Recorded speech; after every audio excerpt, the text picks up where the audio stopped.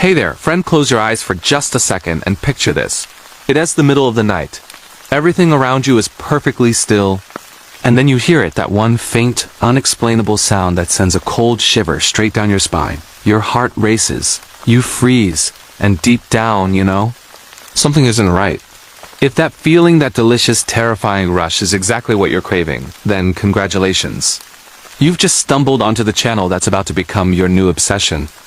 Welcome to the home of the most gripping, bone-chilling, true scary stories from every corner of the world.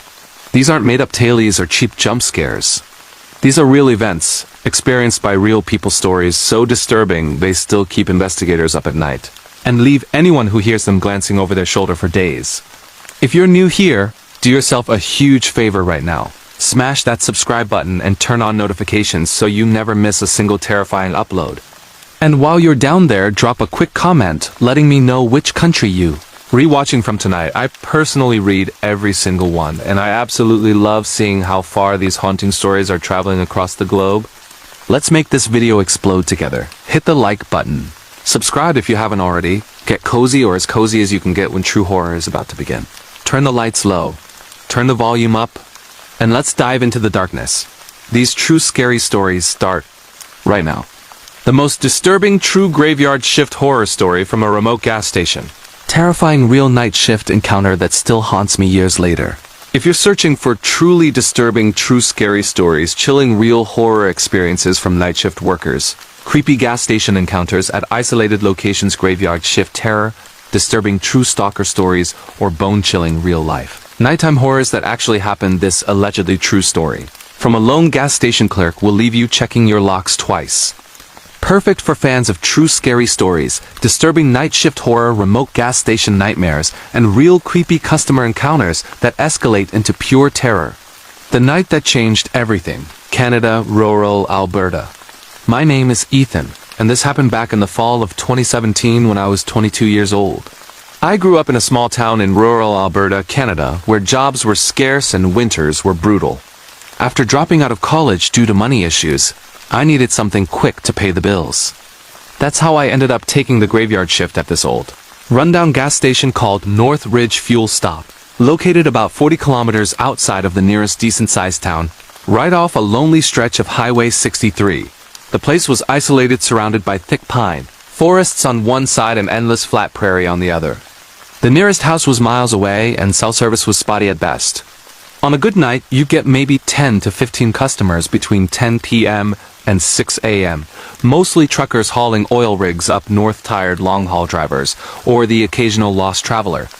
The station itself was a relic from the 1980s. Flickering fluorescent lights that buzzed constantly like angry hornets, faded red and white pumps that groaned when they dispensed fuel, a small convenience store with dusty shelves, stocked with off-brand chips, stale coffee that tasted like burnt rubber, and a single bathroom around back that I avoided cleaning unless absolutely necessary because it always smelled like mold, and something worse I couldn't place.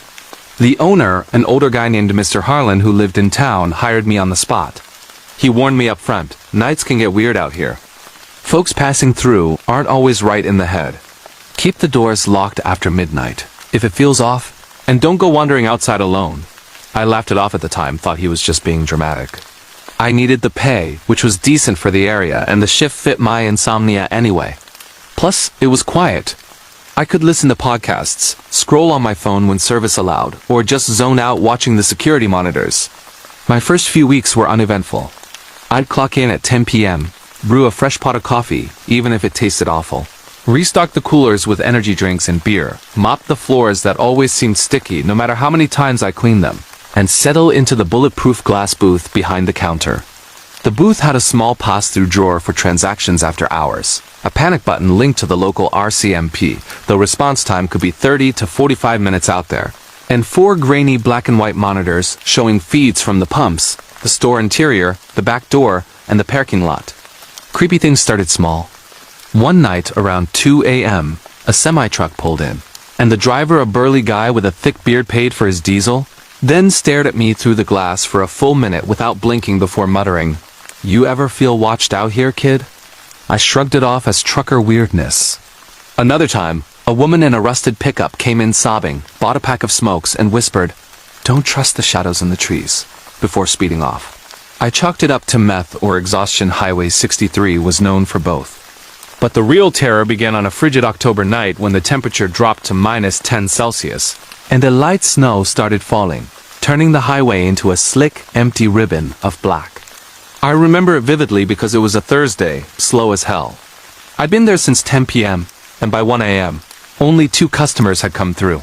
A quiet indigenous guy buying coffee and an oil worker grabbing Red Bull. After that, nothing. Just the wind howling outside, rattling the windows, and the constant hum of the lights. Around 1:45 a.m., headlights pierced the darkness. A beat-up black SUV looked like an older Ford Explorer with tinted windows and mud-caked tires pulled up to pump 3. The driver didn't get out right away. He just sat there, engine idling, for a good 5 minutes. I watched on the monitor, zooming in as best I could with the crappy system. Finally, the door opened and a man stepped out. He was tall, maybe 6'3", wearing a dark hooded parka, jeans, and heavy boots. His face was partially obscured by the hood and a scarf pulled up over his mouth, but I could see his eyes pale, almost colorless in the harsh pump lights, scanning the building like he was casing it. He pumped about $50 worth of gas, then came inside. The bell above the door jingled, and a blast of cold air followed him in. Up close, he smelled like wet earth and cigarette smoke. His voice was low, gravelly, with a faint accent. I couldn't place, maybe Eastern European. "Pack of Marlboro Reds," he said, sliding a $20 bill to the drawer. I rang it up, gave him change. He didn't move, just stood there, staring at me through the glass. "You work here alone?" he asked suddenly. "Yeah, just me on nights," I replied, trying to sound casual while my heart picked up a beat. He nodded slowly. "Dangerous. All alone out here. Pretty quiet tonight." I forced a laugh. "Yeah, gets like that." His eyes narrowed slightly. "You from around here?" "Born and raised," I said, not wanting to give too much away. He tilted his head. "Good. Locals know the roads. Know what's out there in the dark." Then he pocketed his cigarettes, turned, and left without another word.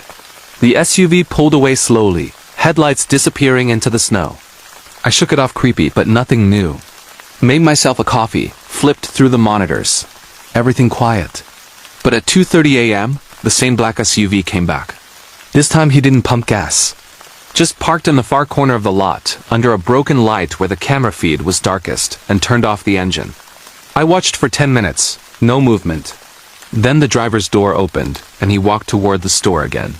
Same order, Marlboro Reds. But this time he lingered longer. "Cold night," he said. "Snow's picking up." "Yeah, supposed to get worse," I answered, handing back change. "You live close?" Alarm bells started ringing. In town," I lied. He smiled, or at least, the corners of his eyes crinkled like he was. "Smart. But town feels far when you're stuck out here." He paused. "Ever get scared? Hearing things in the wind?" I didn't respond, just stared back. He chuckled softly. "Be careful, kid. Some nights the forest watches back." Then he left again, but the SUV didn't drive off. It just sat there in the shadows. My stomach knotted. I checked the doors locked. Panic button ready. I tried calling my buddy in town, but no signal. The snow was messing with the towers. By 3:15 a.m., he came in a third time. No purchase. Just stood at the glass. Forgot to ask, "Got any road maps?" I slid one through. He unfolded it right there, tracing the highway with a gloved finger. This stretch, lonely, accidents happen. People vanish. At this point, I was sweating despite the cold seeping in. "Look, man, we're closing pumps soon if the weather gets bad."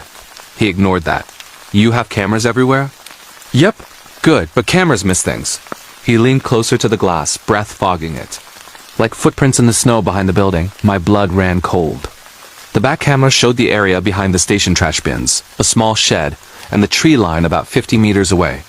I flipped to that feed. Nothing but swirling snow. But wait, there were fresh boot prints leading from the forest edge right up to the back door, circling the building, then retreating. He was watching my face. "See?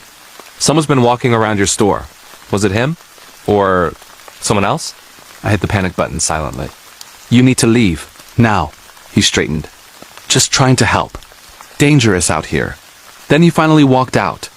The SUV started up and drove off for real this time, taillights fading into the whiteout, but I wasn't alone. At 3:45 a.m., the back door rattled. Hard.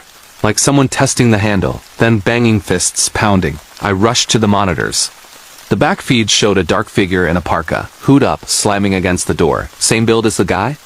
Couldn't tell in the snow static. I yelled through the intercom, "Police are on the way! Get out of here." The banging stopped. The figure stepped back, looked directly at the camera like he knew where it was, and raised a hand in a slow wave, then vanished into the trees. I barricaded myself in the booth, heart pounding, watching every feed. Footprints multiplied around the building. Scraping sounds on the roof, like someone climbing up.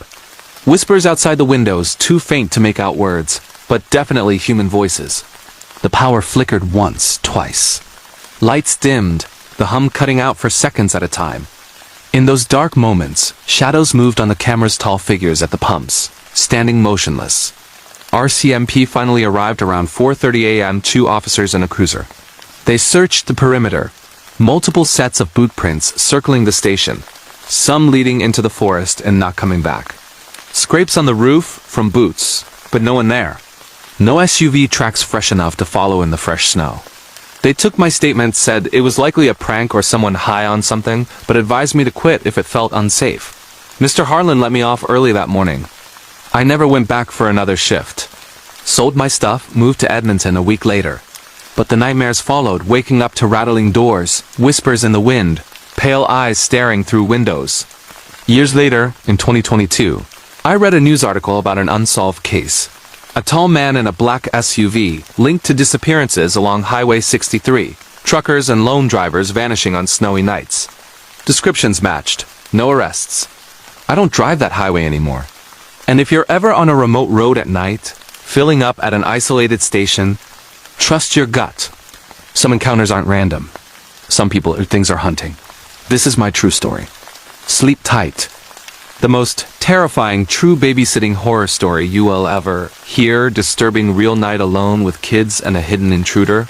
That nearly ended everything. If you're searching for the most disturbing true babysitting horror stories, chilling, real, scary babysitting, experiences terrifying true stalker encounters while watching kids creepy, home intrusion nightmares that actually happen, bone-chilling true night shift childcare horrors, or allegedly real horrifying babysitter stories that will make you think twice about being alone in a stranger's house. This incredibly detailed true story from one traumatizing night will leave you paranoid for weeks.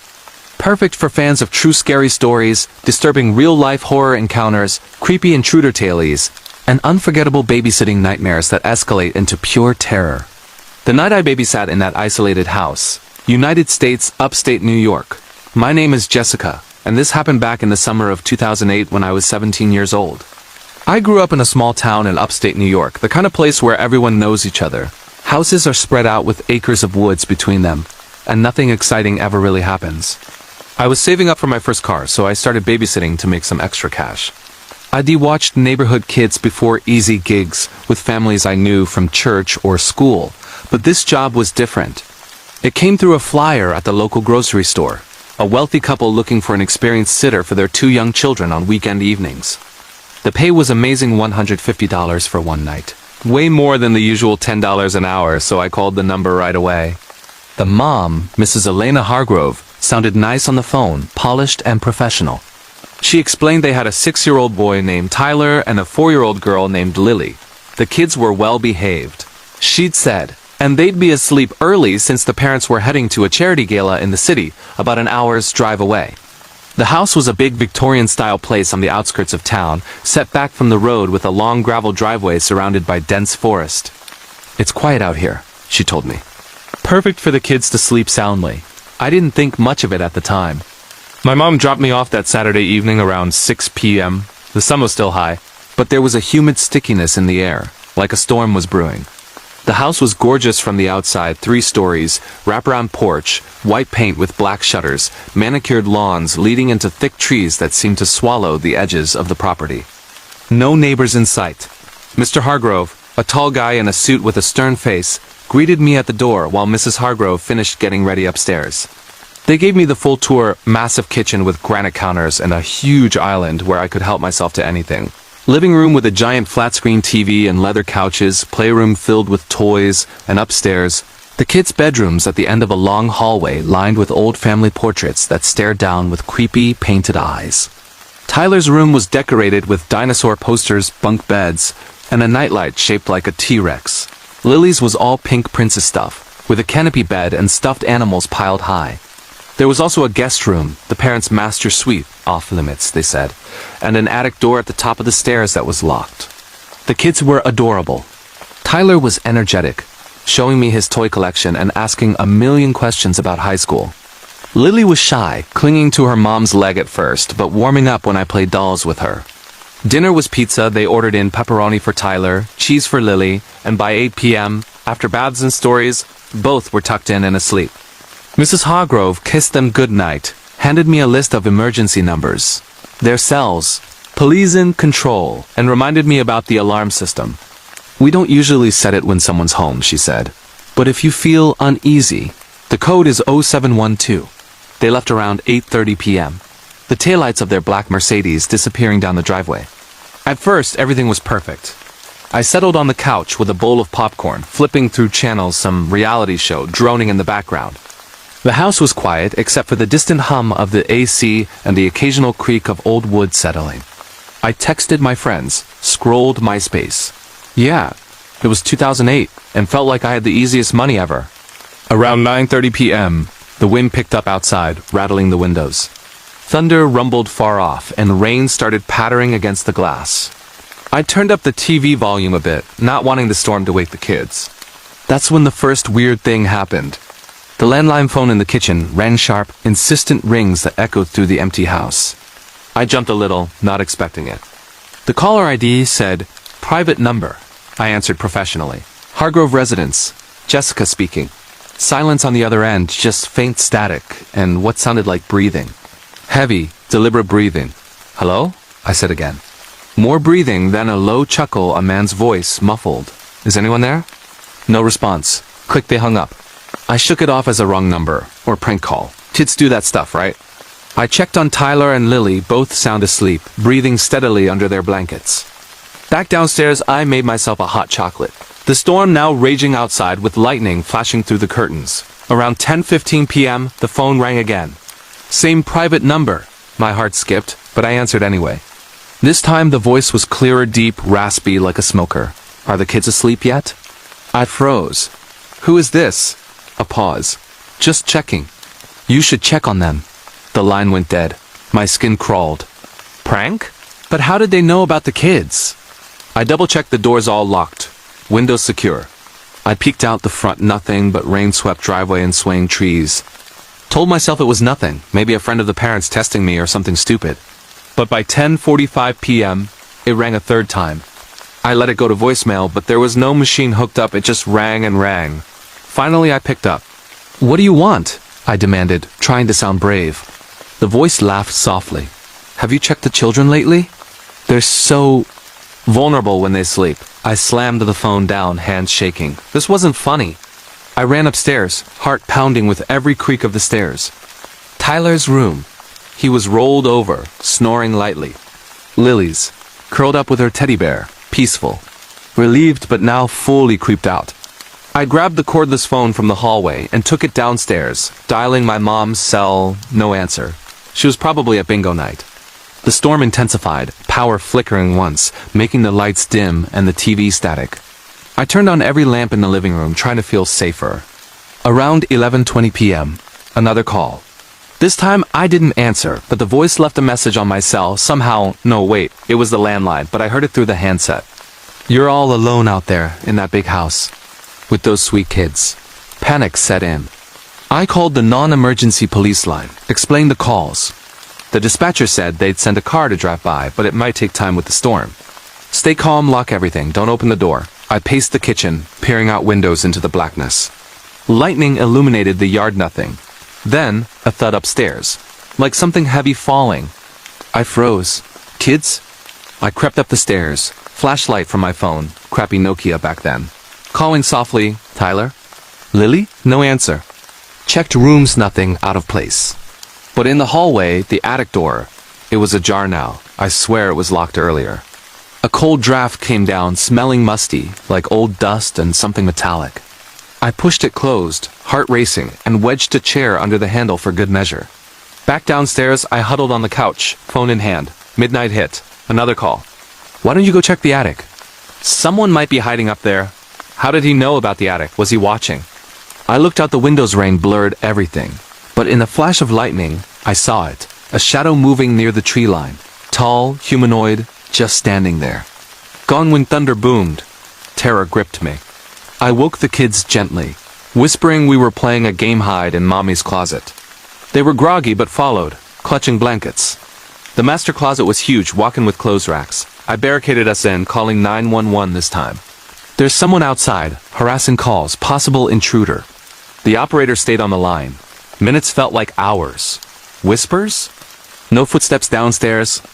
Slow, deliberate creaks on the hardwood. Someone was in the house. I covered Lily's mouth as she whimpered, Tyler's eyes wide with fear. The footsteps explored kitchen cabinets, opening, living room TV clicking on. Then stairs. Creaking up one by one. He was coming upstairs. Calling out in a mocking voice. Jessica, I know you're here. Come out and check the children. How did he know my name, the flyer, or worse? We held our breath in the dark closet, clothes muffling our sobs. Footsteps in the hallway, stopping at each door. Tyler's room door opening. Lily's same. Then the guest room. Closer, master bedroom door creaked open. He was inside the bedroom, rustling clothes like searching. I can hear you breathing, he whispered. Sirens finally distant at first, then wailing closer. Footsteps bolted down the stairs, back door slamming. Police arrived minutes later, 3 cruisers flooding the house with lights. They searched. Back door forced open, muddy footprints throughout downstairs and up. Attic access ladder pulled down, old sleeping bag unrolled like someone had been camping there for days. Personal items missing. Family photos, kids' toys, even a lock of Lily's hair from her brush. The intruder fled into the woods, never caught. Police found a hidden spot in the trees with binoculars, cigarette butts, and notes about the family's schedule. He'd been watching for weeks. A transient? Stalker obsessed with the mom? Unknown. The Hargroves returned horrified, moved away soon after. I never babysat again. Therapy for years, nightmares of footsteps, that voice. Even now, in my 30s, storms trigger panic. If you're a teen thinking babysitting is easy money, trust your gut. Some houses hide more than dust in the attic. This is my true story. Never ignore the signs. The most bone-chilling true Home Alone horror story ever. Disturbing real intruder. Living in my house for days without me knowing. If you're searching for the most disturbing true Home Alone horror stories. Terrifying real home intrusion experiences that actually happened. Chilling true someone's in the house nightmares. Creepy real-life stalker hiding in home encounters. Heart-stopping true alone at night terror. Disturbing true hidden intruder stories. Scary real evidence of someone living in your house. Bone-chilling true Home Alone while parents. Away horrors or allegedly real terrifying home invasion buildup that escalates into pure paranoia and fear. This incredibly detailed and lengthy true story. From one unforgettable week alone will make you check every closet, attic, and basement twice. Perfect for fans of true scary stories, disturbing real-life horror encounters, creepy Home Alone nightmares, stalker in the walls tales, and unforgettable true intruder evidence stories that will haunt your sleep for years. Asterisk, asterisk. The week someone else was living in my house. Australia, rural Victoria. Asterisk, asterisk, my name is Mia, and this happened in the winter of 2014 when I was 18 years old. I grew up in a small rural town in Victoria, Australia, about 2 hours northwest of Melbourne. Our family home was an old 2-story weatherboard farmhouse built in the 1950s, sitting on 5 acres of land surrounded by eucalyptus forests and open paddocks. The nearest neighbor was a kilometer away down a dirt road, and the town itself was another 15 minutes by car. It was the kind of place where kangaroos grazed in the yard at dusk, possums thumped across the tin roof at night, and the only sounds after dark were crickets, wind in the gum trees, and the occasional distant bark of a farm dog. The house itself had character, or that's what my parents called it. Creaky wooden floors that groaned under every step, high ceilings with ornate cornices yellowed from decades of wood fire smoke. A massive stone fireplace in the living room that we used constantly in winter, and a warren of rooms that always felt a bit too big for just 3 people. Upstairs there were 3 bedrooms, mine at the end of the hall with a view over the backyard, my parents' master at the front, and a spare guest room that doubled as storage. Downstairs, kitchen with an old Aga stove, Dining room, living room, laundry, and a mudroom off the back door. There was also a cellar basement accessed by a trapdoor in the laundry floor damp. Musty, filled with old junk, wine racks, and preserved jars from my grandma's era. We rarely went down there because the pull-down ladder was rickety and the single bulb flickered constantly. My parents were heading to Queensland for a week-long holiday, some bucket list trip to the Great Barrier Reef they'd been planning for years.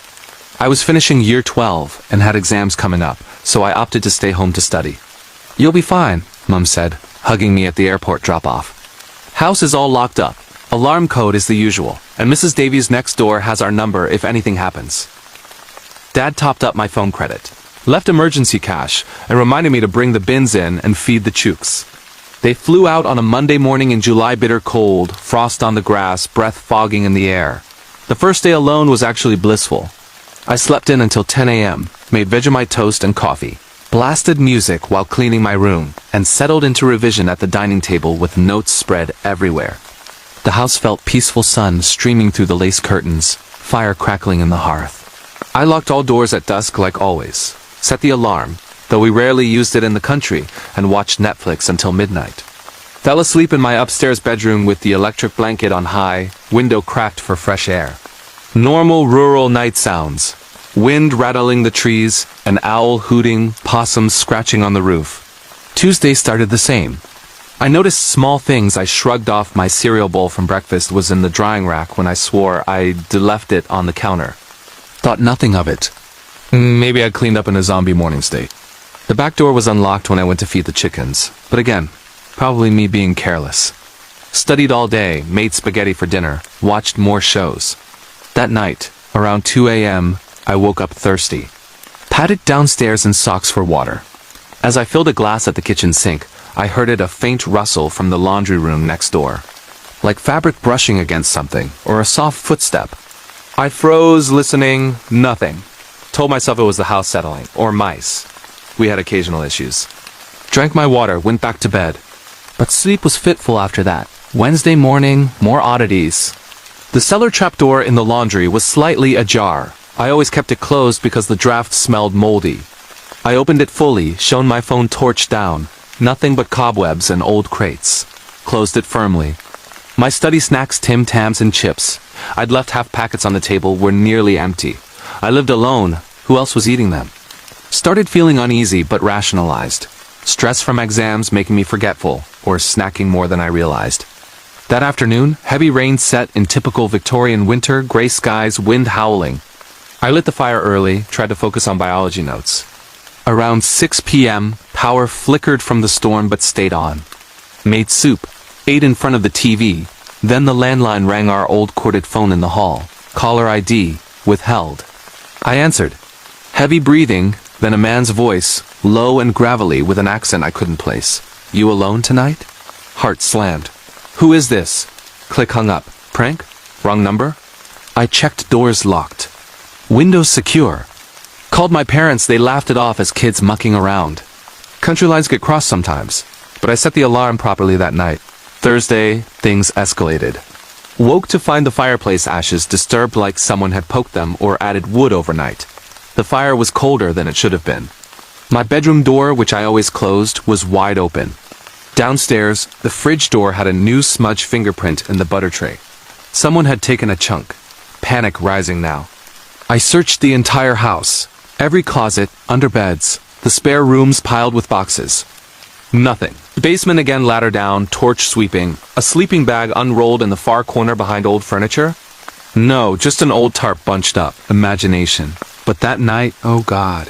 Storm worse. Thunder booming, lightning strobing the rooms. I barricaded myself upstairs after another withheld call. I can see you through the window. No one outside when I peeked through curtains. Around footsteps. Clear, deliberate creaks on the stairs. Slow. 1. Pause. 2. Up from the ground floor. I locked my bedroom door, piled clothes baskets against it. Hid in the wardrobe with my phone torch off, dialed and ready. The footsteps reached the landing. Stopped outside my door. Handle rattled gently at first, then harder, whispering my name. "Mia, open up." How did he know my name? From mail? School records? Breathing through the door crack. Then scratching. Nails on wood. Minutes stretched eternally. I didn't breathe. Finally, footsteps retreated downstairs. I heard drawers opening in the kitchen, fridge door, eating sounds. Called police. They arrived 40 minutes later. 2 officers with torches sweeping the property. Muddy boot prints on the back veranda, leading from the paddock. Basement window pried open small, but big enough for a thin person. Inside, evidence. Empty food wrappers. My food. A makeshift bed from old blankets. Cigarette butts. No one in our family smoked. And worse photos. Polaroids of me sleeping, taken from inside my room. Over several nights. He'd been living in the basement for days, coming out when I slept, watching, eating, touching things. Police theorized a drifter from the highway. Squatting. Prints led into the bush, never caught. We installed security cameras, motion lights, new locks. I moved to Melbourne for uni early. Never went back alone. Even now, a decade later, I can't be in a house alone at night. Every creak, every shadow, I check. And in storms, I hear those footsteps again. This is my true story. Always trust the signs. Someone might already be inside. The most terrifying true Uber driver horror story that made me quit ride-sharing forever. Disturbing, real, creepy passenger who knew way too much about my personal life. If you're searching for the most disturbing true Uber driver horror stories, chilling real ride-share nightmares that actually happened, terrifying true creepy passenger encounters during late-night drives, scary true stalker stories from Uber and Lyft drivers, heart-pounding true scary rideshare experiences in the city, bone-chilling real life. Uber passenger terror, disturbing true late-night driving horrors, allegedly real horrifying. Uber rides that escalated into stalking or creepy true stories from rideshare apps that will make you think twice about picking up strangers. This incredibly detailed and lengthy true story from one unforgettable rainy night in Seattle will leave you paranoid about every ride request. Perfect for fans of true scary stories, disturbing real-life horror encounters, creepy Uber passenger tailies, stalker horror stories from drivers, and unforgettable true rideshare nightmares that build slowly into pure, unrelenting fear. The passenger who knew everything. United States, Seattle, Washington. My name is Alex, and this happened in the fall of 2019 when I was 25 years old. I lived in Seattle, Washington, the kind of city where rain is constant from October through May, turning the streets into slick, reflective mirrors under the orange glow of sodium streetlights, and the ever-present mist from Puget Sound makes everything feel damp and isolated, even in the middle of downtown. I was working as a full-time Uber driver back then, had been for about a year to pay off student loans from my graphic design degree that wasn't getting me anywhere in the job market. The gig was flexible, paid decently on weekends, and I liked driving at night when the city quieted down a bit. My car was a 2017 Honda Civic Silver, always kept clean inside with leather seats, a phone mount on the dash, and a dash cam I installed after hearing too many horror stories from other drivers on Reddit forums, like our Uber drivers.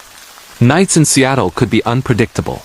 You get the drunk groups heading home from Capitol Hill bars, quiet professionals working late in the tech hubs around Amazon, or tired service workers from the airports. I preferred the late shifts 10 p.m. to 4 a.m. because surge pricing kicked in and traffic was lighter on the wet highways. I'd park in busy spots like near Pike Place after closing or outside clubs in Belltown waiting for pings. The app was my lifeline. That satisfying chime when a ride requested, showing the pickup spot, destination, and rider rating. I always checked ratings. If below 4.7, I'd cancel. Safety first, right? That night started normal. It was a Thursday in November, pouring rain as usual, the kind that hammered the roof like thousands of tiny fists and blurred the windshield even with wipers on max. Temperature hovered around 45 degrees Fahrenheit, cold enough that fog built up inside the car if I didn't crank the defroster. I'd already done 8 rides, a couple of airport runs to SeaTac, some short hops around downtown, nothing memorable. Around 1:15 a.m., I was parked in a quiet residential area in Fremont, sipping a lukewarm coffee from a thermos, scrolling through my phone while instrumental lo-fi played softly through the speakers to keep me calm. The ping came in, rider name John D., no profile photo, which was a yellow flag, but rating was 4.92 solid. Pickup at a dimly lit street corner about 5 minutes away. Destination and address in Queen Anne, maybe 20 minutes across the city. Estimated fare $28 with surge. Good money for the hour. I accepted, pulled up the GPS, and headed over. The pickup spot was under a flickering street lamp on a side street lined with older apartment buildings, craftsman houses with overgrown yards, and parked cars glistening with rain. I pulled up, hazards on, and waited. A figure emerged from the shadows between two buildings, tall, maybe 6 won, wearing a dark raincoat with the hood up, black pants and boots. He carried no umbrella, just letting the rain soak him as he approached. As he opened the rear passenger door, a gust of cold, wet air rushed in, carrying the smell of wet pavement and something faintly metallic, like old coins. He slid into the back seat directly behind me, another red flag, as most passengers sit diagonally for conversation or comfort, but I didn't say anything. "Hey, John?" I asked, glancing in the rearview. "Yeah," he replied, voice deep and even, with no distinguishable accent. He buckled up, and I pulled away, wipers swishing rhythmically. The first few minutes were silent, except for the rain and tires hissing on wet asphalt. I always tried small talk to gauge vibes. "Rough weather tonight, huh?" He chuckled softly. "Yeah. Perfect for driving, though." "Clears the streets." I nodded, eyes on the road as we merged onto the Aurora Bridge, the city lights shimmering below in the water. "Heading home?" "Something like that." Pause. "You drive full-time, Alex?" I glanced in the mirror. His face was half-shadowed under the hood. But I caught pale skin, sharp features, maybe mid-40s. How did he know my name? The app shows it, sure, but passengers rarely use it right away. "Yeah, mostly nights." "Pays the bills." "Good. Flexible schedule." "You live around here?" "Capitol Hill, maybe?" "That apartment on Pine Street?" My grip tightened on the wheel. I did live in Capitol Hill, but not on Pine. Wait. No, my building was on a cross street near Pine. Close enough to freak me out. Something like that," I said cautiously, laughing it off. "You from the area?" "Born and raised." Another pause. "You have a dog, right?" "Golden retriever named Max?" Blood ran cold. I did have a golden named Max. I posted pics on my private Instagram, but my Uber profile had nothing personal. No way he could know. "How? How do you know that?" He leaned forward slightly, rain dripping from his coat onto the seat. "Just a guess. You seem like a dog person?" "Bullshit." My heart started pounding. I checked the doors. Child locks off. Good. Dashcam rolling. We were on the highway now. Sparse traffic, rain sheeting sideways. "Cool guess," I muttered, focusing on driving. The conversation shifted, but he kept dropping details. "Graphic design degree from you, right? Right? Class of 2016. Tough market these days." I didn't respond, stomach nodding. "How? LinkedIn?" But my profile was private. Stalked? We approached his drop-off, a quiet upscale neighborhood in Queen Anne. Big houses set back from the street with manicured hedges and glowing porch lights. As I pulled up to the curb, he didn't get out immediately. "Nice car. Clean. You always keep it this way?" "Thanks. You should be careful, Alex. Late nights, picking up strangers. Dangerous city." He unbuckled slowly. "See you around." He stepped out, closed the door gently, and walked up a driveway to a dark house, no lights on. I waited until he disappeared, then sped off, heart racing. Canceled the next few pings, drove home paranoid, checking mirrors for tails, but it didn't end. Next night, same time, another ping from John D., different pickup, same rating. I canceled immediately. Blocked? Uber doesn't let you block riders easily. 2 nights later, a cash tip appeared in my app from that ride, $50 extra, with a note. "For the great conversation? Creepier." Text to my personal number. How did he get it? "Drive safe tonight," with photos attached. My car parked outside my apartment, time-stamped that morning. Another. Max in the dog park, me throwing a ball. I reported to Uber Ghost account. They said, suspended it, but no real help. Police? No direct threat, they said, but took a report. He escalated. Ride requests from burner names, always late night, pickups near my locations. One night I accepted a different ride, normal college kids, but in the back. A note left on the seat. Missed you. I quit Uber that week, deleted the app, sold the car, moved apartments, changed numbers. But months later, an anonymous email, a photo of my new place. To this day, I don't drive rideshare. I take buses or walk. And in the rain, when I hear footsteps behind, I run. This is my true story. Ride-sharing seems easy until the wrong passenger knows everything about you. Stay safe out there. The most chilling true hospital night shift horror story you'll ever hear. Disturbing real nurse encounters with creepy patients and unexplained Figures in the empty halls after midnight. If you're searching for the most disturbing true hospital horror stories. Terrifying real night shift nurse experiences that actually happen, chilling true creepy patient encounters in old hospitals. Scary true medical horror stories from overnight shifts. Heart-pounding true unexplained events in hospital wards. Bone-chilling real life. Hospital worker nightmares, disturbing true empty hallway terrors after dark, allegedly real. Horrifying hospital ghost stories or intruder encounters. Creepy true stories from healthcare workers on graveyard shifts. Or truly terrifying true hospital horror stories that will make you afraid of hospitals forever. This incredibly detailed and lengthy allegedly true story from one traumatizing series of night shifts in an aging hospital will leave you listening for every creak and whisper in the dark. Perfect for fans of true scary stories, disturbing real-life horror encounters, creepy hospital patient tales, night shift medical nightmares, and unforgettable true hospital terrors that build slowly into unrelenting fear and paranoia. Asterisk asterisk. The nights I worked alone in the old wing, United Kingdom, Northern England. Asterisk asterisk. My name is Rebecca, and this happened over several shifts in the winter of 2012, when I was 26 years old and working as a newly qualified staff nurse. The hospital was St. Mary's General in a post-industrial city in northern England. Think grey brick buildings, constant drizzle, and streets lined with terraced houses where the mills used to stand. St. Mary was a sprawling, Victorian-era complex that had been expanded haphazardly over the decades. The modern A&E and maternity wings at the front, connected by long corridors to the older medical and surgical wards at the back. The place had that unmistakable hospital smell, antiseptic mixed with overcooked cabbage from the kitchens. Old plaster and something faintly metallic that never quite went away.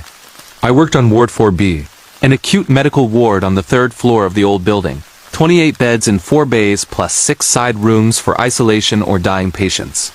High ceilings with cracked cornices, faded green paint on the walls, massive sash windows that rattled in the wind, and fluorescent lights that buzzed and flickered, no matter how many times maintenance changed the tubes. The ward overlooked a courtyard that hadn't been used since the 1980s, overgrown, with weeds pushing through cracked concrete, old benches rotting away, and a single dead tree in the center that looked skeletal against the sodium security lights. Night shifts ran from 8 p.m. to 8 a.m.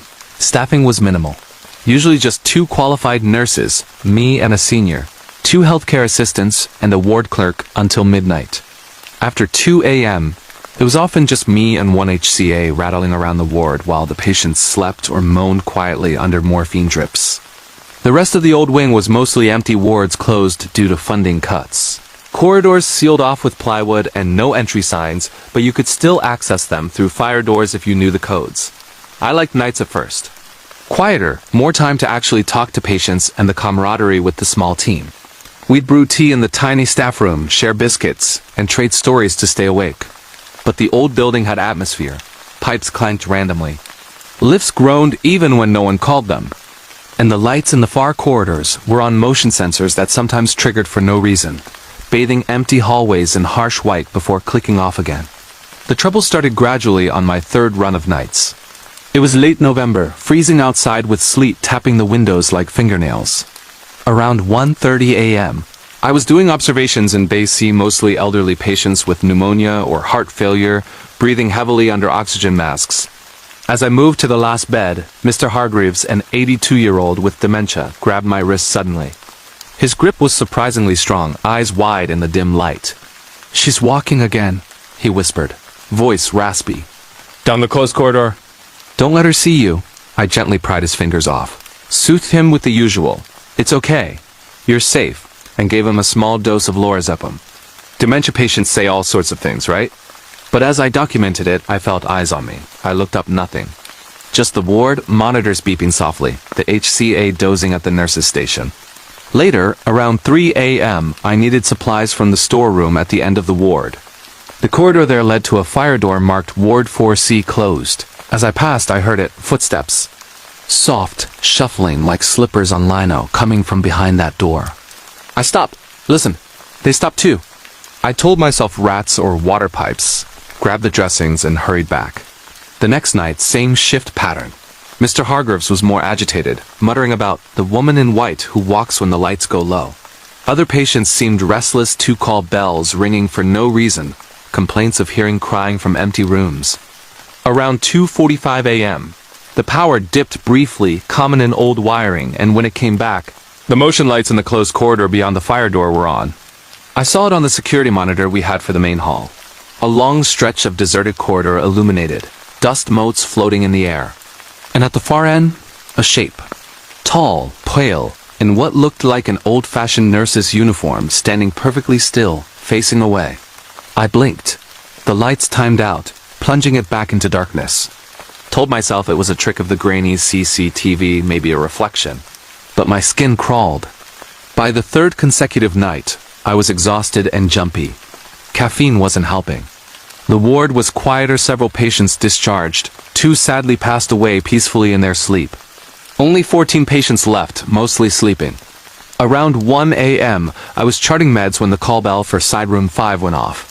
The patient there, Mrs. Ellison, 78, advanced cancer, palliative. She was usually too weak to reach the bell. I went in.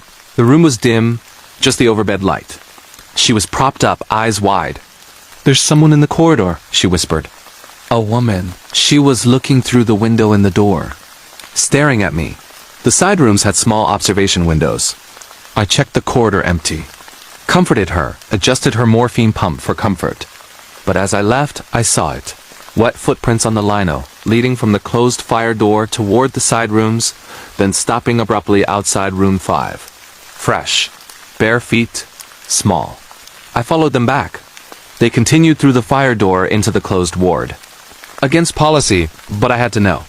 I punched in the universal code 9999. Everyone knew it and pushed through. The closed ward was like stepping into the past. Dust thick on every surface. Beds stripped and pushed against walls. Old charts still clipped to footboards. 4 stands like metal skeletons. Emergency lighting cast red glows from exit signs. The air was colder, stale. And the footprints continued wet, bare, down the center of the bay. I followed with my torch, heart hammering. The prints led to the far end, to the old nurse's station. There on the counter, a single handprint in the dust. Fresh. Small, like a woman's. Then I heard it, humming. Soft, tuneless, coming from the sluice room. A lullaby my gran used to sing. I backed away quietly and returned to the open ward. Reported it to security. They came, searched, found nothing. Probably kids breaking in, they said. We'll board it better, but no signs of entry. The 4th night was my last on that run. I was alone on the ward after 4 a.m. The HCA called sick senior nurse covering another ward. Just me, the monitors, and the patients.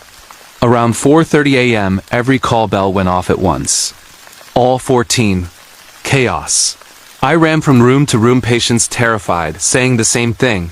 There's a woman at the window. She's watching. I checked corridors empty, but the fire door to the closed ward was ajar now. Wide open.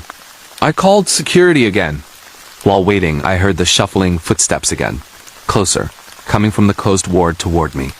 Then the lights in the main corridor began switching off, one by one, from the far end toward the nurse's station.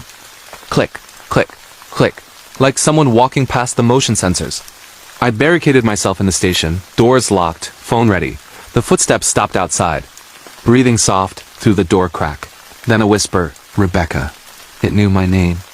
From my badge? Security arrived with torches, searched everything. Nothing, no footprints this time. But in the closed ward, they found an old uniform white dress, starched cap laid out on a bed like someone had just taken it off. I took annual leave after that, transferred to days in a modern ward. But I learned later from older staff, in the 1960s, a night nurse on the then open 4C hanged herself in the sluice after a patient died under her care. She was seen for years afterward, walking the corridors in her uniform, checking on patients. I don't work nights anymore, and if I'm ever in hospital, I ask for the new wing. This is my true story. Hospitals save lives, but some parts never let go. The most disturbing true retail night shift horror story that forced me to quit. Terrifying, real creepy encounters in Stalker in the empty aisles of a 24-hour Superstore after dark. If you're searching for the most disturbing true retail worker horror stories, chilling real night shift experiences in big box stores that actually happened, terrifying true creepy customer encounters during late night stocking, Scary true stalker stories from retail employees, heart-pounding true empty store nightmares after closing, bone-chilling real-life superstore worker terror, disturbing true overnight retail shift horrors, allegedly real horrifying encounters in the backrooms and aisles of Walmart or similar stores, creepy true stories from night stalkers facing unexplained noises and figures, or truly terrifying true retail horror stories that will make you avoid shopping at night forever. This incredibly detailed and lengthy allegedly true story from multiple traumatizing night shifts in a massive 24-hour superstore will leave you checking over your shoulder in every empty aisle. Perfect for fans of true scary stories, disturbing real-life horror encounters, creepy retail customer tailies, night shift stalker nightmares, and unforgettable true superstore terrors that build slowly into unrelenting paranoia and fear. The night someone was watching me stock the shelves. United States, rural Missouri. My name is Tyler, and this happened over the course of several weeks in the summer of 2015 when I was 20 years old. I grew up in a small rural town in central Missouri, the kind of place where the population barely hits 5,000. Everyone knows your business, and the biggest excitement is high school football games on Friday nights, or the county fair in August. Jobs were tough to come by for a college dropout. Like me, I deflunked out of community college after one semester, due to partying too much so, when a night stalker position opened up at the local supermart. A massive 24-hour superstore chain, basically a Walmart clone. I jumped at it. The pay was $12 an hour, better than flipping burgers, and the hours were 10 p.m. to 6 a.m., perfect for someone who hated early mornings. The store was enormous, a sprawling single-story concrete beast on the edge of town, surrounded by a sea of asphalt parking lot that glittered with broken glass under the harsh sodium floodlights. Inside, it was a maze of wide aisles lined with towering metal shelves stocked floor to ceiling with everything imaginable. Groceries in the front, household goods in the middle, electronics and toys toward the back, and a massive garden center attached seasonally. The floors were polished concrete that echoed every footstep, and shopping cart rattled fluorescent lights buzzed overhead like a constant swarm of insects, and the air always carried that artificial mix of floor cleaner stale popcorn from the snack bar and the faint rotten fruit smell from produce if they didn't rotate stock fast enough. Night shift crew was small, usually 8 to 10 people total, split between stocking groceries, general merchandise, and overnight cleaning. We'd clock in at 10 p.m., just as the store closed to new customers. Though it was 24 hours, they locked the doors at 10 for an hour to clear out stragglers and reset. Managers would do a walkthrough to ensure no shoppers were left. Then we de-blast music over the PA system, usually classic rock or country, to keep us motivated while unloading pallets from the back warehouse. The warehouse itself was a cavernous space behind swinging double doors. Dimmer lighting, concrete floors stained from years of spills, rows of towering racks filled with box freight, and the constant hum of forklift beeps and conveyor belts. My role was general merchandise stocking, everything from clothing and toys to automotive and home decor. I'd push a flat cart loaded with boxes down endless aisles, slicing them open with a box cutter, pricing items with a gun scanner, and arranging them perfectly on shelves. The store felt different at night, eerily quiet except for our voices echoing, shadows stretching long under the lights, and that unnatural emptiness where during the day it'd be packed with carts and chatter. The weirdness started small on my second week. It was a humid July night, air thick even with the AC blasting, thunder rumbling distant over the cornfields outside.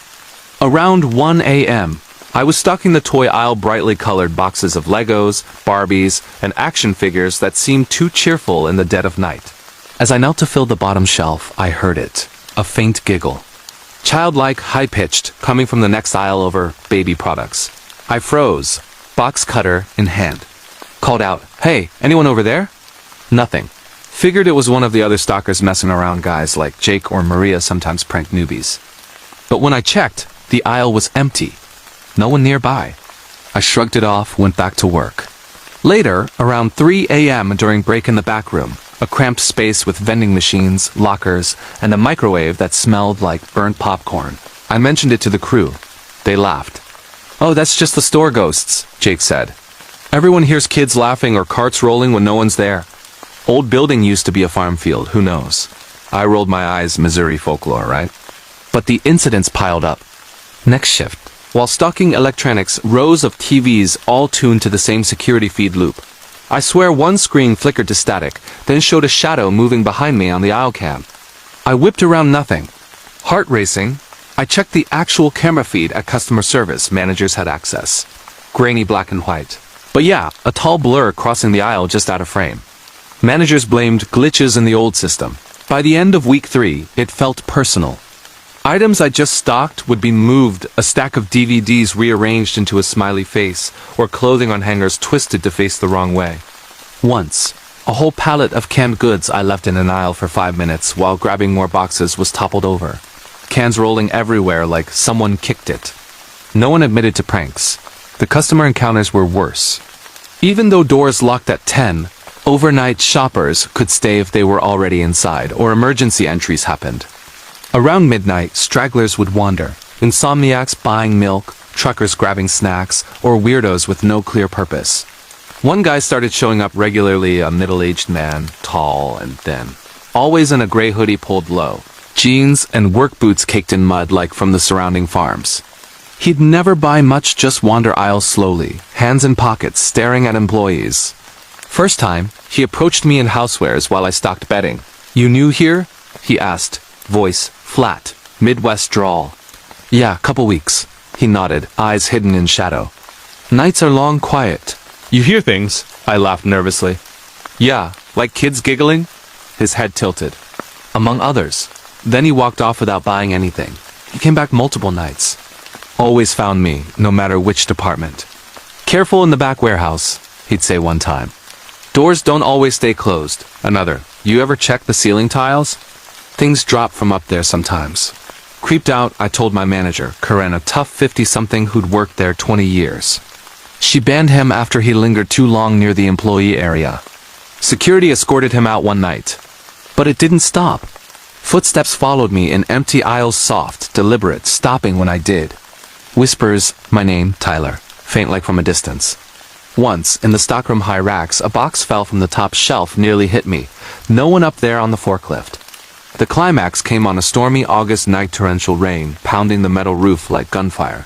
Power flickering from lightning strikes. Crew was short-staffed. Just me, Jake, and a new girl, Sarah, plus one manager asleep in the office. Around 2:30 a.m., I was alone in the grocery backstock, organizing pallets near the dairy cooler's massive walk-in doors that hummed constantly, frost on the handles. Heard banging from inside a cooler, like fists on metal, called Jake, no answer. Opened the door cautiously, fog of cold air billowed out. Racks of milk and cheese. Nothing. But footprints, muddy boots leading in and stopping at the back wall. Then the lights went out, completely, storm blackout. Emergency reds kicked in, casting everything bloody.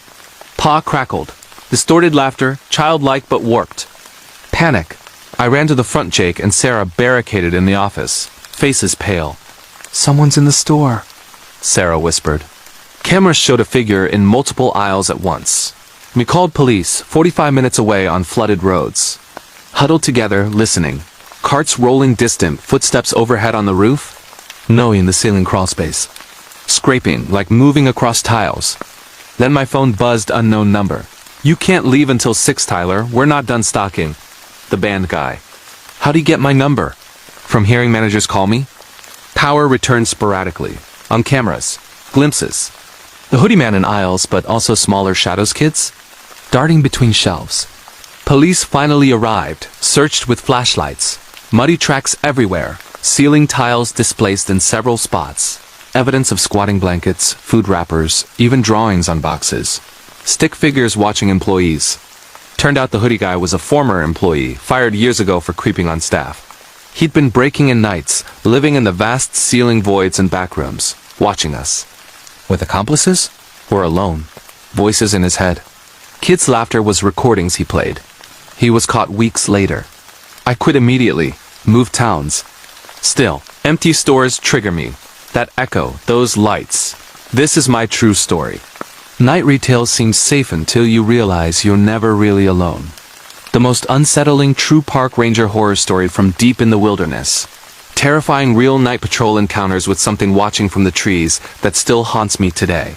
If you're searching for the most unsettling true park ranger horror stories, chilling real national park nightmares, that actually happened. Terrifying true wilderness encounters during solitary patrols, scary. True stories of strange figures in remote forests, heart-pounding true unexplained disappearances in national parks, bone-chilling. Real-life park ranger experiences at night, disturbing true deep woods stalking horrors. Allegedly real horrifying encounters with unknown entities in isolated trails. Creepy true stories from rangers facing skinwalkers or cryptic beings. Or truly terrifying true national park horror stories that will make you rethink ever camping or hiking alone. This incredibly detailed and lengthy allegedly true story from multiple eerie night shifts as a seasonal park ranger will leave you scanning the tree line every time you in the woods. Perfect for fans of true scary stories, disturbing real-life horror encounters, creepy national park ranger tales, wilderness stalker nightmares, and unforgettable true forest terrors that build slowly into unrelenting dread and survival fear. The summer I patrolled alone in the backcountry, United States, remote area of Glacier National Park, Montana, My name is Lauren, and this happened during the summer of 2018 when I was 24 years old and working my first season as a backcountry park ranger in Glacier National Park, Montana. Glacier is one of those crown jewel national parks, over 1 million acres of jagged peaks, glacial lakes the color of turquoise jewels, dense forests of lodgepole pine and fir that smell like Christmas even in July, and wildlife everywhere, grizzlies lumbering through meadows, mountain goats perched on impossible cliffs, wolves howling at dusk. It's breathtakingly beautiful during the day, with trails winding through wildflower fields and vistas that make you feel on top of the world. But at night, especially in the remote sections far from the tourist hubs like going to the Sun Road, it turns into something else entirely pitch black. Oppressively silent, except for the wind whispering through needles or the distant crack of branches, and so vast that you feel insignificantly small, like the wilderness could swallow you whole without a trace. I grew up in Montana, hiking and camping with my family, so becoming a ranger felt like a dream. After college with a degree in environmental science, I applied for the seasonal position, living in a remote ranger cabin, patrolling trails on foot or horseback, educating visitors, monitoring wildlife, and responding to emergencies. My assigned area was the northern backcountry, specifically around Bowman Lake and the surrounding trails, a less visited section where you could hike for days without seeing another soul. The ranger station was a small log cabin near the lake. One room with a wood stove, bunk bed, propane cooker, solar-powered radio for check-ins, and a tiny porch, overlooking the water that reflected stars like a mirror on clear nights. No cell service, no internet, pure isolation. Nearest roadhead was a 6-mile hike, and the full-time rangers were based 20-plus miles away in more populated areas. Training emphasized safety. Always carry bear spray, a .357 revolver for wildlife deterrence, satellite communicator for emergencies, and never patrol alone at night unless absolutely necessary. But necessary happened. Lost hikers reported after dark illegal campfires or suspicious activity like poaching. Nights dropped cold even in summer, often into the 30s Fahrenheit, with fog rolling off the lakes and dew soaking everything by morning. The first few weeks were magical. I'd patrol trails during golden hour, spotting moose in wetlands, eagles soaring overhead, educating backpackers on leave no trace. Nights in the cabin, reading by lantern light, listening to loons calling across the lake, falling asleep to the gentle lap of water. But the subtle unease started around mid-July. It began with tracks.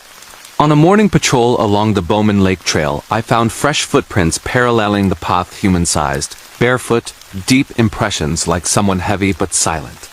They started and stopped abruptly in muddy sections, never crossing streams or leaving the tree line. Bare tracks I knew, claws, staggered gait. These were different, long strides, toes splayed unnaturally. I radioed it in, probably a hiker ditching boots for whatever reason. But they appeared again days later, closer to camp. Then the sounds. Around 2 a.m. one night, I woke to knocking 3 deliberate raps on the cabin wood, like knuckles. I sat up, heart racing, flashlight in hand. Who's there? No answer. Peered through the window, nothing but moonlight on the lake and dark forest beyond. Figured a branch in the wind. But the next morning, 3 scratch marks on the exterior log, high up, like fingernails dragged down. I chalked it up to animals. Porcupines chew wood, bears scratch. But the whispers started soon after. Faint at first, during twilight patrols when the forest dims and shadows lengthen. Voices human-like but distorted, murmuring from deep in the trees. Not words I could make out, just tones, curious, mocking. I'd stop, listen, silence. Spin around, nothing. Told myself echoes or wind playing tricks through canyons. By early August, it escalated. A group of backpackers reported feeling watched on the trail to brown pass branches, snapping parallel to their path, rocks thrown into brush near camp. They cut their trip short. I investigated, found a makeshift blind in the tree's branches woven into a hide, overlooking their campsite, with stripped pine needles like someone sat there for hours. Fresh. Human hair caught on twigs, dark, long. That night, I patrolled late full moon illuminating the trail in silver. Around 11 p.m., near Kintla Lake Junction, I heard it clearly. Footsteps mirroring mine. 20 yards into the forest. Crunch of needles, deliberate pace matching my own. I stopped. Started. Bear spray ready, I called out. Park ranger. Identify yourself. Laughter low, guttural, not quite human. Then silence. Radioed bass static, solar flare interference common. Continued patrol, every nerve on fire, scanning with headlamp. Eye shine occasionally, but elk or deer reflect green. These were white, high up. The worst stretch was a 3-night solo when my relief ranger called out sick. First night, cabin surrounded by howls not wolves, too irregular, almost imitative of distress calls. Then silence. Woke to find my patrol boots moved outside the door. Laces tied in perfect knots I'd never use. Second night, decided to camp out on trail for better coverage. Set up a bivy sack in a meadow clearing, fire ring ready. Middle of night, fire dies unnaturally fast. Woke to breathing close, heavy, circling the site. Flashlight sweep, nothing. But prints around my bivy barefoot, circling tighter and tighter, stopping inches from my head. Panic. Packed up, hiked back to cabin by moonlight. En route, the whispers returned clearer. My name. Lauren, drawn out from multiple directions, like surround sound in the trees. Third night, barricaded in cabin, radio finally clear requested extraction. Cited wildlife concerns. But before dawn pickup, the climax. Around 3 a.m., banging frantic on the door. Human? I approached cautiously, revolver drawn. Who's there? Scratching, then a voice mimicking a lost hiker I'd rescued weeks prior. Help, injured, exact tone. I knew better search and rescue protocol, no one scheduled. Peered through window crack. A figure, tall, unnaturally thin, standing just beyond porch light. Skin pale, almost glowing, limbs too long, face obscured by hair hanging forward. It tilted its head, unnaturally far then. Smiled, mouth stretching wider than possible. It backed into trees slowly, never turning, footsteps silent. Helicopter arrived at first light. I evacuated, reported everything. Official log. Possible pranksters or psychological stress from isolation. But rangers know better. Glacier has history. Missing persons never found. Stories from indigenous tribes about entities that mimic voices to lure. Watch from trees. I never returned to backcountry duty. Urban parks now. But sometimes in city green spaces, I hear branches snap parallel. Or my name whispered in wind. This is my true story. The wilderness is beautiful, but it's not empty. Something ancient watches, always. The most terrifying true delivery driver horror story that ended my career. Disturbing real late-night encounters with a customer who refused to let me leave. If you're searching for the most terrifying true delivery driver horror stories, chilling real late night pizza delivery nightmares that actually happened, disturbing true creepy customer encounters in remote areas, scary true. Stalker stories from food delivery drivers, heart-pounding true wrong address terrors after dark bone-chilling real-life delivery. Driver experiences with isolated houses. Shocking true late-night driving horrors on rural roads. Allegedly real horrifying encounters with obsessive customers who know too much. Creepy true stories from Domino's Pizza Hut or independent drivers facing danger.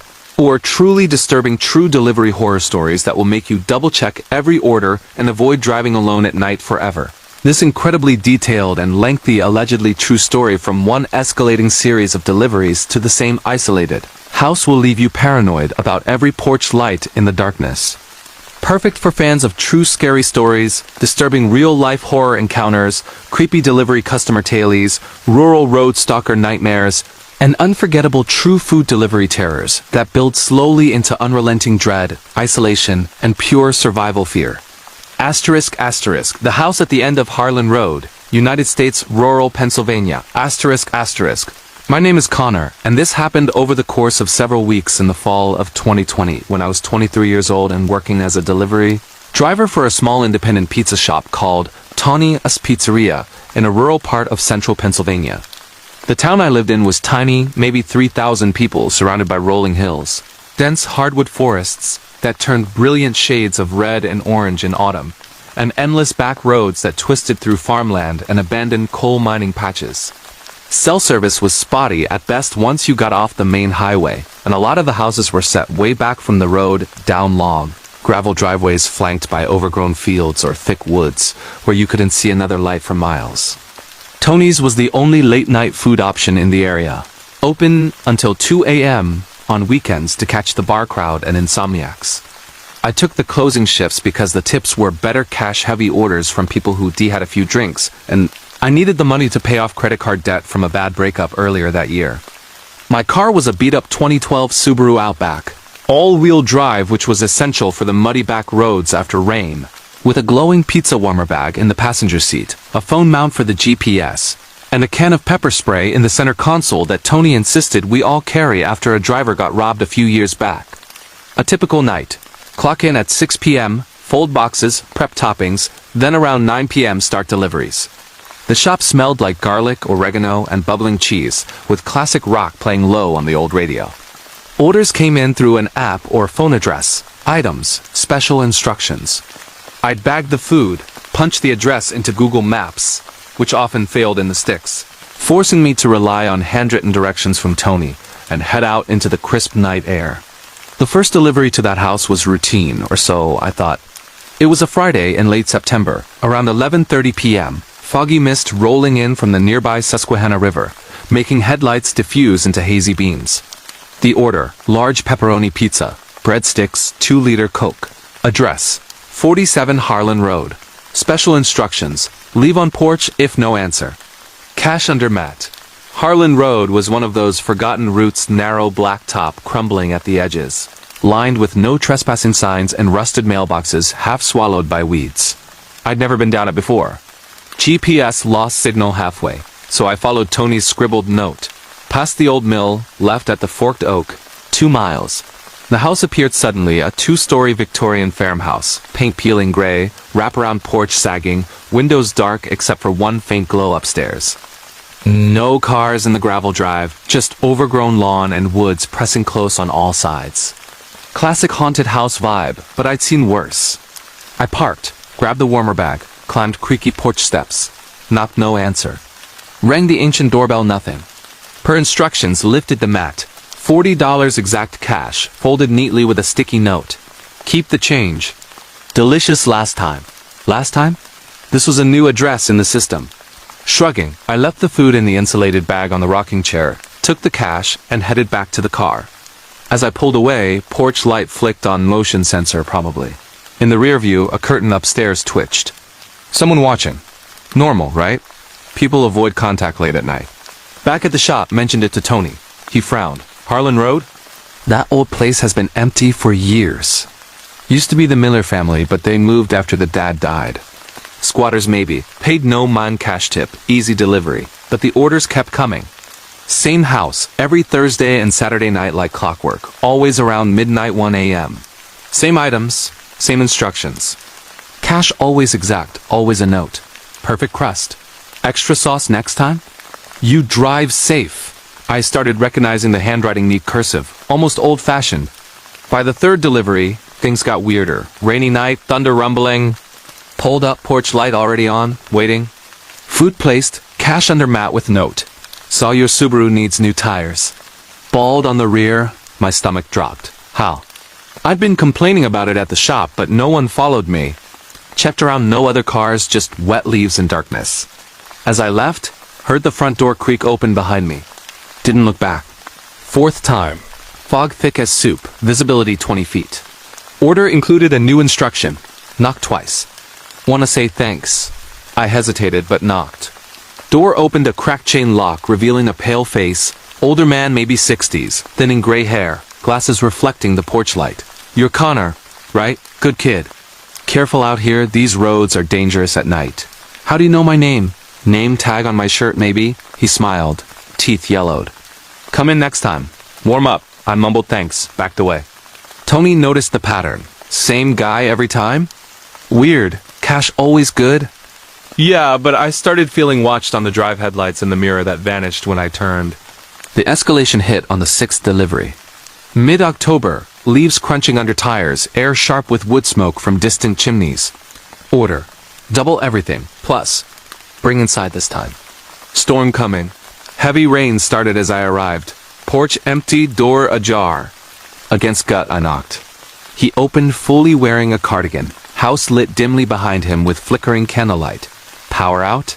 Smelled like old books and something sour. Come in, Connor.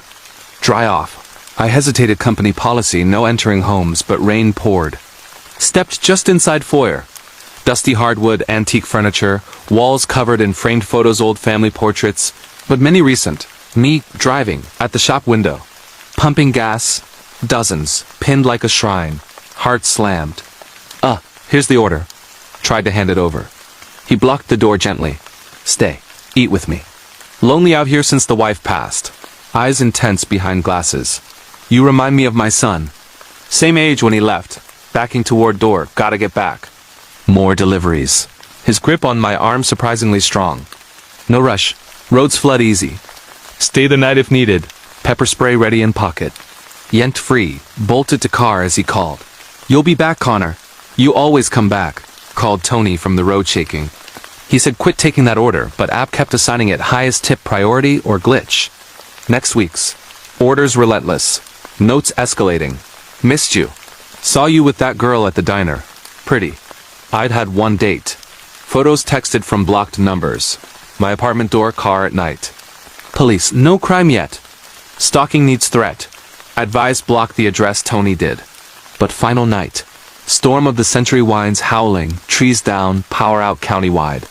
Shop closed early, but one last order pinged my phone personally. He'd gotten my number somehow. Emergency, need food, double cash. Please, Connor, against everything, curiosity or stupidity, I went. Roads treacherous, branches scraping car. Arrived. House lit by lantern glow. Door wide open. Stepped in empty foyer. Called out. Voice from upstairs, up here. Can't walk well. Against all reason, climbed creaky stairs. Hallway lined with more photos, all me. Bedroom door open. Him in bed, but wrong. Room filled with pizza boxes, weeks old, rotting, and mannequins dressed in clothes like mine.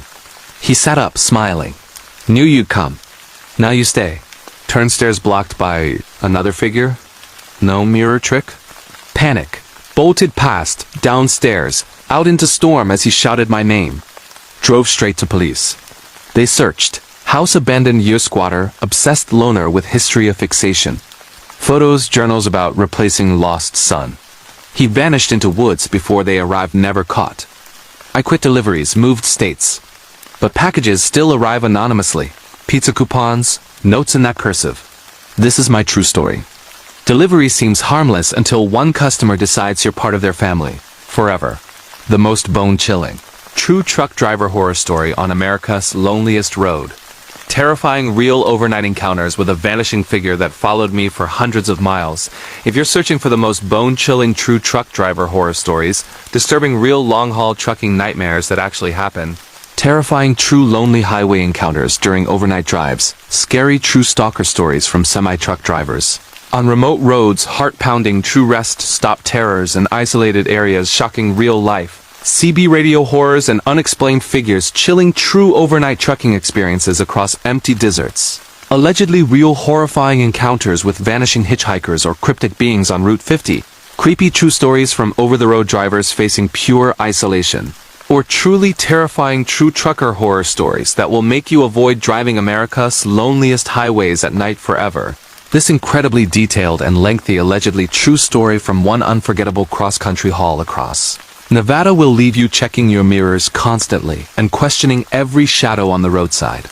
Perfect for fans of true scary stories, disturbing real-life horror encounters, creepy highway stalker tailies, deserted road nightmares, and unforgettable true trucking terrors that build slowly into unrelenting dread, paranoia, and raw survival fear on the open road. The figure on Route 50, United States, Nevada. My name is Dale. And this happened back in the summer of 2013 when I was 42 years old and had been an over-the-road truck driver for nearly 20 years.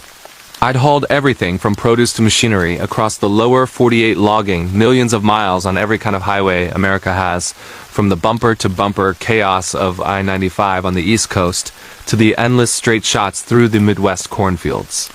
But nothing prepared me for that run on US Route 50 in Nevada, billed as the loneliest road in America. It's just a 287-mile stretch from Ely to Fernley, with barely a town in between, just sagebrush deserts baking under the sun by day, freezing under star-filled skies at night, occasional abandoned mining shacks crumbling into dust, and mountain passes where the wind howls like a living thing through the pines. My rig was a 2010 Freightliner Cascadia sleeper cab with a 53-foot dry van trailer loaded with electronics, headed from Salt Lake City to Reno. Deep tread tires for the mountains, dual fuel tanks for the long gaps between stations, CB radio mounted high for company auxiliary power unit to keep the bunk cool without idling, and a fridge stocked with energy drinks, jerky, and sandwiches because truck stop food gets old fast. I preferred night driving on long hauls, fewer cars, cooler tongue, and that hypnotic rhythm of the diesel engine rumbling at 65 miles per hour, headlights cutting through the dark like twin beacons. The cab smelled like coffee, leather seats worn soft from years, and that faint diesel tang that never quite goes away. I'd picked up the load in Utah around noon, planning to push through Nevada overnight to beat deadlines. By dusk, I'd crossed into Nevada near Ely, last real town, for hours. Fueled up at a Flying J, grabbed a shower credit, chatted with other drivers on the CB about road conditions. Clear, no construction. Sun dipped behind the mountains in a blaze of orange. Temperature dropping fast from 90s to 50s. I cranked the Sirius XM to classic country. Waylon Jennings, Willie Nelson to stay alert. Thermos of black coffee steaming in the cup holder. The first 100 miles were peaceful. Route 50 unrolls like a gray ribbon through valleys flanked by rugged ranges, the Skell Creek, the Egan, the Pancake. No billboards, few signs, just mile markers ticking down. Radio stations fade to static quick out there, so CB chatter becomes your lifeline. Truckers warning about deer crossings, sleepy drivers or state troopers hiding in medians. Around 10 p.m., near the summit of Connors Pass, I caught a faint signal, another driver heading eastbound, voice crackly. Watch for elk coming down to the road this time of night. I keyed the mic, 10 to 4, good buddy. Clear on my end. That's when the unease started. About 20 miles west of Ely, headlights off in the distance behind me, faint at first, then steady. Another trucker, rare on this stretch at night. I kept pace, but they hung back, never closing the gap. Mirrors showed just twin pinpricks in the black. Figured a local or slow hauler. But over the next hour, through twists and straightaways, they maintained exact distance, half a mile, no more, no less. Around midnight, I pulled into the first major rest area, little more than a gravel lot with picnic tables bleached by sun, vault toilets that reek of chemicals, and a historical marker about Pony Express stations. Parked under a flickering sodium light, engine idling down, stretched my legs in the cool desert air that smelled of sage and dust. Walked the lot, checked tires, used the facilities. As I headed back to the cab, I saw it, a figure standing at the far edge of the lot, near the tree line where pines started climbing the hill. Tall, humanoid, motionless, just watching. Hoodie, jacket? Distance and shadows made it hard. I called out, "Hey, you okay?" No response. Figured a hitchhiker or camper. Climbed back in, pulled out. But in the mirrors, those headlights again, same distance. And now the figure? Gone. Shook it off. Desert plays tricks. Mirages even at night from temperature shifts. Cranked the tunes, sipped coffee. Next stretch. Through Austin Summit, old mining town with a gas station that's hit or miss open 24 hours. Pulled in around 1:30 a.m. Pumps lit, but store dark. Just me and one other rig idling. Topped off tanks, grabbed a fresh coffee inside. Clerk half asleep. As I paid, mentioned the tale. Lot of weirdos on 50, he grunted. Ghosts from the mines, some say. Back on the road, headlights reappeared almost immediately. CB static mostly, but faint voices, whispers. No, just interference. Then clear, a woman's voice, soft, pleading, "Help! Stuck out here, channel 19, emergency." I keyed up. Breaker 19. This is westbound Freightliner. You need assistance? Location? Static. Repeated, no response. By 3 a.m., a Approaching Fallon, still 50 miles out, fatigue creeping despite caffeine. Pulled into another remote pullout. Dirt lot, no facilities, just a view over the valley under a blanket of stars so thick it hurts to look. Shut down the engine for a 30-minute power nap, bunk curtain drawn, fan humming. Dozed lightly. Woke to tapping metal on metal, like fingers on the door, heart jumped. Peered through curtain, nothing. But footsteps crunching gravel, circling the trailer. Slow. Deliberate. Flashlight sweep from the window. Empty lot, my rig alone. But fresh footprints in the dust around the tires, bare feet. No boots, deep impressions. Started up quick, pulled out, mirrors. Headlights again, closer now. The whispers returned on CB clearer. Dale! Slow down! My name. How? Handle was Big D, but real name on logs. Coincidence? Panic rising. Floored at 80 miles per hour, where safe the rig groaning. Headlights kept pace effortlessly. Through the valley, past sand dunes glowing white in moonlight, no turnoffs for miles. Around 4 a.m., near Middlegate Station, an old Pony Express stop turned bar. Closed tight. Pulled in anyway, lot empty. Called state troopers on cell. Signal finally reported possible tail. Dispatcher calm. We'll send a unit from Fallon. Stay put. Waited, engine running, doors locked. Then, the figure again. Standing at the edge of the lot, under the old neon sign flickering, Middlegate. Closer now, tall man, woman. Face obscured by hood, hands in pockets. Motionless. Watching. Honked nothing. Revved engine still. Got out with flashlight and tire thumper, heavy metal club approached yelling. Back off! Figure backed into shadows slowly, vanishing behind the building. Trooper arrived 30 minutes later, searched. No one. No vehicle tracks but mine. Probably a drifter, he said. Route 50 attracts harmless mostly. But his eyes scanned the dark uneasy. Finished the haul to Reno by dawn. Delivered load shaking. Reported everything company brushed off as fatigue hallucination. But it didn't end. Next runs on other routes. Same headlights and mirrors sporadically. CB whispers calling my name. Once, at a Midwest truck stop, saw the figure in the Fuel Island shadows. Quit long haul that year. Local runs now. But on clear nights, driving home, I check mirrors. And sometimes, far back, twin lights appear. This is my true story. The road is freedom until something decides to ride along. Uninvited. Forever. The most disturbing true overnight security guard horror story in an abandoned mall. Terrifying real patrol encounters with footsteps. Whispers and a figure that knew my every move. If you're searching for the most disturbing true security guard horror stories, chilling real overnight patrol nightmares in abandoned buildings that actually happened, terrifying true creepy intruder encounters during solo night shifts, scary true stalker stories from mall security guards, heart-pounding true empty corridor terrors after mall closing, bone-chilling real-life abandoned mall worker experiences with unexplained shadows and voices, shocking true late-night security horrors in deserted shopping centers, allegedly real horrifying encounters with figures hiding in shuttered stores, creepy true stories from security guards facing pure isolation in massive empty complexes, or truly terrifying true abandoned mall horror stories that will make you avoid any dead mall at night forever. This incredibly detailed and lengthy allegedly true story from multiple traumatizing overnight shifts as a lone security guard in a dying Midwest mall will leave you listening for every echo in empty hallways and checking security cameras twice. Perfect for fans of true scary stories, disturbing real-life horror encounters, creepy abandoned mall security tailies, overnight patrol stalker nightmares, and unforgettable true dead mall terrors that build slowly into unrelenting dread, isolation, and raw survival fear in the dark. The nights I guarded the dead mall alone, United States, suburban Ohio. My name is Marcus, and this happened over the course of several months in the winter and spring of 2017, when I was 28 years old and working as an overnight security guard for a failing shopping mall in a suburb outside Cleveland, Ohio.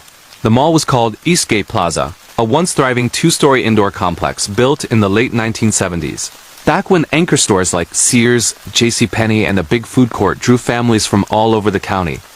It had everything. Flickering neon signs over fountain courtyards, escalators that hummed constantly, a movie theater, with sticky floors and the smell of popcorn arcade games beeping in the upper level, and over 100 storefronts filled with clothing racks, jewelry cases, and holiday displays. But by the 2010s, online shopping and new outdoor lifestyle centers killed it. Stores closed one by one, first the small boutiques, then the big chains. By the time I started, only about 15% of the spaces were occupied. A struggling dollar store, a nail salon, a cell phone repair kiosk, and a few seasonal pop-ups. The rest were shuttered behind metal gates, windows papered over with faded "for lease" signs, mannequins frozen in outdated poses behind dusty glass. The building itself was massive, over 800,000 square feet of echoing corridors, with polished tile floors that reflected the harsh fluorescent lights, potted plants long dead and brown, and benches where teenagers once hung out now gathering cobwebs. The air smelled stale like old carpet, lingering pretzel grease from a closed Auntie Anne's and the faint chemical tang of floor wax from infrequent cleanings. Atrium skylights let in moonlight at night, casting weird shadows from the skeletal remains of a central fountain that hadn't worked in years, coins still visible at the bottom through murky water. Upper-level balconies overlooked the lower, with escalators frozen mid-step and elevators that groaned like they resented being used. There was a massive underground service corridor system for deliveries, dimly lit tunnels with concrete, walls tagged by bored teens, loading docks smelling of mildew, and mechanical rooms humming with ancient HVAC units. The security office was a small room off the lower level near a side entrance. Monitors showing grainy black and white feeds from about 80 cameras, many malfunctioning. A desk with logbooks, a microwave that sparked, and a cot for breaks.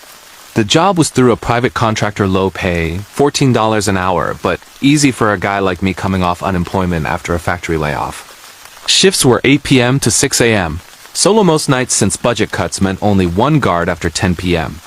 Duties: hourly patrols of all levels and exteriors. Checking doors and gates, responding to alarms, usually falls from wind or rats. Logging anything unusual and deterring vagrants or urban explorers who love sneaking into dead malls for photos or thrills. Gear was basic: flashlight, radio, spotty signal inside thick concrete, keys on a massive ring, pepper spray, and a body cam that recorded to a hard drive back at the office. No gun company policy.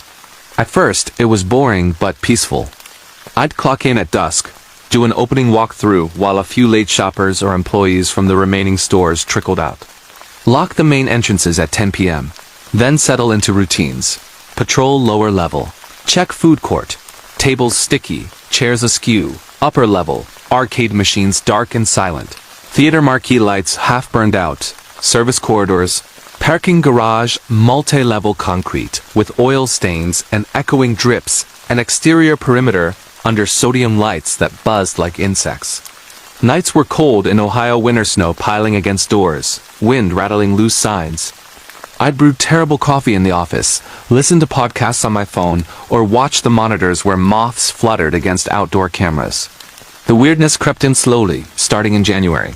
On a sub-zero night during a 2 a.m. upper-level patrol, I heard it. Footsteps. Not mine echoed crisp on tile. These were softer, shuffling like sneakers, coming from the closed wing near the old Sears. That anchor had been vacant 2 years, gates down, lights off, escalators blocked by caution tape. I swept my flashlight. Empty corridor, gates secure. But the footsteps stopped when I did, called out, "Security! Show yourself!" Silence. Logged it as possible animal, rats were common. Incidents accumulated. Elevators dinged and opened on empty floors when I was nowhere near call buttons. Monitors glitched static, then brief glimpses of shadows moving in shuttered stores, like someone ducking behind counters. Once, in the service tunnels, wet footprints leading from a loading dock into the dark, fresh, adult-sized, but no breach found. Doors I'd checked locked would be ajar hours later. By February, it felt targeted. During patrols, whispers faint from vents or behind walls. My name, Marcus, drawn out, mocking. How? Badge visible, maybe explorers overheard, but no graffiti or signs of entry. The figure appeared in March. Grainy on camera, first tall, hooded, standing motionless in the atrium at 3 a.m., facing the fountain. I'd rushed there, gone.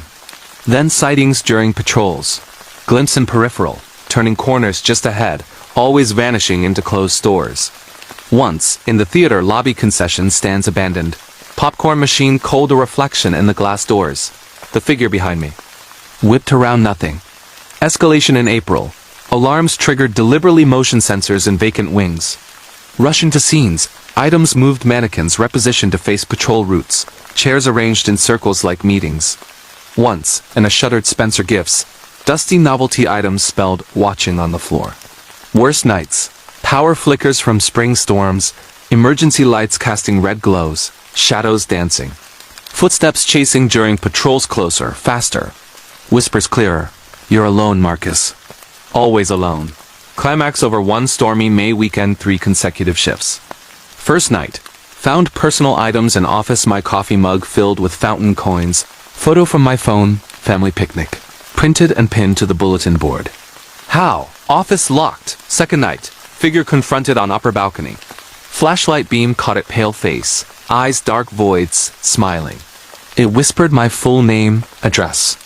Bolted, radioed supervisor, no response, storm interference. Final night. Barricaded in office after alarms screamed mall-wide. Monitors. Figure in every wing simultaneously impossible. Then blackout. Emergency generator failed. Pitch dark except flashlight. Footsteps outside office circling. Door handle rattled slowly, breathing through the crack. Smashed a window, escaped to parking lot as rain poured. Called police from car, they searched. No one but evidence, hundreds of photos printed, me on patrols, sleeping in office. Squatter? Explorer obsessed? Lived in ceiling voids or hidden maintenance spaces for months. Mall demolished later that year. I quit security, took factory work again. But nightmares. Echoing corridors. Whispers calling my name. Even now, in crowded places, I feel watched. Like the figure followed. This is my true story. Dead malls aren't empty. They remember. And sometimes something stays behind. Waiting for the last guard. The most horrifying true night cleaning horror story in an empty office building. Disturbing real janitor encounters with unexplained noises and a presence that followed me. Home, if you're searching for the most horrifying true night cleaning horror stories. Chilling real overnight janitor experiences in deserted buildings that actually happened. Terrifying true creepy encounters during solo cleaning shifts. Scary true stalker stories from nighttime cleaners. Heart-pounding true empty office nightmares after hours. Bone-chilling real-life cleaning crew terrors with unexplained footsteps and whispers. Disturbing true late-night custodial horrors in high-rise offices. Allegedly real horrifying encounters with figures hiding in dark cubicles and conference rooms. Creepy true stories from janitors facing pure isolation in massive corporate towers.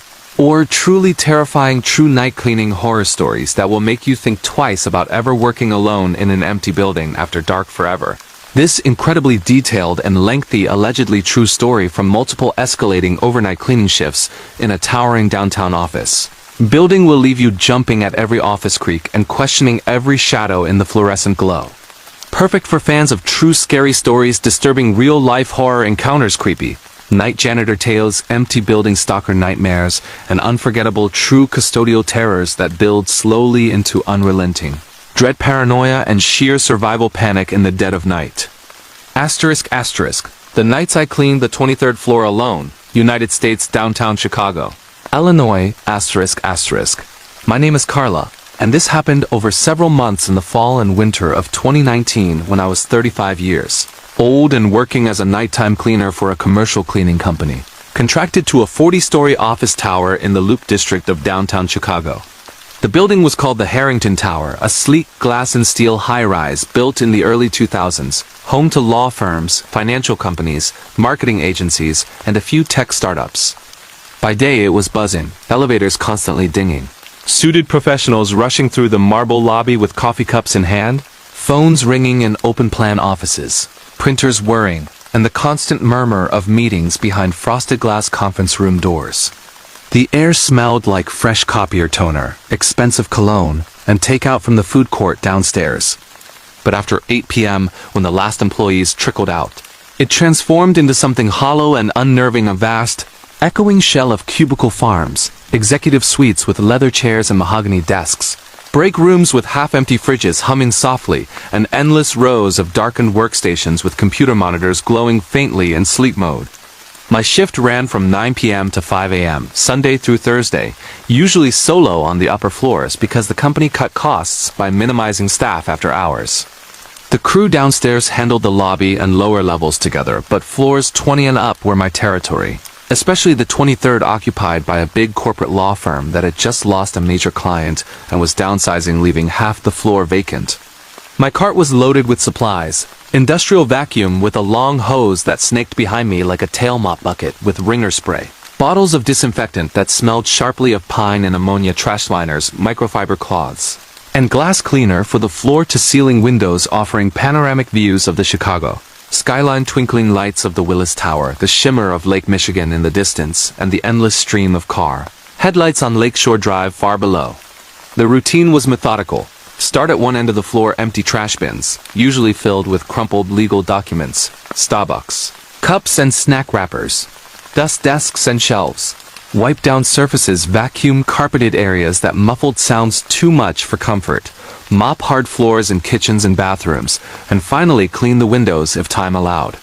The building had keycard access only after hours, security cameras in elevators and halls, but spotty coverage inside offices, and a panic button on my radio linked to the front desk guard downstairs. Lights were on motion sensors in many areas, clicking on as I entered a wing, timing out after 10 minutes of stillness, plunging unused sections into darkness. At first, the job was a godsend, decent pay with overtime. Quiet enough to listen to true crime podcasts through earbuds, ironic now, and no bosses hovering. Chicago nights outside were alive with distant sirens, L-train rumbles, and wind whipping between skyscrapers. But inside, it was sterile silence, broken only by the vacuum's yes drone or the slosh of my mop bucket wheels. The subtle disturbances began in early October. A crisp autumn night, leaves swirling in gusts visible from the windows, temperature dropping as a front moved in. Around 1 a.m. on the 23rd, while vacuuming a vacant wing cubicle stripped bare, phones disconnected, desks pushed against walls, I heard it over the machine, a faint typing. Click-clack of keys, rhythmic like someone drafting an email. I shut off the vacuum silence. Checked nearby offices empty, monitors dark, motion lights off. Figured residual noise echoing from lower floors or my imagination playing tricks after hours of isolation. But it repeated. Next shift. Papers rustling in an empty conference room, like someone flipping through files. I'd enter, nothing disturbed. Trash bins I'd emptied refilled with fresh coffee grounds overnight, as if forgotten employees returned. Whispers, two muffled voices from vents, indistinct but conversational, stopping when I listened closely. By November, with holidays approaching and the firm laying off more staff, the floor felt even emptier, half the lights permanently off to save power, shadows pooling deeper. Snow started falling some nights, muffling the city below into a white hush visible through windows. The typing became regular, always in the same corner office. A senior partner's suite with a corner view, leather couch, and bookshelves of legal tomes gathering dust since his retirement.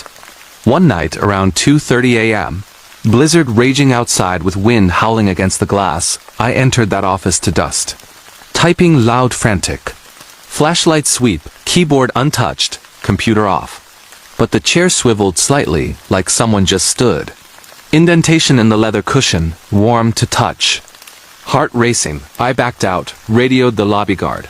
Possible intruder on 23. He checked cameras, nothing. Elevators unused. Old building creaks. Carla, you're good. But I wasn't. Footsteps began, soft-soled shoes pacing hallways behind me, sinking then descending. Lights flickering in patterns, sensors triggering in empty wings ahead of my path, like guiding or hurting. December brought escalation. Holiday decorations half put up in the occupied, half-wilted poinsettias. String lights unplugged added melancholy.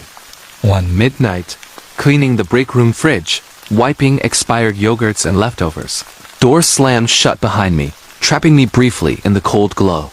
Yanked open hall empty, but handprint on the outside handle foggy from breath. The figure appeared around Christmas week. First on periphery, reflection in windows, a tall silhouette in a suit, standing in doorways as I passed. Monitors waking to static or old screensavers affirm logos. Once, in a bathroom mirror while washing hands, figure behind me, pale face, eyes sunken, mouth moving silently. Turn no one. New Year's shift, alone, fireworks distant over the lake. Found notes and trash I'd emptied. Handwritten. Your dedicated Carla. Staying late. My name from badge. But personal. Your daughter draws well. Tell her hi. Panic. I had a 10-year-old photos on my phone, but never shared. Stalker? Former employee? Climax over a frozen January weekend polar vortex. Minus 20 degrees Fahrenheit wind chills. Building nearly deserted even days. 3 solo shifts. First, elevators malfunctioning, stopping on empty floors, doors opening to darkness. Footsteps constant chasing during vacuums. Second, figure confronted in the main conference room long glass table, chairs askew. It sat at the head, motionless. Approached slowly vanished, but chair spinning slowly. Final night. Alarm silent, but all lights out on 23 except emergency exits glowing red. Flashlight only. Whispers everywhere, my name, daughter's address murmured. Barricaded in a supply closet, radio dead. Scratching on doornails. Then silence. Escaped at dawn via stairs 40 flights down, legs burning.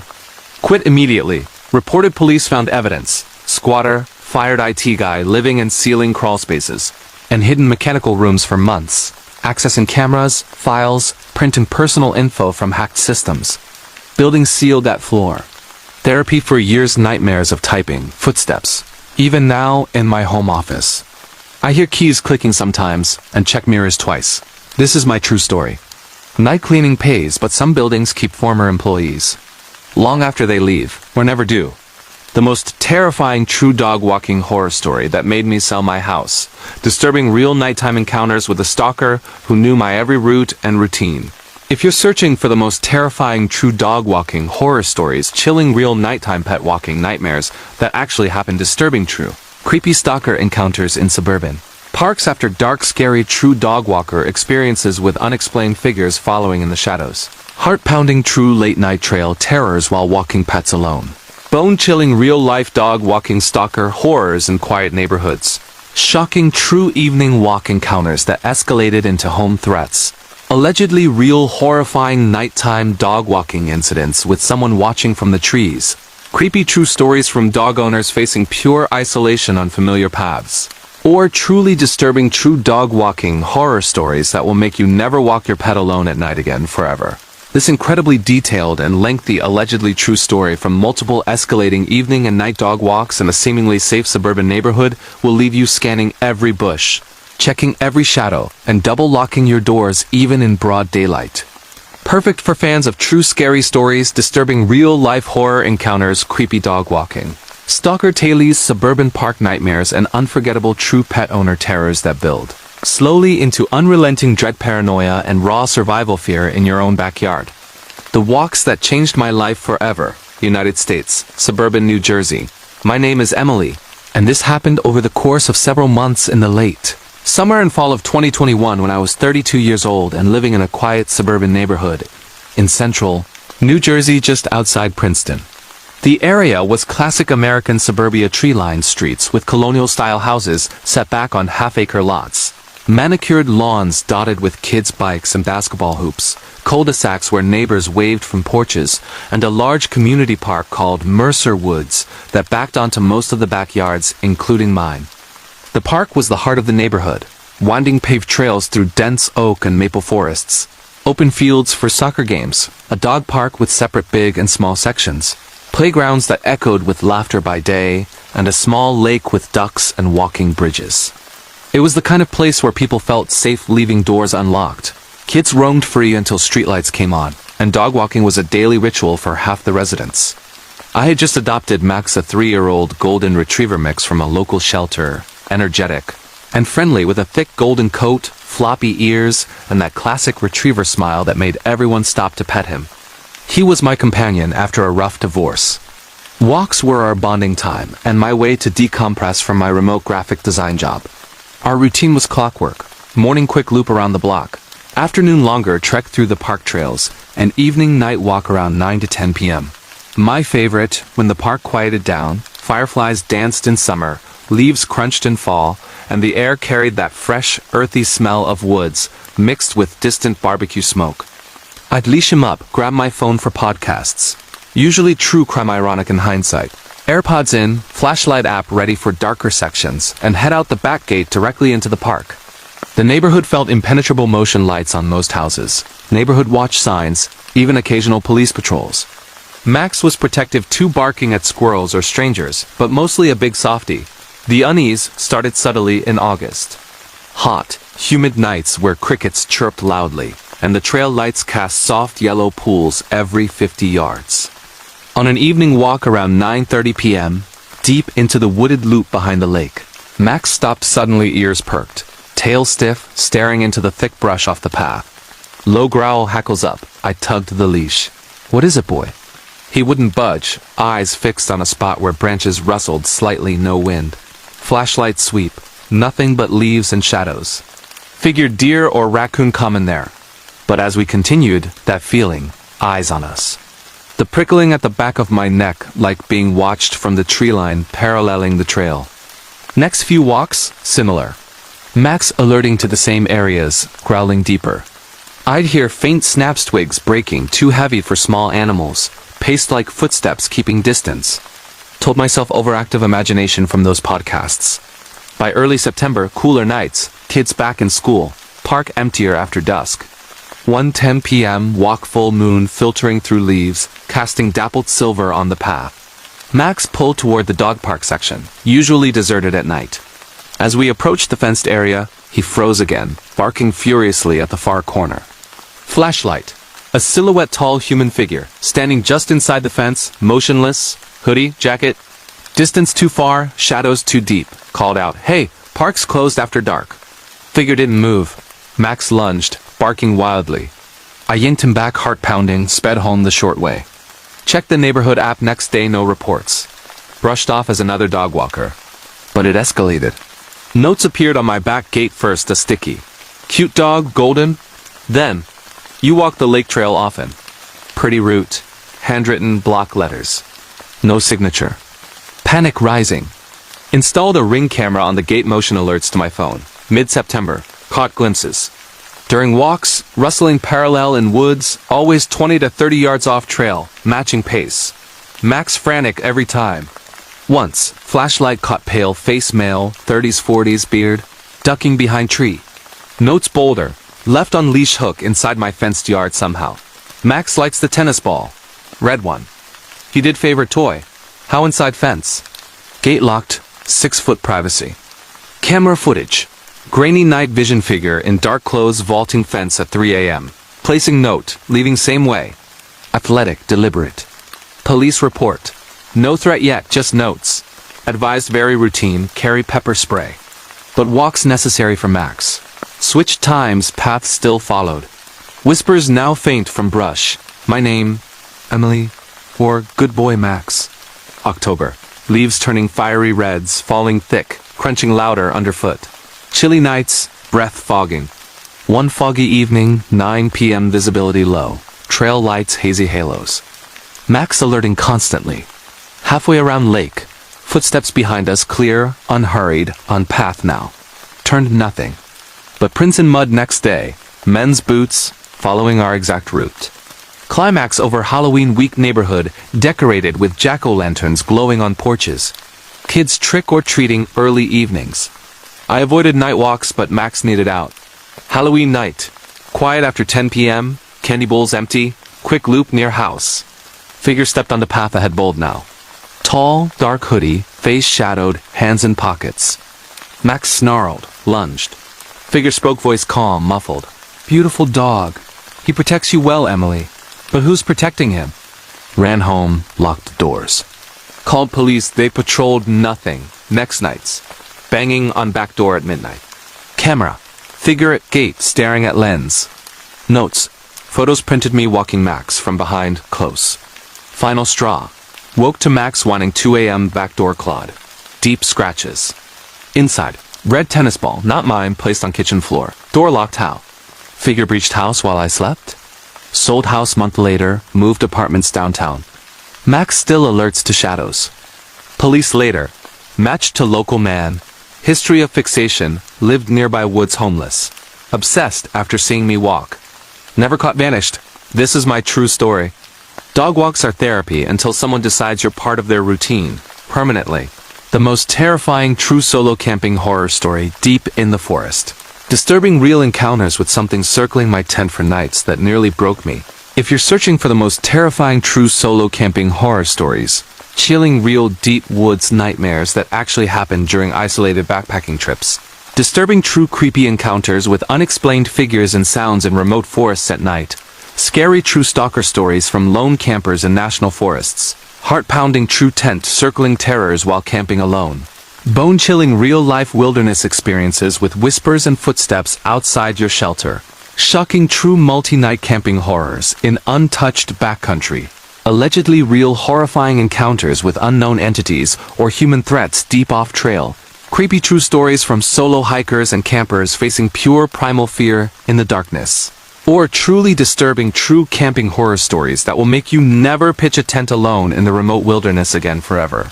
This incredibly detailed and lengthy allegedly true story from one unforgettable multi-night solo backpacking trip in a vast untouched forest will leave you hearing every branch snap outside your window, questioning every rustle in the night, and double-checking your campsite for signs of being watched. Perfect for fans of true scary stories, disturbing real-life horror encounters, creepy solo camping stalker tales, deep woods nightmare experiences, and unforgettable true wilderness terrors that build slowly over days into unrelenting dread, isolation, psychological torment, and raw survival panic far from any help.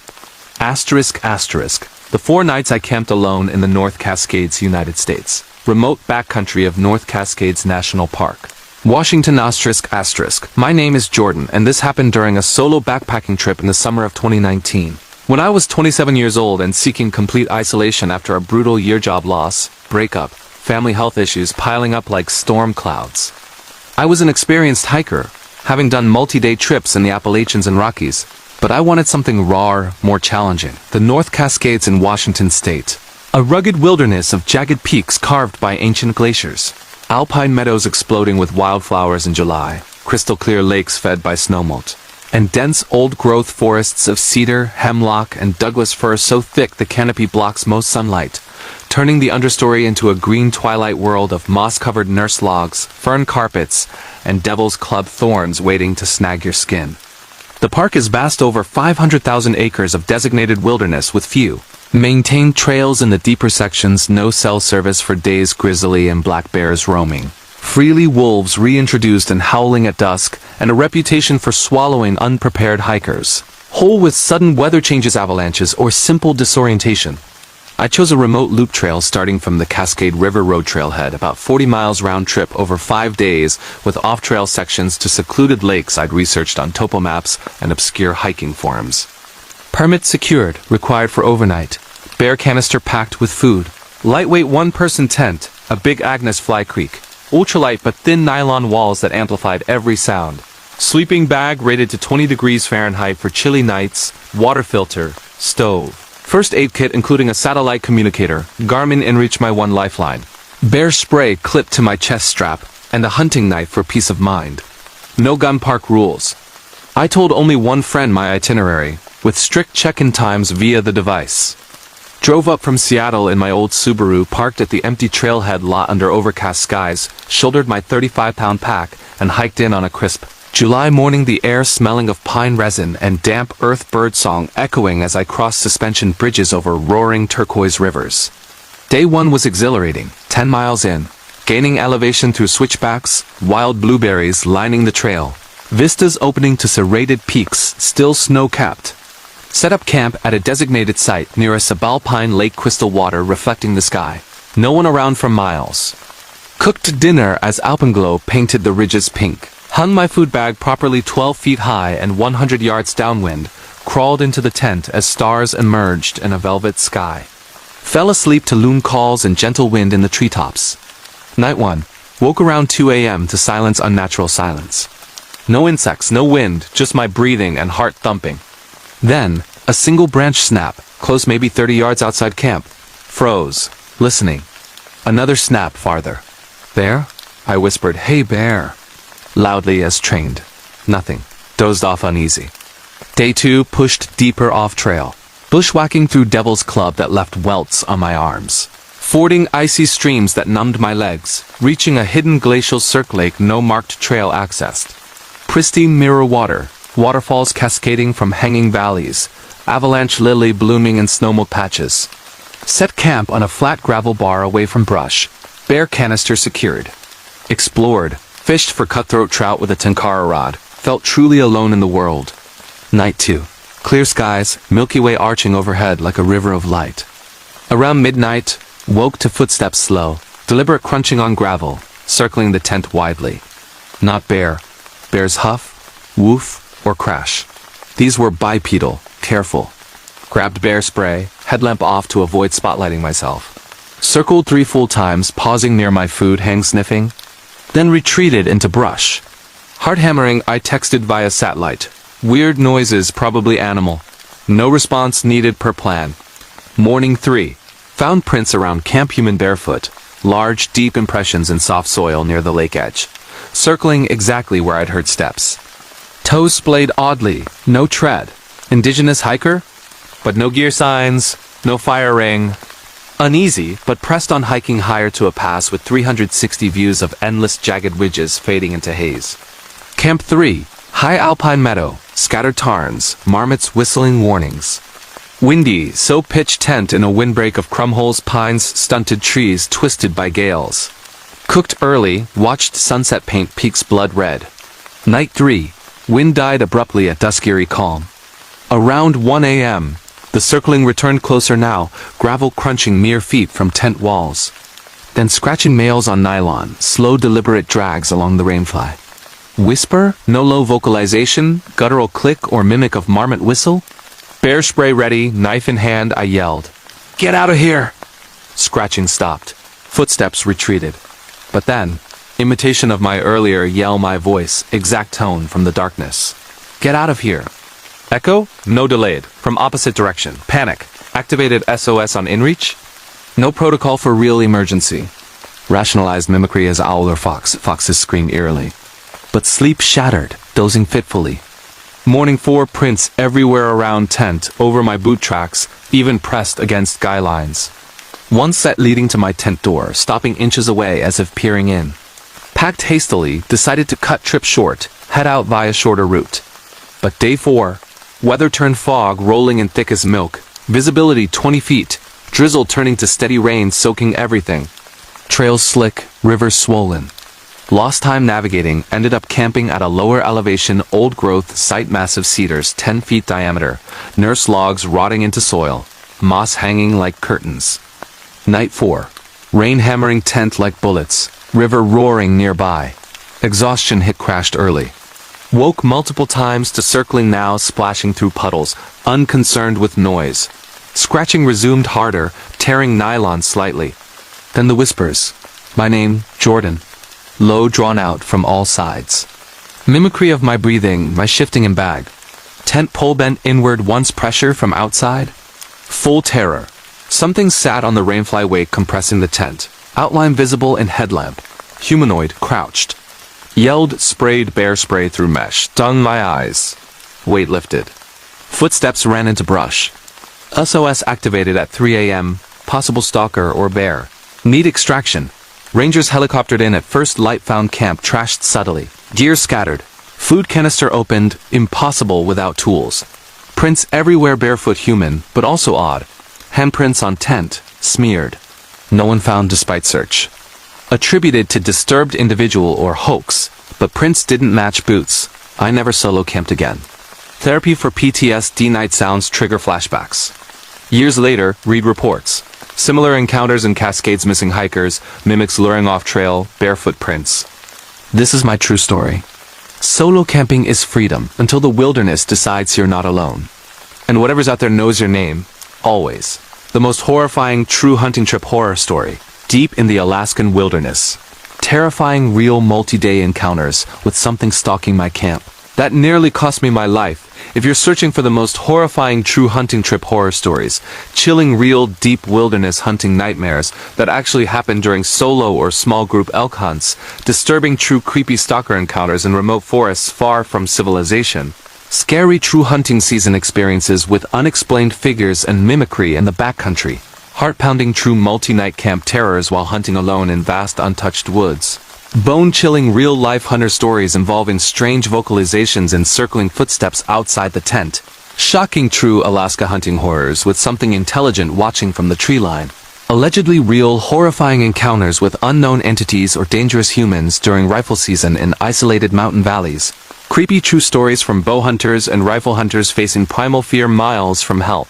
Or truly terrifying true hunting horror stories that will make you rethink ever going deep into the wilderness during hunting season again forever. This incredibly detailed and lengthy allegedly true story from one unforgettable week-long elk hunting trip in the remote Alaskan interior will leave you hearing every branch crack in the night, questioning every distant call in the woods, and triple-checking your campsite perimeter for any sign of being watched. Perfect for fans of true scary stories, disturbing real-life horror encounters, creepy hunting trip stalker tales, Alaskan wilderness nightmares, and unforgettable true backcountry hunting terrors that build slowly over days into unrelenting psychological torment. Isolation, paranoia, and raw survival panic with no escape. The week I hunted elk in the Wrangell Mountains, and something hunted me back. United States, remote interior, Alaska. My name is Garrett, and this happened during a week-long solo archery elk hunt in September 2020. When I was 34 years old and chasing a lifelong dream of harvesting a bull elk in one of the most remote and pristine wilderness areas left on the continent, the Wrangell ZT. Elias National Park and Preserve in south-central Alaska. At over 13 million acres, it's the largest national park in the U.S. Bigger than Yellowstone, Yosemite, and Switzerland combined, a sprawling expanse of glaciated peaks towering over 16,000 feet. Endless braided rivers choked with silt from melting ice, vast tundra plateaus swept by katabatic winds, and impenetrable thickets of alder, willow, and devil's club that can swallow a man whole if he steps off trail. The area I flew into was even more isolated, a remote valley in the heart of the Wrangells, accessible only by bush plane on floats landing on a narrow gravel bar beside a glacial river. No roads, no trails for miles, no cell service, no people, just grizzlies, wolves, moose, caribou, Dall sheep, and supposedly healthy herds of Roosevelt elk in the lower valleys. I'd planned this trip for 2 years, saving vacation time for my job as a heavy equipment operator in Anchorage, studying topo maps, satellite imagery, and scouting reports from forums like Hunt Talk and Rockslide. I booked a reputable bush pilot out of Glen Olin, an older guy named Hank with a weathered Super Cub who de-dropped hunters there before.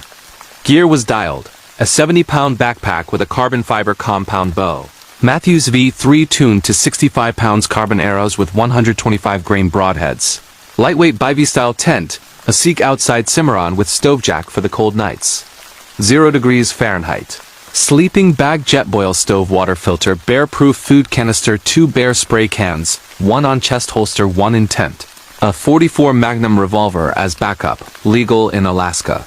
Garmin InReach Mini for emergencies and daily check-ins with my wife back home, spotting scope, binoculars, game bags, bone saw, and 7 days of freeze-dried meals plus extras. I flew in with high hopes. September is peak rut, when bulls bugle like mad, challenging each other with eerie, haunting screams that echo through the valleys like something prehistoric. Hank dropped me on a foggy morning, the Super Cub's prop wash scattering gravel as he taxied back down the river and lifted off, the roar fading until only the rush of glacial water remained. I was alone, truly alone for the first time in my life. The air was crisp, 40 degrees Fahrenheit, smelling of wet moss and alder sap, with low clouds clinging to the peaks. I hiked upstream along the river bar for 2 miles, then bushwhacked up a side drainage into a basin, ID marked for its south-facing slopes and dark timber patches perfect for elk bedding. The going was brutal, thigh-deep alder tunnels that clawed at my pack and pants, devil's club thorns drawing blood through gloves, slippery moss on downed logs, and constant stream crossings that soaked my boots despite Gore-Tex. By evening, sweat-soaked and scratched, I found a flat bench above treeline with a spring seat-perfect camp. Set up the tent facing the valley for views. Hung food high in a bear bag 200 yards downwind, cooked dinner as the sun dipped behind jagged ridges, painting everything gold. First bugle at dusk, a distant, lonely wail from across the valley. Glassed a small herd of cows with a satellite bull, but too far. Slept hard, exhausted. Night 1. Woke around 3 a.m. to absolute silence. No wind, no river roar muffled by distance. Just my breathing inside the tent. Then a single rockfall high on the ridge common in Alaska from freeze-thaw. Dozed off. Later, a closer sound. Heavy footsteps crunching on scree below camp, slow and deliberate. Bear? I sat up quietly, bear spray in hand, headlamp off. Footsteps paused, then continued circling widely downslope. Sniffing audible, deep huffs. Grizzly checking camp scent. I clapped and yelled, "Hey bear, go on!" Footsteps retreated, crashing through alder. Standard encounter texted wife via inReach. Grizz visited, all good. Slept light the rest of the night. Day 2, glassed at dawn, mist rising from the valley like steam, alpenglow on peaks. Spotted a nice 6x6 bull with cows 2 miles across, bugling consistently. Stalked closer through timber, cow calling with my diaphragm to mimic a herd. Got within 80 yards, heart pounding as the bull raked a tree, antlers clacking, but wind swirled. He winded me, herd bolted. Good hunt, adrenaline high. Back to camp by dark, cooked steak from home as treat. Night 2, colder, frost on grass. Around midnight, the circling returned, same heavy footsteps, but closer, pausing longer near the tent. Huffs again, but then, odd. A low grunt, not quite bear, deeper, almost vocal. Then silence. I whispered, "Hey bear," repeatedly, no response. Later, around 4 a.m., a bugle closed just below camp. But wrong, off-pitch, too guttural, ending in a chuckle like wheeze. Elk don't chuckle. Mimicry? Wolves can imitate, but rare. Uneasy, but dawn came clear. Day 3, moved camp deeper into the basin for better position on the herd. Packed up, hiked cross-country over a saddle, stunning views of glaciers calving into lakes miles away. New camp in dark timber near a wallow, mud churned, fresh rubs on saplings stripped of bark, strong elk musk and air. Glassed the same bull closer now. Night 3, rain started at dusk, steady patter on the tent fly turning to downpour. River roar louder. Around 2 a.m., footsteps again, but not crunching gravel, splashing in mud, circling tighter. Pausing at the food, hen shaking the tree. Branches creaked.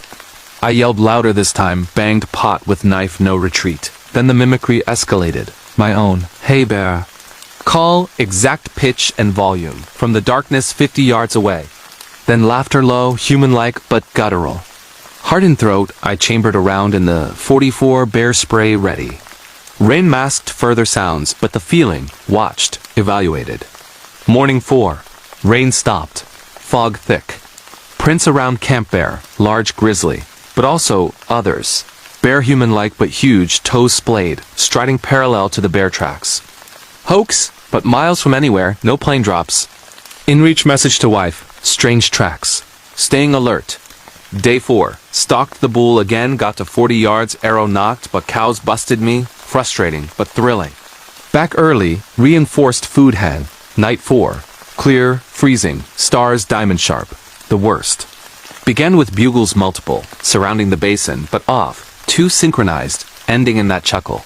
Then footsteps multiple sets, circling camp in patterns, closing to tent perimeter.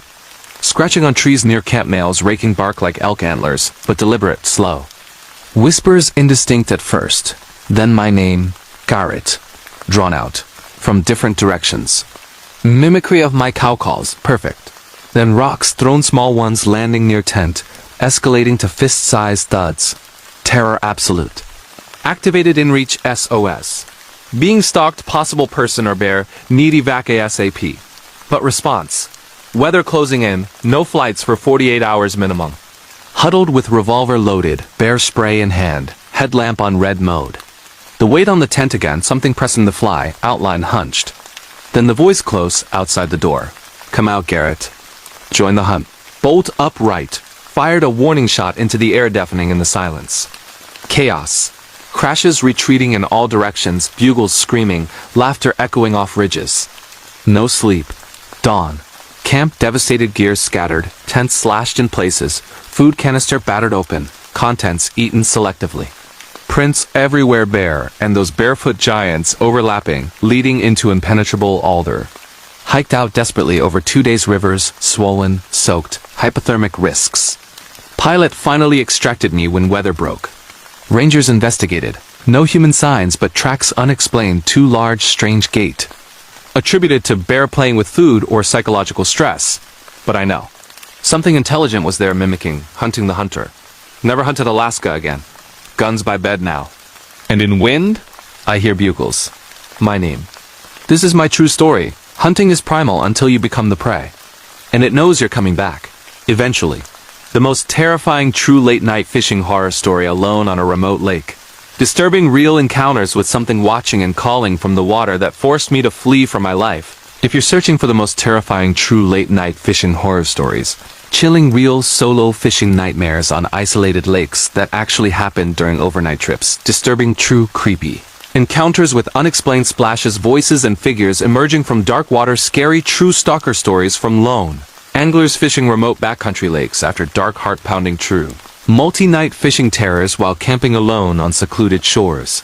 Bone-chilling real-life fisherman experiences with strange lures being taken and whispers across the water, shocking true remote lake fishing horrors with something intelligent moving just below the surface, allegedly real horrifying encounters with unknown entities or dangerous intruders during night fishing in untouched wilderness lakes, creepy true stories from bass or trout fishermen facing primal fear miles from civilization, or truly disturbing true fishing horror stories that will make you never cast a line alone on a remote lake at night again, forever. This incredibly detailed and lengthy, allegedly true story from one unforgettable multi-night solo fishing trip on a secluded high country lake will leave you hearing every water ripple in the dark, questioning every tug on your line, and triple-checking the shoreline for any unnatural movement in the moonlight. Perfect for fans of true scary stories, disturbing real-life horror encounters, creepy solo fishing stalker tales, remote lake nightmare experiences, and unforgettable true wilderness fishing terrors that build slowly over nights into unrelenting psychological torment. Isolation, paranoia, and raw survival panic with no escape but the long hike out. The 5 nights I fished alone on Blackwood Lake, Canada, remote northern Ontario. My name is Nathan, and this happened during a solo fishing trip in the summer of 2022 when I was 31 years old and desperately needing escape after a string of personal crises, a painful divorce, losing my job in construction due to layoffs, and the slow grind of depression that made city life in Toronto feel suffocating. Fishing had always been my therapy since childhood, my dad taking me to local ponds for bass, teaching me patience with every cast and retrieve. I craved something deeper, more primal, a true wilderness experience far from trails, roads, and people. After weeks poring over maps and forums like Ontario Fishing Community and Bushcraft Canada, I settled on Blackwood Lake, a remote, unnamed gem in the vast Crown land of northern Ontario, about 40 kilometers northwest of Temagami. No official name on most maps, just a dark oval of water nestled in a bowl of ancient granite ridges and old-growth pine, accessible only by a grueling 15-kilometer portage trail from the nearest logging road, followed by a 5-kilometer paddle across a chain of smaller lakes. No motorboats allowed, no cabins, no cell service, pure bush country teeming with walleye, northern pike, lake trout, and smallmouth bass, with rumors of trophy sizes due to zero pressure. I drove up in my old Tacoma, parked at the obscure trailhead. Just a dirt pull-off with no sign. Shouldered my 60-pound pack, a 14-foot lightweight canoe strapped inverted on my back with a yoke, collapsible paddle, 8-weight fly rod, and spinning setup with a tackle box full of jigs, spoons, crankbaits, and live bait rigs. Leeches and minnows in aerated buckets. One-person backpacking tent. MSR hubba. Freestanding with good ventilation. Minus 10 degrees Celsius sleeping bag for chilly nights. Jetboil stove, water filter, bear spray holstered on my chest. A .308 rifle for protection, legal with my pal. Headlamp with red mode, topo maps, compass. Garmin InReach for daily check-ins with my brother back home. And 8 days of food including fresh steaks for the first nights. Flew in? No bush plane access, pure self-powered immersion. Started the portage at dawn. Sweat pouring under black flies and mosquitoes despite bug net and DEET, slipping on mossy rocks, fording knee-deep streams. The canoe digging into my shoulders like punishment. By late afternoon, exhausted but exhilarated, I reached the final lake chain, inflated my pack raft for the paddle, and arrived at Blackwood as the sun dipped behind granite cliffs, painting the water blood orange. The lake was breathtaking, about 3 kilometers long, narrow, with sheer rock walls dropping straight into depths over 100 feet in places, surrounded by virgin pine and spruce so dense no underbrush grew, just needle carpet and boulders. No signs of humans, no fire rings, no litter, no blazed trees. I beached on a small gravel point with a flat spot for camp, set up the tent facing the water for sunrise views, hung food in a bare bag high between 2 pines 150 meters away, built a small fire with deadfall, and grilled a steak as loons called their haunting wails across the water. First casts at dusk with a surface popper smallmouth smashing it explosively, a solid 4-pounder to hand. Released it, adrenaline buzzing. Slept to wave lap and distant thunder of waterfalls feeding the lake. Night 1. Woke around 2 a.m. to perfect stillness, no wind, no insects, just the faint lap of water on gravel. Then a splash big, deliberate, like a beaver tail, slap but heavier, 50 yards offshore. Sat up, headlamp on red. Nothing on the glassy surface. Another splash closer, fish, beaver? Dozed off uneasy, but dawn revealed only loon tracks on the beach. Day 2. Explored the lake by canoe, paddling slowly along cliffs, casting into drop-offs. Landed several walleye on jigs, a fat pike that nearly spooled my reel. Kept 2 for dinner, pan-fried with shore lunch batter. Glassed the ridges with binoculars, saw moose on a distant bog, eagles soaring. Perfect solitude. Night 2. Clear skies, Milky Way blazing. Around midnight, the splashes returned rhythmic, circling the bay widely. Then a tug on my line. I'd left a rod rigged with a bell for overnight catfish-style set. Bell jingled softly. Reeled in slowly something heavy, fighting deep, but when it surfaced, nothing. Bait gone, line cut clean like teeth, respool recast, happened twice more. Then the vocalization, a low hum or moan from across the lake, echoing off cliffs like a loon but deeper, longer, almost human in tone. In-reach check-in. Big fish stealing bait, weird calls, probably loons. Day 3. Hiked a ridge for vantage, stunning, 360 views of endless green rolling to horizon. No smoke or roads. Fished a deep hole near an island, landed a 10-pound laker on downrigger setup, trolling spoon. Camp smelled of fresh fish fry. Night 3. Fog rolled in thick after dusk, visibility 20 feet, water mirror calm. Splashes closer, almost at shore. Then dragging sounds, something heavy pulled onto gravel? Headlamp sweep. Nothing but wet trails leading from water into brush, wide like otter but larger. The moan returned closer from fog, my name? No imagination. But then mimicry. My earlier fish release, nice one, echoed back distorted. Heart racing, rifle nearby. Morning 4. Fog lifted, revealing more drags, wide furrows from water to tree line, ending abruptly. Prints? Smudged. But clawed, not bare. Bears have 5 toes. Bait stolen again, lines snapped. Day 4. Rain set in, steady drizzle turning to downpour, lake choppy. Fished from shore under tarp, caught nothing, fish gone off feed. Uneasy, reinforced camp, moved food, hang farther. Night 4. Storm, rage, thunder booming off cliffs, lightning straubing the lake white. Splashes constant, defying waves. Then knocking on the canoe hull beached nearby, rhythmic like fists. Yelled into dark, no response. The voice clearer, Nathan, drawn out, bubbling like from underwater. Mimicry of my shouts, delayed from different directions. Tent shook, whined? No pressure from outside. Canvas depressing in hand shapes. Terror, loaded rifle, bear spray ready. Fired warning shot boom echoing forever. Splashes retreated, but laughter wet, gurgling. No sleep. Dawn. Canoe flipped, paddle snapped, slashes in hull like claws. Prints leading from water circling tent, pressed against walls. Hiked, paddled out over 2 grueling days, portages, hell and rain, hypothermic. Pilot? No self-evac. Authorities, bear damage storm. But those voices, never fished remote again. Lakes at night, something calls your name, waiting. This is my true story. Fishing is peaceful until the water watches back. And remembers you? The most bone-chilling true movie theater horror story from overnight closing shifts. Terrifying real encounters in darkened auditoriums, flickering screens, and hidden balconies that drove me to quit forever. If you're searching for the most bone-chilling true movie theater horror stories, disturbing real overnight closing shift nightmares and old cinemas that actually happened during solo cleanups, terrifying true creepy intruder or entity encounters in empty theaters after the final credits. Scary true stalker stories from lone ushers and projectionists, working late nights in aging multiplexes or classic single-screen venues.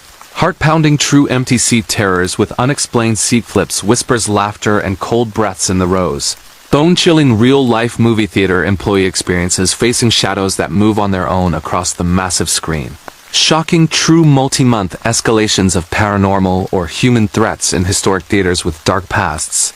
Allegedly real horrifying encounters with pale motionless figures sitting in the audience or lurking in the projection booth during final lockup. Creepy true stories from theater workers facing pure suffocating isolation in vast darkened buildings long after everyone leaves. Or truly terrifying true movie theater horror stories that will make you scan every row behind you, hear every creak in the seats, and avoid watching films alone in any theater ever again forever. This incredibly detailed and lengthy allegedly true story from months of escalating overnight closing shifts as the sole employee in a haunted historic small-town cinema will leave you paralyzed with dread at every flicker of light on a screen, every distant popcorn pop in an empty lobby, and every unexplained shadow shifting in the corner of your eye during a late-night showing. Perfect for fans of true scary stories, disturbing real-life horror encounters, creepy movie theater overnight shift tailies, darkened auditorium stalker nightmares, and unforgettable true cinema worker terrors that build agonizingly slowly over weeks and months into unrelenting psychological breakdown, visceral fear, inescapable isolation, and raw life-threatening panic in the eternal glow of the silver screen. The months the Majestic Theater refused to let me leave United States, small town New England, Vermont, My name is Evan, and this happened over the course of 6 agonizing months from September 2017 through February 2018 when I was 26 years old and working the closing shift at the Majestic Theater, a grand but decaying single-screen cinema built in 1928 in a remote small town nestled in the Green Mountains of Vermont. The town was one of those picturesque but dying New England places, white-steepled churches, covered bridges sagging under snow weight, maple sugar shacks silent in off-season, and streets lined with Victorian houses whose paint peeled like old skin under constant damp fog rolling off the nearby river. Population barely 800, shrinking every year as the paper mill closed, and young people fled to Burlington or Boston. The Majestic was the town's last heartbeat of culture. A majestic brick facade with a towering vertical neon sign that buzzed and flickered. Majestic in crimson letters, though the J had died years ago, leaving it reading M-A-S-TIC like a bad omen. Ornate ticket booth with cracked glass, and inside, a single 600-seat auditorium with sloping balcony, gilded plaster cherubs on the ceilings now chipped, and staring blankly threadbare crimson velvet seats that groaned under any weight. Massive proscenium arch framing a 50-foot screen, scarred by decades of projections and heavy burgundy curtains that smelled of mothballs and ancient dust when drawn. The lobby was frozen in time, marble floors cracked and echoing a grand chandelier with half its crystals missing, dangling precariously concession stand with an antique popcorn machine that wheezed buttery steam. Like labored breathing glass counters displaying faded boxes of Rosinets and milk duds gathering cobwebs and walls lined with yellowed posters from Golden Age films, Casablanca, Gone with the Wind, Psycho staring down like ghosts of better days. The projection booth upstairs was a relic. Twin 35mm, century projectors the size of small cars, carbon arc lamps that hissed and sparked reels of film stacked like tombstones, and a small porthole window overlooking the auditorium where you could watch audiences unseen. Downstairs, a warren of basement storage rooms held crumbling film cans, broken seats, and forgotten props from long-ago live shows. The building had a dark history locals whispered about. Opened during Prohibition with rumored speakeasy in the basement. A projectionist who hanged himself in the booth in the 1950s after a real fire. Blinded him a young usherette who vanished during a 1960s blizzard never found, and multiple reports over decades of audiences feeling watched, hearing cries from the balcony, or seeing figures in old-fashioned clothes seated alone during films. The owner, Mrs. Eleanor Whitcomb, an 82-year-old widow who'd inherited it from her father, refused to modernize or sell, clinging to it like a lifeline. Business was dire. Second-run films weeks late, classics on Tuesdays, maybe 10 to 50 patrons per showing, often less in winter storms. I took the job after moving back from a failed attempt at city life needing rent money for my tiny apartment above the closed pharmacy. Duties: ticket sales, concessions, ushering, projection, and closing alone after the 9 p.m. or midnight show manager trusted me with master keys since I was reliable. Closing ritual: dim house lights, sweep aisles for candy wrappers and spilled sodas that stuck to shoes, mop lobby of tracked snow or mud wiped counters, sticky with nacho cheese residue bag trash to the alley bin, where raccoons scavenged rewind and store reels carefully to avoid scratches. Power down. Projectors that long whine as lamps cooled, and finally lock every door front. Side, basement, booth before walking home through empty snow-dusted streets. At first, it was atmospheric but manageable. Fall nights crisp, leaves piling against the entrance, air smelling of wood smoke from town chimneys. I'd play classic rock low on the lobby radio while cleaning, enjoying the solitude after crowds left. But the incidents began innocently enough in late September, a warm Indian summer evening after a sparse showing of an old horror rerun, The Shining, maybe 20 locals bundled in flannels.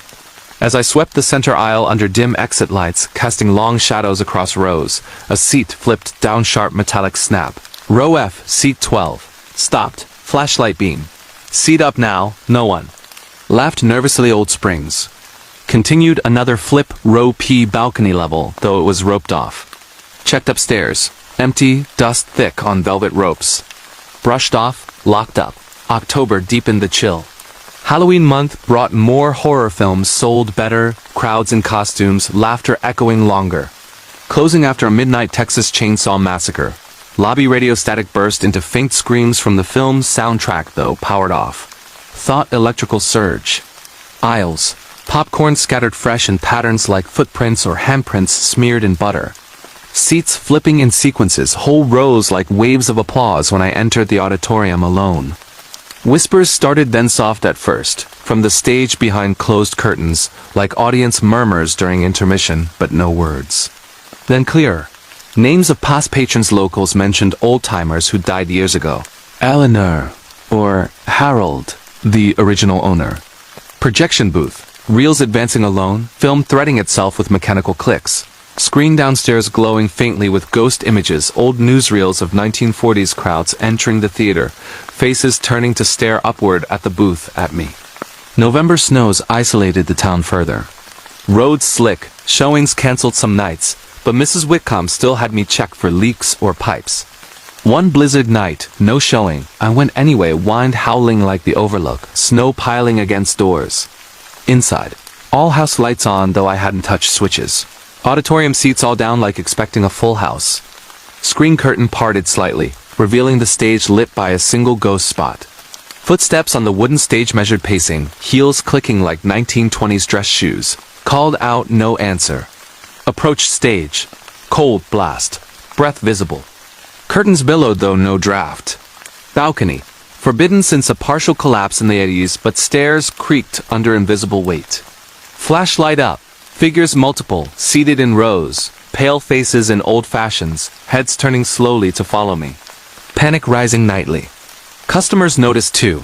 During films, cold hands on shoulders, whispers in ears repeating dialogue a beat early, shadows standing in aisles blocking views then vanishing. December, Christmas films crowds for Miracle on 34th Street.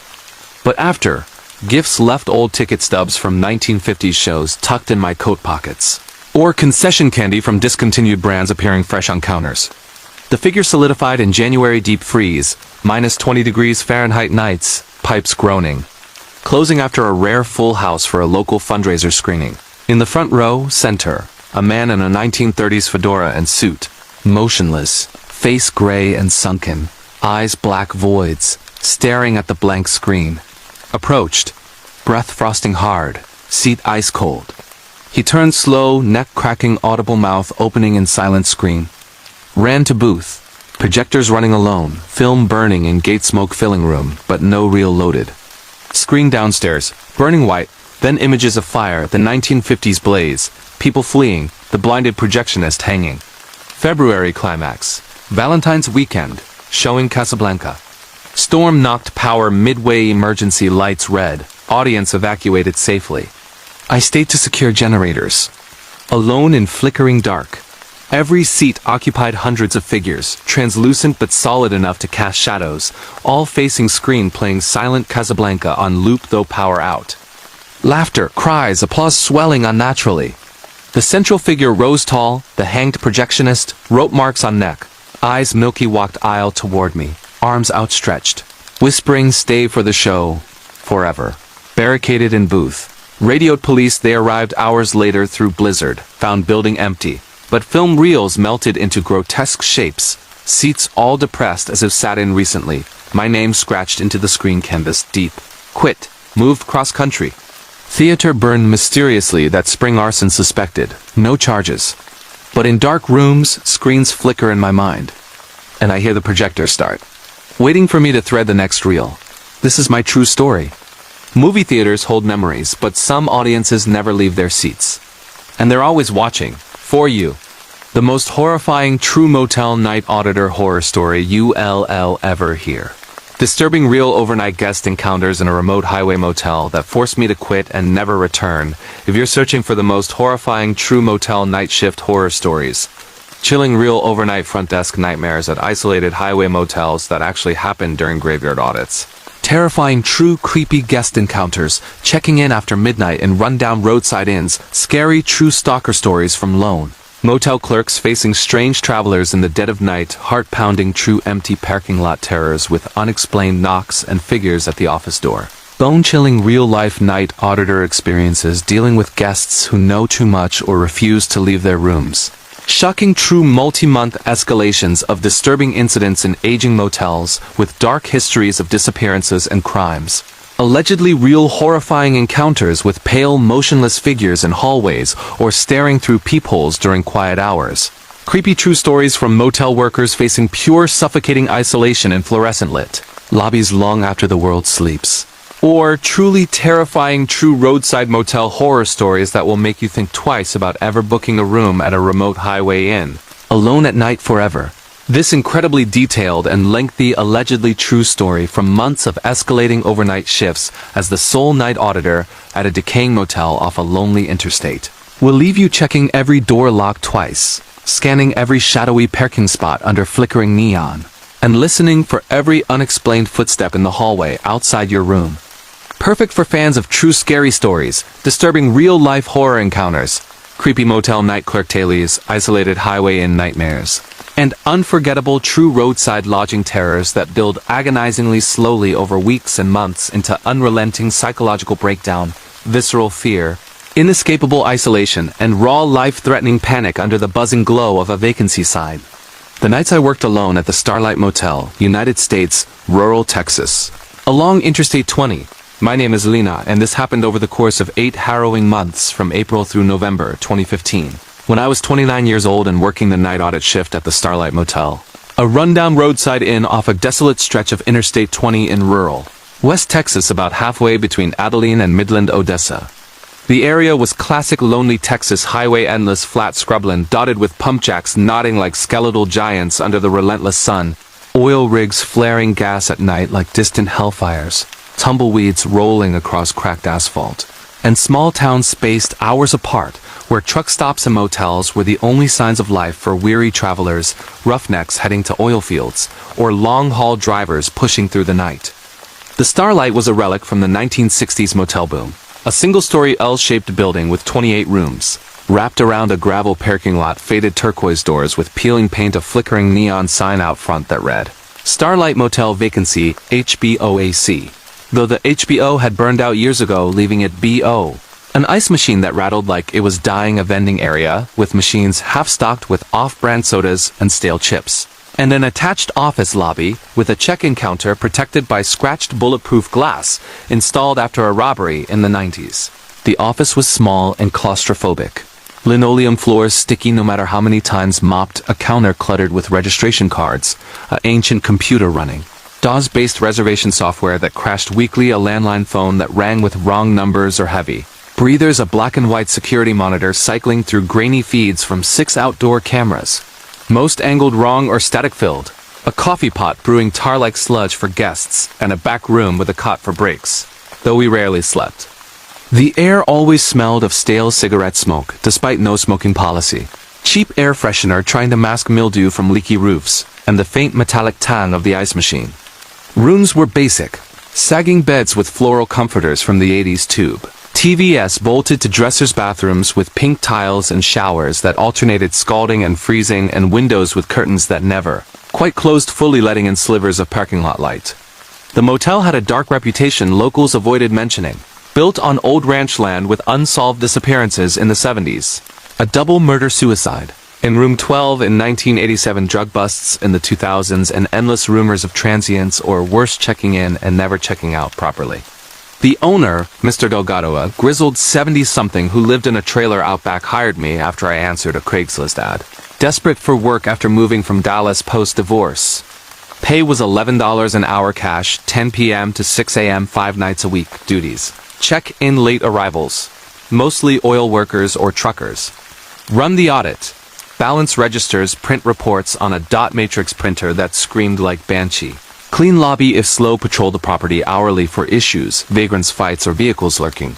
And handle any guest complaints like noisy neighbors or broken AC in 100-degree heat. Often alone, Delgado slept. No security, just me, a baseball bat under the counter, and pepper spray on my keychain. At first, it was tolerable quiet nights reading paperbacks under the desk lamp. Listening to coast-to-coast AM radio on a portable set, talking conspiracies and call-ins, the hum of Semis on the interstate, a constant lullaby. Guests were predictable. Roughnecks in muddy boots paying cash for a few hours sleep, families in minivans stopping en route to vacation, or sketchy types renting by the hour without questions. The unease began subtly in late April. A warm spring night with cicadas buzzing loud outside, heat lightning flickering distant over the plains. Around 2 a.m. slow period, a guest from room 8 knocked on the office door, older man in a trucker hat, complaining of scratching in the walls. Checked the room. Nothing, probably rats in the crawl space common in old buildings. But as I walked back, passing the row of doors under buzzing sodium lights, I heard it scratching from inside room 12, the infamous one, vacant that night. Sharp, deliberate nails on wood from inside the bathroom wall. Flashlight checked through the window. Empty, curtains open, bed undisturbed. Logged it. Forgot mostly. May brought monsoon-like rains, parking lot flooding, mud tracked everywhere. Guests fewer, nights longer. Knocks at odd hours, 3 a.m. No one there when I opened the chain door. Security cameras catching orbs or shadows crossing the lot, but grainy quality blamed static. Phones ringing with hang-ups or heavy breathing, caller ID unknown though landline. June heat oppressive, AC struggling, rooms like ovens. One sweltering night, a guest checked in late, tall man in a dark suit despite 95-degree midnight. No luggage. Paid cash for room 12 specifically. Sentimental reasons. Pale skin, no sweat, eyes dark behind sunglasses indoors. As he took the key, whispered, "Quiet night?" I nodded. Later, during patrol. Light on in room 12, curtains drawn, but silhouette standing motionless at the window, staring out at the lot at the office. July. Peak oil boom, motel fooler with roughnecks. But incidents spiked. Guests complaining of whispers through vents, old conversations or cries. Room 12 renters leaving early, demanding refunds. Saying someone else in the room or cold hands on the bed. One woman hysterical. A man in a suit standing in the bathroom watching me shower. Checked. Empty.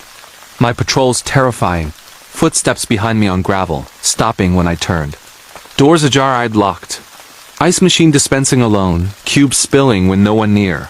August storms fierce, power outages common. One blackout night, generator failing, motel pitch dark except my flashlight. Knocking frantic on office door, guest from room 18. There's someone in the hallway, walking back and forth, peered out. Long corridor of doors, shadow gliding, no flashlight, just shape. Called sheriff, hour away, probably kids. September, cooler but dread constant. The man in the suit returned multiple times, always room 12. Always cash, always staring.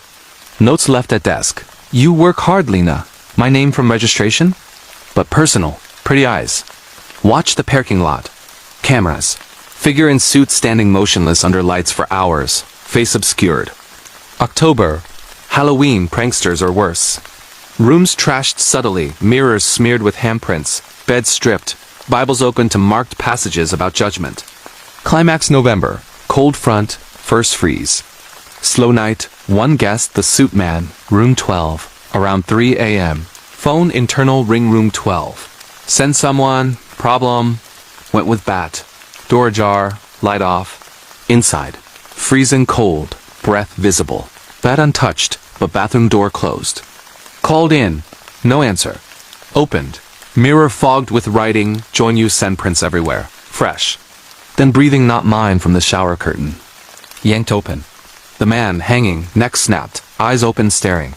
But nobody gone when sheriff arrived. Room empty, but rope marks on the pipe, my bat smeared with something wet. Quit that night, drove straight to Dallas. Motel closed soon after another incident, but mirrors fog in my bathroom sometimes. And I hear knocking from inside. This is my true story. Motels are temporary stops, but some guests never check out. And they wait for the next clerk, alone. Terrifying true abandoned hospital horror stories. Spine-tingling real paranormal encounters in forgotten medical wards that will keep you awake at night with chilling details of ghosts, stalkers, and unexplained phenomena in the decaying heart of an abandoned hospital in upstate New York, where the once bustling corridors of St. Agnes Medical Center now echo with the ghosts of its tragic past. A young urban explorer named Alex decided to test his nerves one foggy autumn night in 2019. This true scary story from an isolated forsaken facility shuttered since the early 1990s after a series of unexplained patient deaths and staff disappearances has haunted me ever since I lived. Through it blending the bone-chilling terror of paranormal encounters with the raw dread of human predators lurking in the shadows. If you're searching for disturbing true horror stories from abandoned hospitals, prepare for a marathon of suspenseful details that blur the line between reality and nightmare, featuring creepy whispers, shadowy figures, and locked rooms that refuse to stay silent. These shocking true tales of the unknown, inspired by real experiences shared across chilling YouTube compilations, will make you question every creak in your own home. St. Agnes stood on the outskirts of a small town near the Adirondack Mountains, its massive brick structure overgrown with vines that snaked through cracked windows like veins pulsing with forgotten life. The hospital had been a beacon of hope in the 1950s, treating everything from routine surgeries to psychiatric cases, but whispers of malpractice and strange occurrences led to its abrupt closure. Locals spoke of a fire in the basement morgue that claimed several lives and rumors of experimental treatments. Gone wrong patients vanishing from their beds, only to be found days later in locked storage rooms, their faces frozen in eternal screams. I was 22 at the time, a college student majoring in history with a fascination for urban decay. I'd watched countless true scary stories on YouTube about places like this, from creepy abandoned asylums in Ohio to haunted medical centers in the Midwest, but nothing prepared me for the real thing. Armed with a backpack containing a flashlight, extra batteries, a digital recorder, and a can of pepper spray, just in case, I parked my beat-up Honda a mile away and hiked through the woods under a canopy of rustling leaves that sounded like distant footsteps. The air grew colder as I approached, carrying the faint metallic tang of rust and something sweeter, almost like decaying flowers mixed with antiseptic scent that clings to old hospitals like a bad memory. The chain-link fence surrounding the property was rusted and sagging, easy to slip under. My heart pounded as I pushed through the emergency entrance doors, which hung ajar like a gaping mouth. Inside, the lobby was a time capsule of neglect. Overturned wheelchairs coated in dust, yellowed patient charts scattered across the floor like fallen leaves, and a reception desk with a cracked bell that I foolishly tapped, sending a sharp ding echoing down the halls. It was 11:45 p.m., and the silence was oppressive, broken only by the occasional drip of water from leaking pipes overhead. I turned on my recorder, whispering, "This is Alex at St. Agnes. Starting exploration now."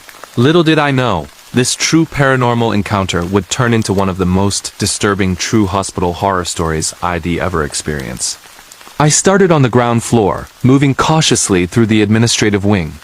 The flashlight being danced over peeling wallpaper adorned with faded motivational posters. Healing starts here, now ironic in the gloom. In one office, I found a desk drawer jammed open, spilling out old prescription pads and a single rusted syringe that made my skin crawl.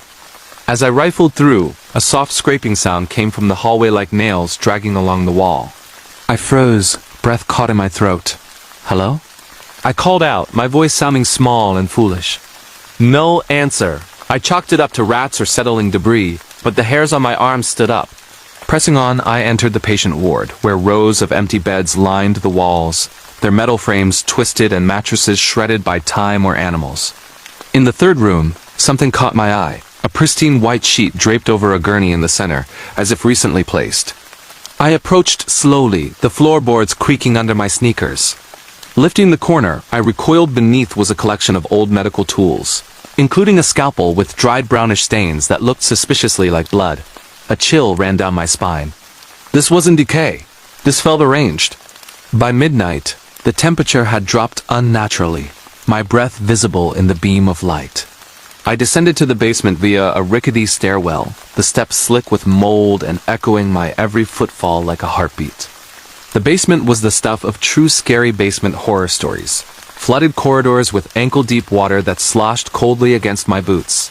Rusted pipes snaking overhead like veins, and the constant drip-drip-drip that mimicked a leaking floor. This level housed the old morgue and storage areas, places where bodies were once prepared and forgotten supplies rotted away. As I waded through, my flashlight caught a glimmer of a door labeled Autopsy Room, slightly ajar. Curiosity overrode fear. I pushed it open. The room was tiled and cracked white, with a stainless steel table in the center, drains in the floor crusted with grime. On the table lay a single yellowed file folder, open to a page detailing a patient from 1987. Subject exhibited auditory hallucinations, claiming whispers from the walls. Deceased under unexplained circumstances. As I read, a whisper slithered through the air, indistinct at first, like static on my recorder, then clearer.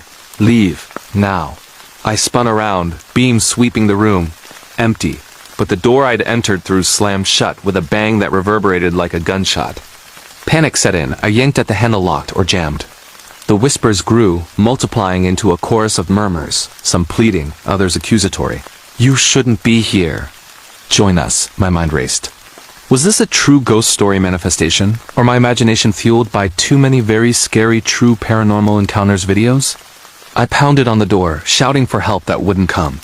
After what felt like hours but was only minutes, the handle turned freely, and I burst out, splashing through the water toward the stairs. But as I climbed, footsteps echoed from below, slow, deliberate, sloshing steps that matched my pace but never caught up. I glanced back once. A shadowy figure at the base of the stairs, tall and elongated, its form twisting unnaturally in the dim light, eyes glinting like distant stars. It didn't chase aggressively, but its presence was relentless. A stalker in the dark, mirroring the shocking true stalker horror stories I'd heard. Reaching the ground floor, I didn't stop. I veered into the psychiatric wing, a maze of padded rooms, and barred windows where the air felt thicker, charged with residual despair. Here, the details grew more vivid and terrifying. Graffiti on the walls reading, "They rewatching." In what looked like fresh red paint, and in one cell, a straitjacket hung from a hook, swaying gently as if recently disturbed. The footsteps from below had faded, but now new sounds emerged, knocks from behind locked doors. Rhythmic and insistent, like someone trapped inside begging for release. I tried one door. It creaked open to reveal a room with mirrors on every wall, fogged and smeared with handprints that didn't match my own. In the reflection, my face stared back, but behind me stood the figure again, closer now, its smile a wide, toothless gash. I smashed the mirror with my flashlight in blind terror, shards raining down like confetti from hell. Blood trickled from a cut on my hand, warm and real amid the cold. Fleeing upward to the second floor. The operating theaters awaited sterile ghosts of precision with overhead lamps dangling like skeletal arms, and trays of instruments scattered as if abandoned mid-procedure. In the main OR, a single light bulb flickered on inexplicably, casting harsh shadows that danced like living entities. Under it, on the table, lay a child's toy, a ragged doll with button eyes, positioned as if awaiting surgery. As I backed away, the light buzzed louder, and a voice crackled over an ancient intercom system. Patient prepped. Incision commencing. No power should have been on. The hospital had been off the grid for decades. My recorder captured it all, the static, the voice, the sudden wail of what sounded like a baby crying from the adjacent maternity ward. I bolted to that wing, where bassinets stood in rows, some tipped over, others cradling faded blankets. The cry echoed, leading me deeper, but it always seemed one room ahead, a lure into the heart of the building. By 2 a.m., exhaustion mixed with adrenaline, turning every shadow into a threat. In the nurse's station, I found a logbook from the final days, entries about unseen visitors in the halls, staff hearing footsteps behind them during night shifts, and one chilling note. Figure in black coat seen in room 413. Patient claims it's the doctor who died here. Room 413 was at the end of the hall. I had to see it. The door was locked, but a kick from my boot splintered the frame. Inside, the room was pristine compared to the rest, no dust. Bed made with crisp sheets, and on the nightstand, a fresh glass of water with condensation beading on the sides. Impossible. As I touched it, the door slammed shut behind me and the whispers returned, now personal. Alex. Stay. How did it know my name? I hadn't spoken it aloud since entering. The figure appeared then, materializing in the corner tall, in a tattered white coat stained with dark spots, face obscured by shadow except for glowing eyes that bored into mine. It didn't move, but the room grew colder, frost forming on the windows despite the mild night outside. I felt hands on my shoulders, cold, bony grips that pulled me back. Screaming, I fought free, smashing through the window with my elbow, glass slicing my arm as I tumbled onto a fire escape. The drop was 2 stories, but fear made me jump, landing hard on the overgrown grass below, ankle twisting with a sharp pain. Limping through the woods, I heard it following branches snapping, whispers fading into the wind. Come back? I made it to my car, drove straight to the the nearest town, where doctors stitched me up and dismissed my ramblings as delirium from blood loss. But my recorder proved it. Hours of audio with the whispers, the cries, the intercom voice, all clear as day. I uploaded snippets anonymously to forums, where others shared similar true scary stories from St. Agnes, a night guard in the 90s who quit after seeing the same figure, a group of teens chased by something in the basement. This disturbing true abandoned hospital horror story isn't just mine. It's a compilation of chilling real encounters that warn against venturing into places where the past refuses to die. If you're into very scary true night shift horror stories or shocking true paranormal activity tales, remember, some wards are locked for a reason, and the shadows within are always watching, waiting for the next intruder to join their eternal vigil. Terrifying true vanishing at sea horror stories, the ghostly woman who disappeared into the midnight ocean, in the vast, unforgiving waters off the coast of Florida, United States, where the Gulf Stream whispers secrets to those brave enough to venture far from shore. A father-son duo experienced a true horror story that has haunted deep-sea fishing enthusiasts for years. This chilling true scary story unfolds during a routine overnight fishing trip in the summer of 2012. A tale of unexplained phenomena that blends the terror of isolation with the eerie unknown, making it one of the most disturbing true ocean encounters ever shared on forums like Reddit and narrated in creepy true horror compilations. If you're searching for scary true stories from the sea, horrifying true encounters with the supernatural, or bone-chilling true paranormal activity at night, this extended narrative will grip you with its rich, suspenseful details, realistic maritime elements, and unrelenting buildup of dread that leaves you questioning reality. Meet Jack Thompson, a seasoned fisherman in his mid-50s from Miami, Florida, with weathered skin etched by decades of sun and salt, and his son, Alex, a 28-year-old marine biologist fresh out of the University of Florida, eager to bond over their shared passion for the ocean.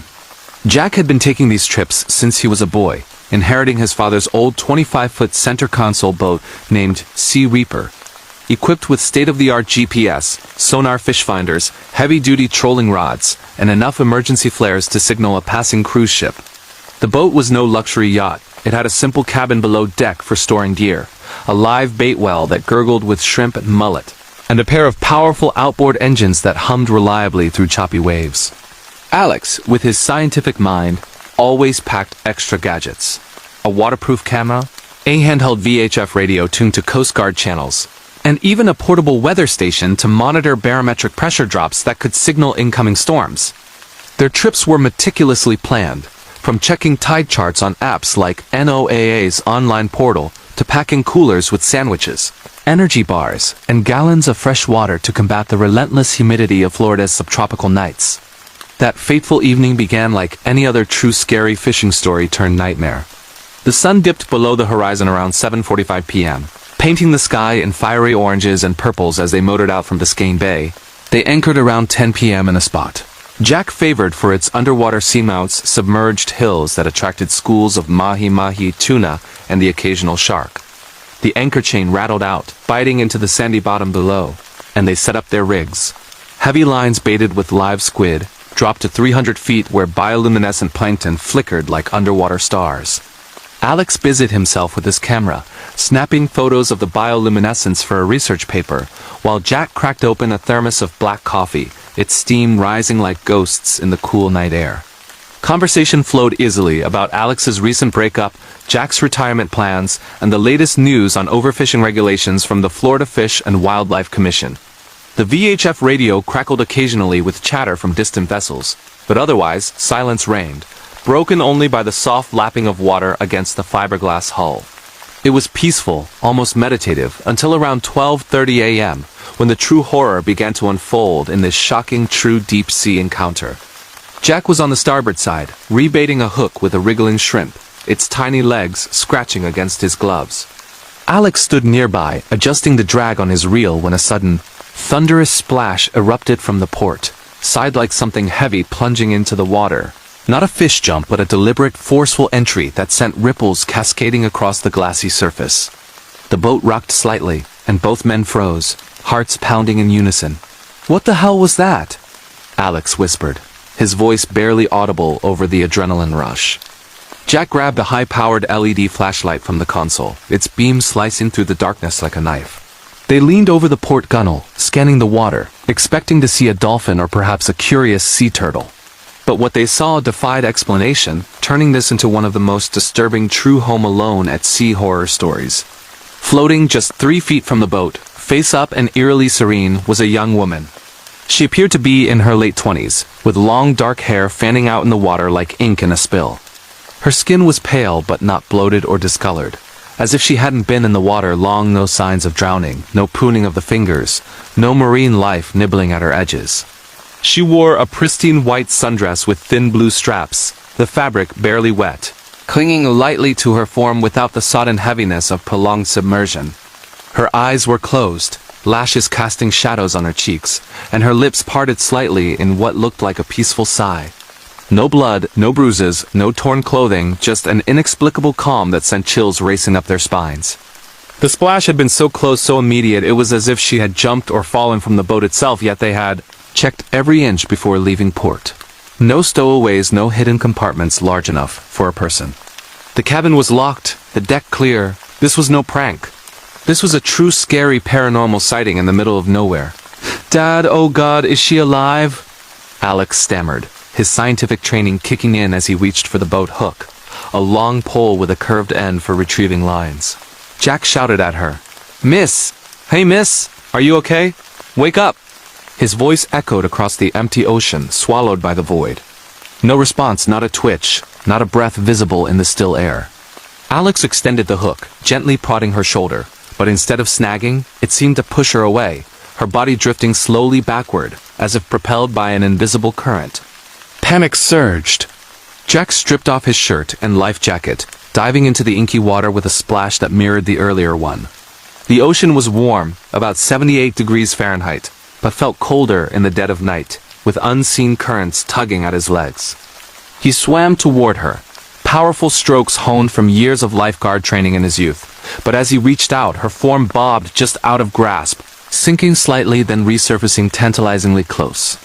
Alex shone the flashlight from the boat, illuminating the scene in stark white light that made the water glisten like oil. "I see her, she's right there, grab her!"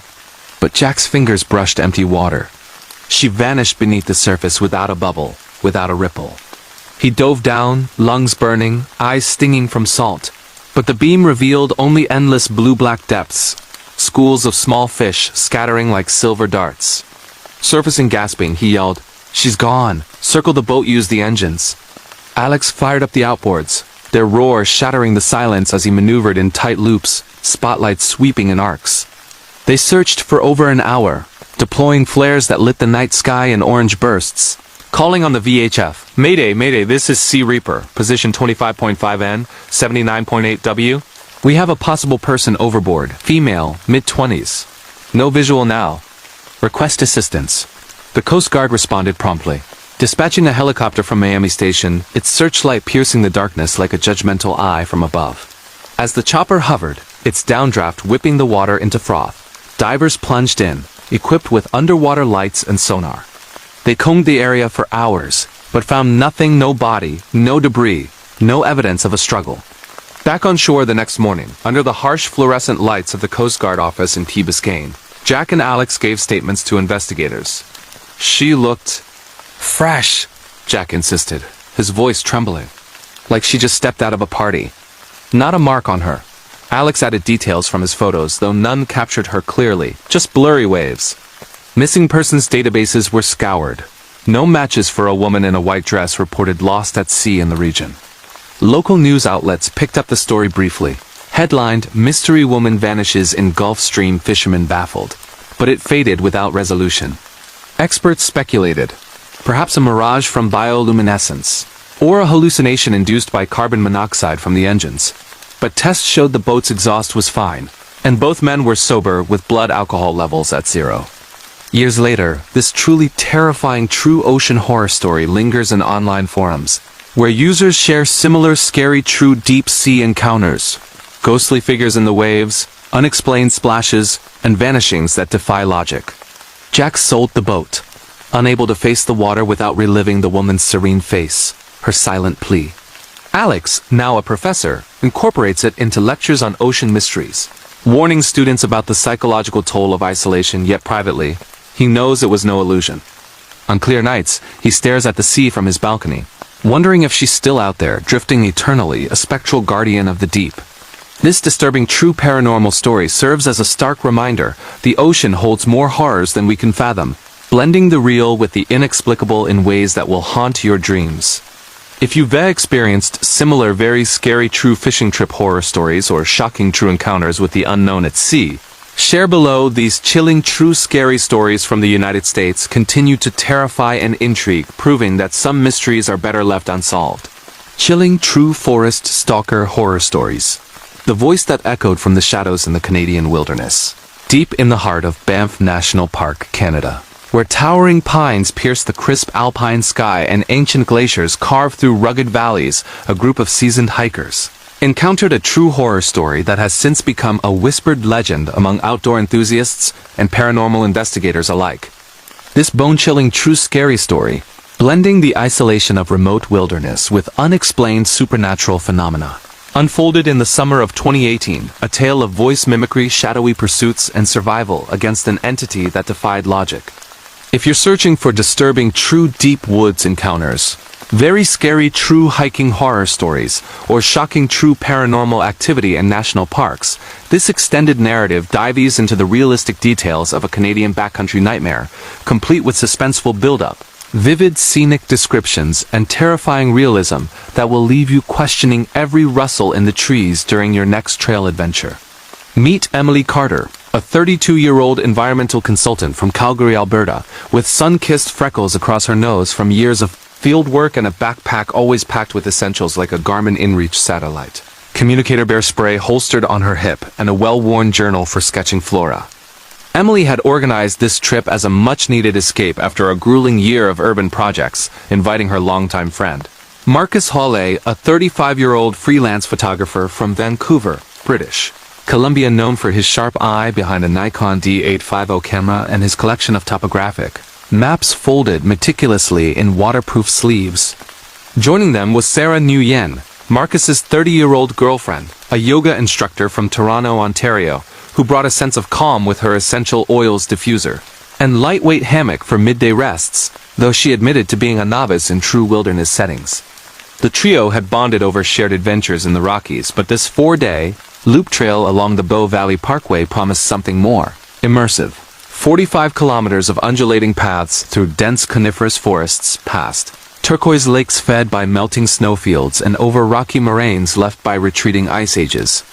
They plan to camp at designated backcountry sites, cooking dehydrated meals over a compact jet boil stove and filtering water from crystal clear streams, using a Sawyer squeeze system to avoid giardia risks. The air in Banff during July is typically mild, with daytime highs around 22 degrees Celsius, 72 Fahrenheit, dropping to chilly 5 degrees 41 Fahrenheit at night, scented with the sharp tang of pine resin and wild lupin blooms. Wildlife abounds. Grizzly bears, elk, and wolves roam freely, prompting the group to hang food bags high in trees using paracord and carabiners to deter curious animals. Park rangers at the trailhead kiosk had warned them of recent bear sightings near Sentinel Pass, handing out pamphlets on safety protocols but no mentions of anything more sinister lurking in the shadows. The journey began innocently enough on a sunny morning, their hiking boots crunching over gravel as they shouldered 40-pound packs loaded with ultralight tents like the Big Agnes Fly Creek. Sleeping bags rated to 0 degrees and energy bars flavored with peanut butter for quick fuel.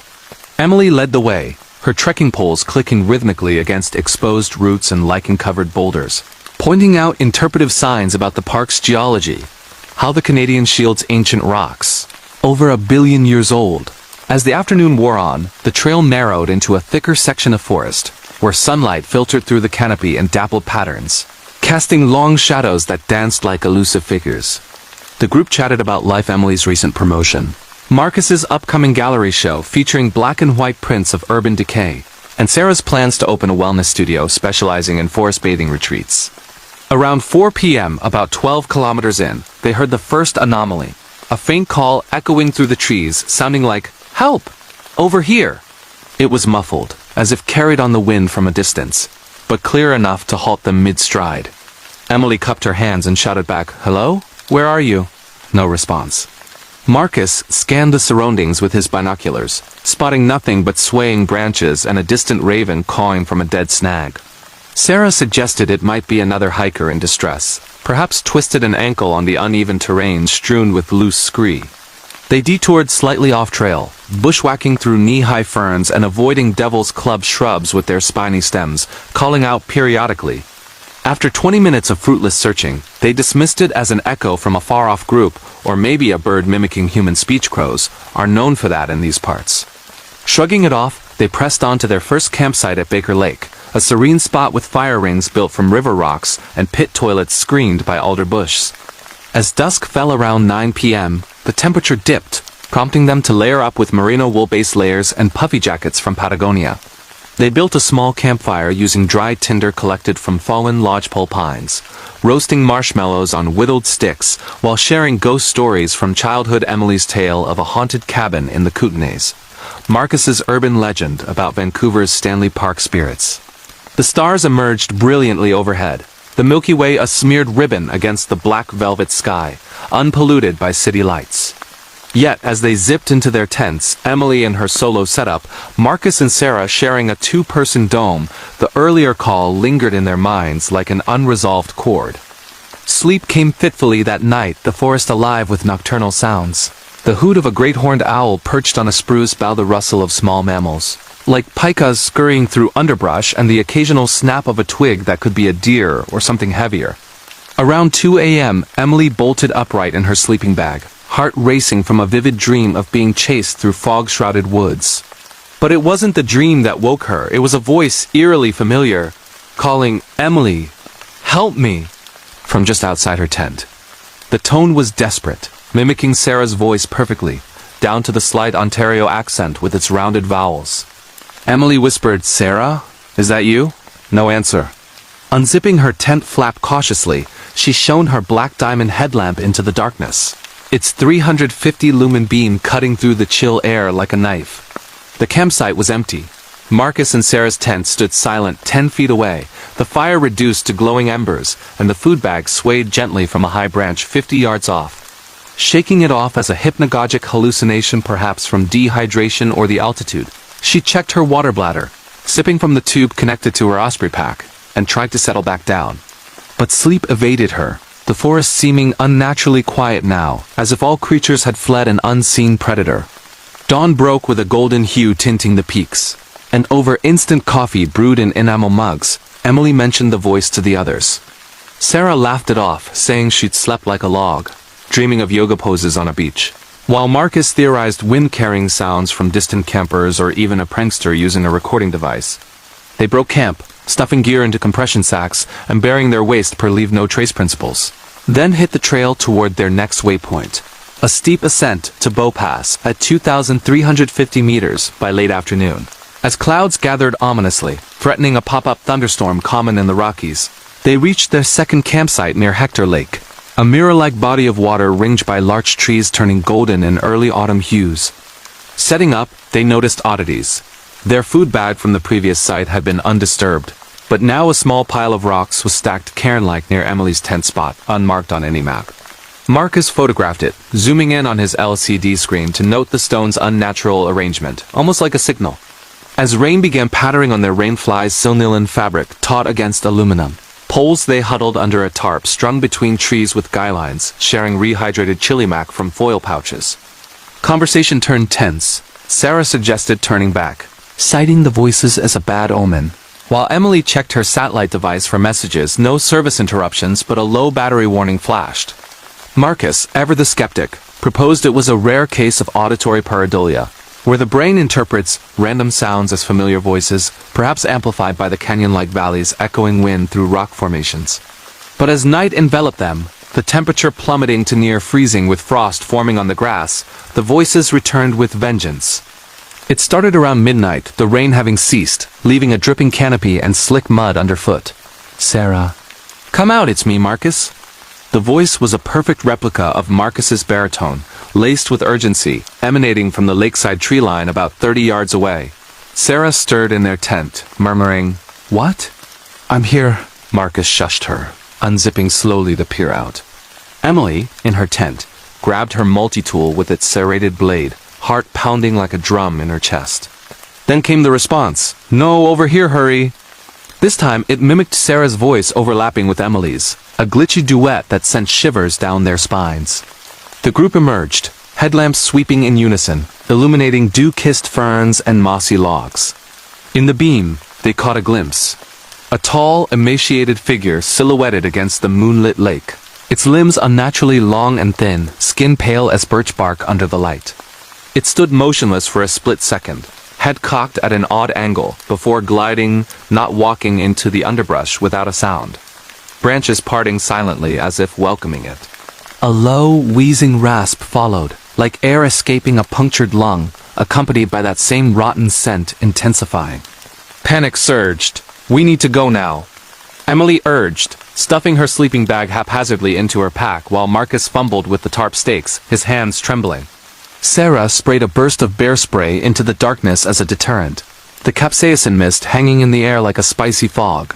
They abandoned non-essentials, the tarp, a forgotten water bottle, and bolted down the trail in the dark, headlamps bobbing like fireflies, breaths coming in ragged gasps. Behind them, the voices pursued, "Wait, don't leave me," in Emily's tone and "Help, it's got me," as Marcus. Footsteps or what sounded like them crunched parallel through the woods, always just out of sight, pacing them effortlessly over the uneven ground. Emily twisted her ankle on a root, pain shooting up her leg like fire, but adrenaline propelled her forward. Marcus glanced back, his light-catching reflective eyes high in the trees, too high for a cougar, too humanoid for comfort. Sarah sobbed quietly, clutching her poles like weapons. After what felt like hours, but was only 90 minutes, they burst onto a service road, flagging down a park ranger's truck patrolling for poachers. Gasping out their story, the ranger, a grizzled veteran named Tom with a Parks Canada badge and radio crackling on his shoulder, drove them to the Banff Warden Station, a log cabin outpost with fluorescent lights buzzing overhead and maps pinned to corkboards. Under interrogation in a sterile room smelling of coffee and pine cleaner, they recounted everything, the mimicking calls, the pale figure, the scratches, the cairn. Tom nodded gravely, revealing similar reports from hikers over the years, voices luring people off trail, never to return, often dismissed as hypothermia-induced delusions or Sasquatch folklore. No bodies found, but gear scattered, a backpack here, a boot there. He mentioned indigenous Cree legends of the Wendigo, a gaunt spirit that mimics voices to draw victims into starvation or madness, its hunger eternal in the frozen north. Searches yielded nothing, no footprints matching the figure, no evidence beyond their testimonies. The group was evacuated by helicopter dawn rotors, whirring over the mist-shrouded peaks, landing in Calgary, where they sought medical checks. Emily's sprain wrapped in an ace bandage. Sarah treated for shock with 4 fluids, Marcus's photos analyzed but showing only blurry shadows. Years later, this terrifying true forest horror story still haunts the survivors. Emily no longer hikes alone, her old journal now filled with frantic sketches of that tall, elongated silhouette. Marcus quietly deleted the blurry photos from that night and refuses to return to the woods. Sarah moved back to Toronto and only practices yoga in crowded studios, far from any whispering trees. Rangers in Banff now quietly warn every group, stay on the trail and never answer a voice calling your name from the darkness. This chilling true encounter is a grim reminder that the Canadian wilderness guards ancient secrets, where breathtaking beauty hides something far older and far darker, something that knows your voice and waits for you to follow it. If you've experienced similar terrifying stalker encounters in the woods or true national park horrors, share below. Some echoes in the forest are better left unanswered. Terrifying true abandoned hospital exploration. Horror stories, the whispering entity that followed me. Home from an asylum in England. Deep within the misty countryside of rural Essex, England, stands the derelict ruins of Severall's Hospital, a sprawling Victorian-era psychiatric asylum that closed its doors in 1997, after decades of controversial treatments, leaving behind echoing corridors, rusted iron beds, and rumors of restless spirits that have drawn urban explorers for years. This truly disturbing, true scary story of an overnight exploration turned lifelong nightmare unfolded in the autumn of 2019, blending the raw terror of illegal trespassing in a haunted location with inexplicable paranormal activity that escalated into a relentless stalking presence. If you're searching for bone-chilling true abandoned asylum horror stories, very scary true urban exploration, encounters shocking true ghost stories from England, or horrifying true paranormal experiences that follow you home, this extended, detail-rich narrative captures every heart-pounding moment, realistic urbex gear preparations, atmospheric descriptions of decay, and creeping dread that builds slowly into pure terror, proving some places should never be entered alone at night. Meet Liam Harper, a 29-year-old amateur photographer and urban explorer from London, known in the tight-knit UK urbex community for his atmospheric black and white shots posted under the pseudonym Shadow Chaser on private forums. Liam had been exploring abandoned sites for 6-year-old factories in Manchester, forgotten tube stations beneath the capital, even derelict World War II bunkers along the Kent coast. But Severall's had always been his white whale. The hospital's history was grim. Built in 1913 as a self-sufficient complex with its own farm, laundry, and morgue, it once housed over 2,000 patients subjected to electroshock therapy, lobotomies, and insulin coma treatments in the mid-20th century. Reports of patient abuse, unexplained deaths, and post-closure hauntings, disembodied screams, shadowy figures in padded cells. Doors slamming without wind made it a magnet for ghost hunters and thrill-seekers alike. Liam planned this solo overnight stay meticulously. He packed a lightweight North Face backpack with a Canon EOS R, mirrorless camera on a Peak design strap, multiple fully charged batteries, a powerful Elite Warrior flashlight with 2 0-lumen spare SD cards, a GoPro Hero 8 for time-lapse footage, steel toe boots to avoid broken glass and asbestos, dust a P3, respirator mask for airborne contaminants, thick leather gloves, a compact crowbar for prying boarded windows, energy gels and water bottles, and a personal locator beacon in case of structural collapse. He researched access points through encrypted Discord channels, learning that the southeast perimeter fence had a gap hidden by overgrown ivy near Colchester Road. Dressed in dark cargo pants, a black hoodie, and a beanie to blend into shadows, he arrived just after dusk on a foggy Friday in October when security patrols were reportedly lighter.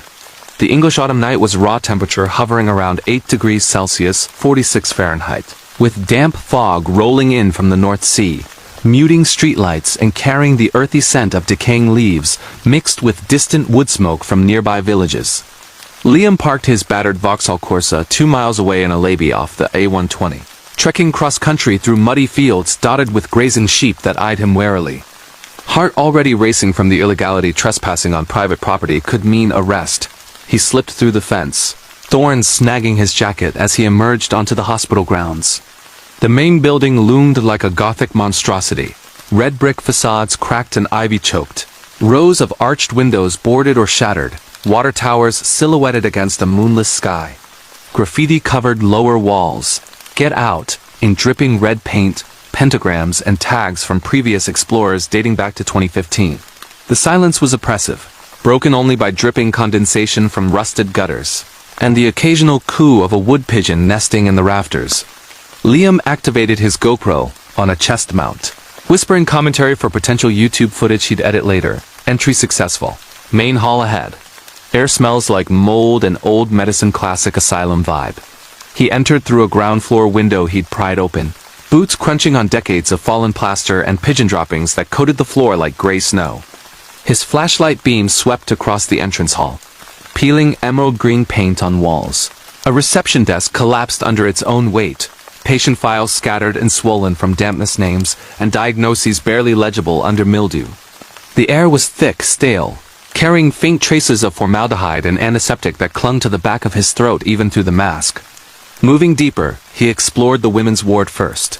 Long corridors lined with tiny rooms, iron bed frames twisted and mattress springs protruding like ribs, restraint straps still bolted to walls in seclusion rooms. In one cell, a child's crayon drawing of a smiling sun remained taped to the wall, inexplicably preserved. Liam photographed everything, macro shots of rusted lobotomy instruments left on a trolley, wide angles of corridors stretching into pitch black, the beam catching dust motes floating like spirits. Hours passed. His watch read 11:47 p.m. when he reached the nurses' station on the second floor, a circular hub with panoramic views down radiating hallways. Here, the first anomaly occurred. A soft whisper, almost conversational, drifting from one of the spokes. Liam. Over here. His name, clear as day. He froze, breath-catching. No wind, no other explorers he'd checked forums that morning. He was alone. Rationalizing it as audio pareidolia from dripping water echoing through pipes, he pressed on, but his skin prickled with gooseflesh. Descending to the basement via a creaking metal staircase slick with condensation, Liam entered the morgue wing-cold even by asylum standards. Tiled walls glistening with moisture, autopsy tables of scarred stainless steel bolted to the floor, drainage channels clogged with leaves blown in through broken vents. The temperature plummeted to near freezing. His breath fogged despite the mild night above. Here, the whispers intensified. Fragmented phrases in a female voice, soft and pleading. "Help me, it hurts." "Don't leave," bouncing off ceramic tiles in perfect acoustics. Liam's heart hammered. He swung the flashlight wildly, revealing only empty gurneys and shelves of dusty specimen jars filled with murky formaldehyde. He captured audio on his Zoom H1 recorder, planning to analyze later, but in the moment, adrenaline surged. Backtracking upstairs, he decided to camp in the old recreation hall, a vast room with a collapsed stage, broken grand piano keys scattered like teeth, and rows of folding chairs facing nothing. He unrolled a lightweight bivy sack on the least filthy section of parquet floor, ate a protein bar, and tried to rest while running time-lapse on the GoPro pointed toward the stage. Sleep came in fits, haunted by dreams of padded walls closing in. At 3:12 a.m., the infamous witching hour, Liam jolted awake to scratching. Slow, deliberate dragging across wood, coming from beneath the stage. Not rats, too rhythmic, too heavy. He shone his light, nothing visible. Then the whispers returned, now layered, multiple voices overlapping, some male, some female, all murmuring his name. Recounting details only he knew, his mother's maiden name, the date of his father's death, the street he grew up on in Croydon. Terror gripped him. He packed frantically, camera gear clattering. As he fled down the main corridor toward his exit window, footsteps echoed behind, perfectly synchronized with his own, stopping when he stopped, starting when he ran. In blind panic, he burst outside into the fog, sprinting across grounds, vaulting the fence, thorns tearing flesh from his arms. He didn't stop until reaching his car, slamming the door and peeling away, tires spinning on wet tarmac. But the horror didn't end there. This is what makes it one of the most disturbing true paranormal stalking stories ever shared. The next morning in his flat in Hackney, Liam noticed cold spots in rooms, lights flickering without cause. While reviewing footage, he heard the whispers again, now on the recording, clear and directed at him during moments he remembered as silent. Shadows appeared in peripheral vision, tall humanoid shapes with elongated limbs that vanished when stared at directly. His sleep paralysis episodes began waking unable to move while a pressure sat on his chest. The same female voice whispering apologies and pleas inches from his ear. Friends noticed scratches appearing on his back overnight. 3 parallel lines mirroring those he'd photographed on asylum walls. He sought help, cleansing rituals from a local spiritualist, consultations with paranormal investigators who analyzed EVPs from his files and confirmed intelligent responses. But the entity followed relentlessly, doorknobs rattling at 3 a.m., footsteps pacing his hallway, his name sighed through air vents. Years later, this terrifying true abandoned hospital horror story still haunts Liam. He abandoned urban exploration entirely, deleting thousands of photos and selling all his camera gear. He moved twice, first to Brighton, then to Edinburgh, but cold spots and whispers persisted. He now works a quiet office job, sleeps with lights on, and refuses to speak the hospital's name aloud. Paranormal researchers link his case to attachment phenomena common in asylums with traumatic history's spirits latching onto intruders who disturb their unrest.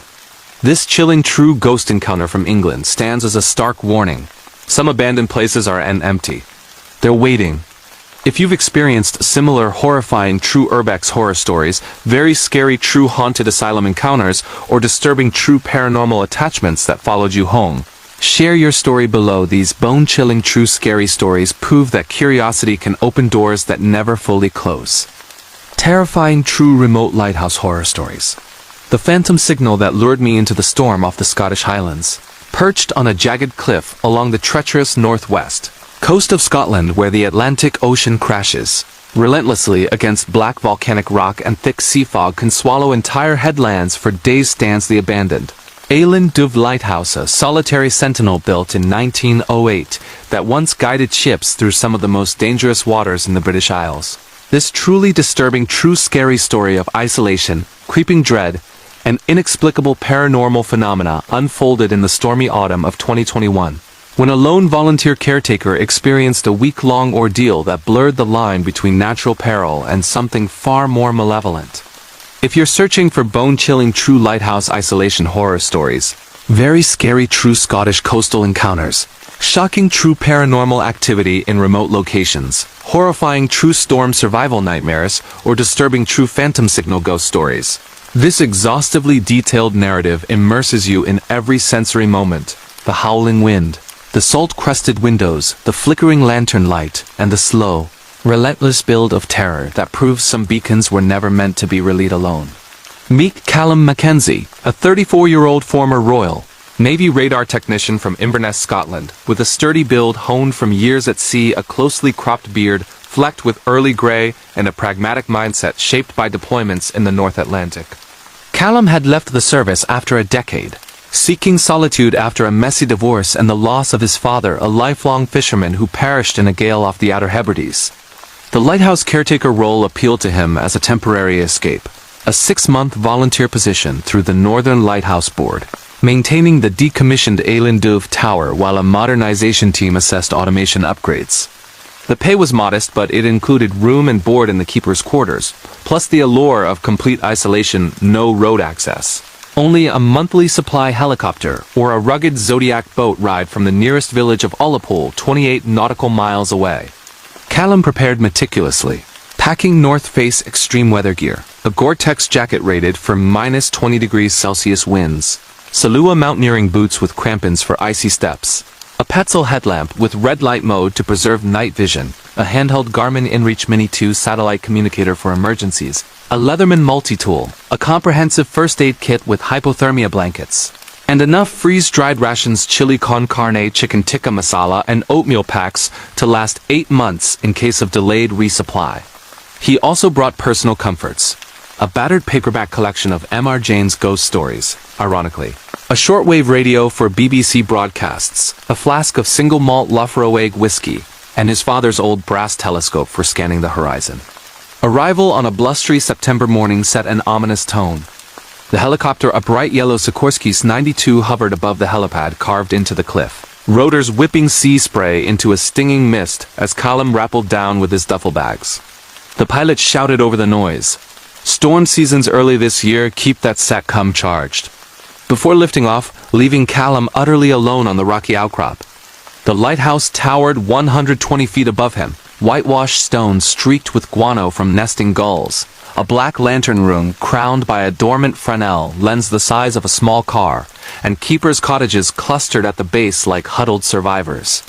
Inside the main quarters recently refurbished with solar panels, a diesel generator backup, propane heating, and Starlink internet for basic emails, the air smelled of fresh paint overlaying centuries of damp salt and lamp oil. Callum unpacked methodically, stocking the galley with tins of beans and urn brew, setting up his bunk in the upper bedroom with views of endless gray waves and running diagnostics on the temporary LED beacon installed for heritage tours. His daily routine was regimented. Morning checks of the tower stairs, 312 spiraling cast iron steps slick with condensation. Lens cleaning with microfiber cloths, weather logging via an automated station transmitting to the Met Office, and perimeter walks to clear debris hurled by gales. Evenings brought stunning sunsets when clear fiery oranges bleeding into the minch or impenetrable fog when the horn, though deactivated, seemed to echo in memory. The first few days passed in peaceful monotony. The isolation therapeutic.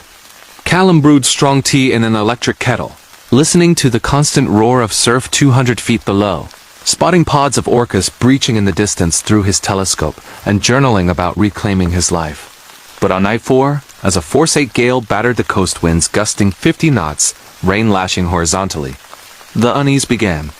Around 11 p.m., while reading by LED lantern in the watchroom atop the tower, Callum noticed an anomaly on the old radar repeater screen he'd de-hooked up for nostalgia. A faint blip steady and approaching like a vessel on collision course. Yet his modern IS transponder showed nothing, no ships for 50 miles, per the latest marine traffic data. Dismissing it as electromagnetic interference from lightning strikes flashing on the horizon, he logged it and descended. But as he reached the lantern room, the great lens dormant for years flickered. A brief, ethereal green glow pulsed once, as if signaling Morse code. Short, long, short. SOS. Heart-quickening, Callum checked the power board, everything off. Outside, through salt-encrusted glass, he saw only blackness and frothing whitecaps. Sleep evaded him that night, the tower creaking like an old ship in the storm. At 3 a.m., the dead of night, he heard footsteps on the spiral stairs below.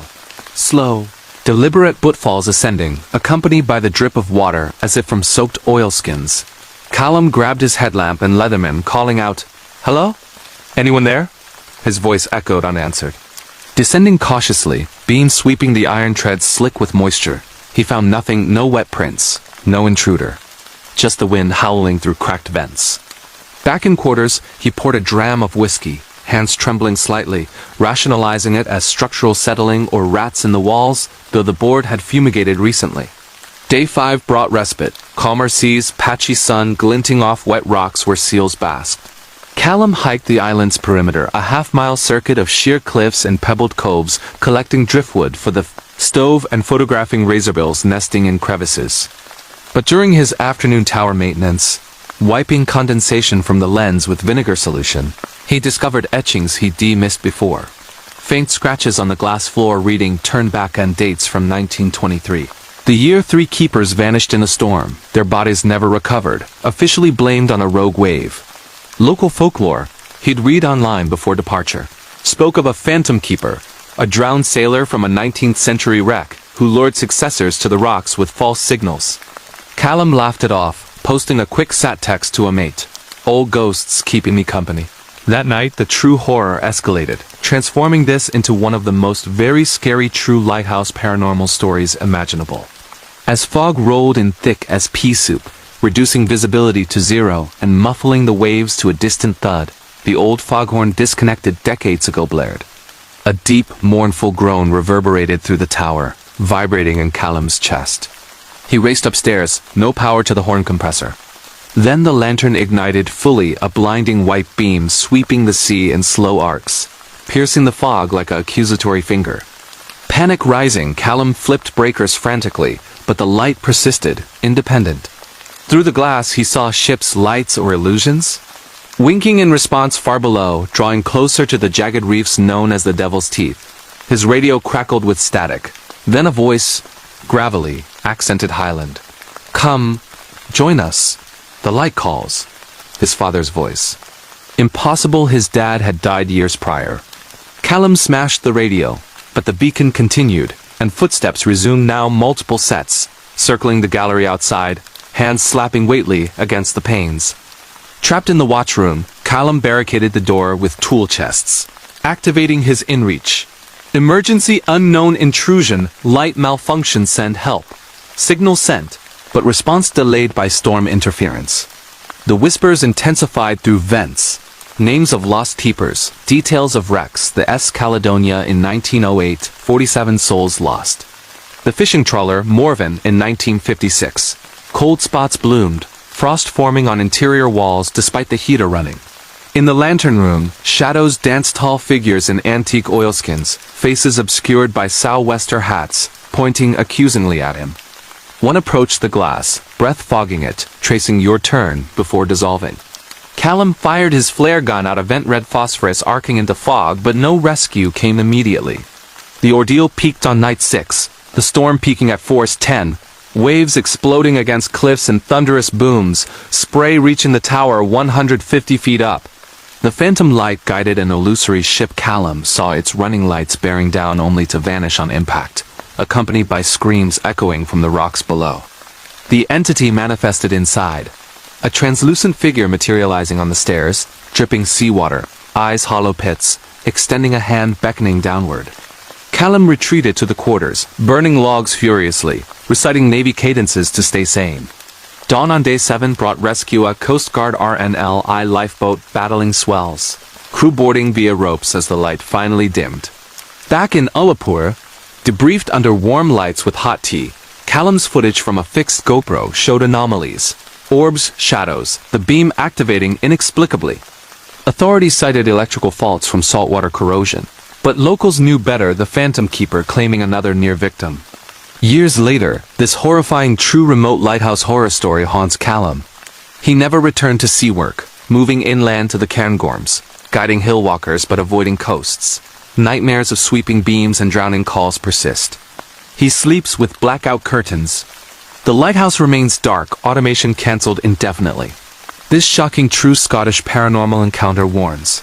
Some lights guide to safety, others to the deep. If you've survived similar disturbing true isolation horror stories, very scary true coastal ghost experiences, or bone-chilling true phantom signal nightmares, share below. These terrifying true scary stories from Scotland prove the sea never forgets its own. Terrifying true underground cave horror stories.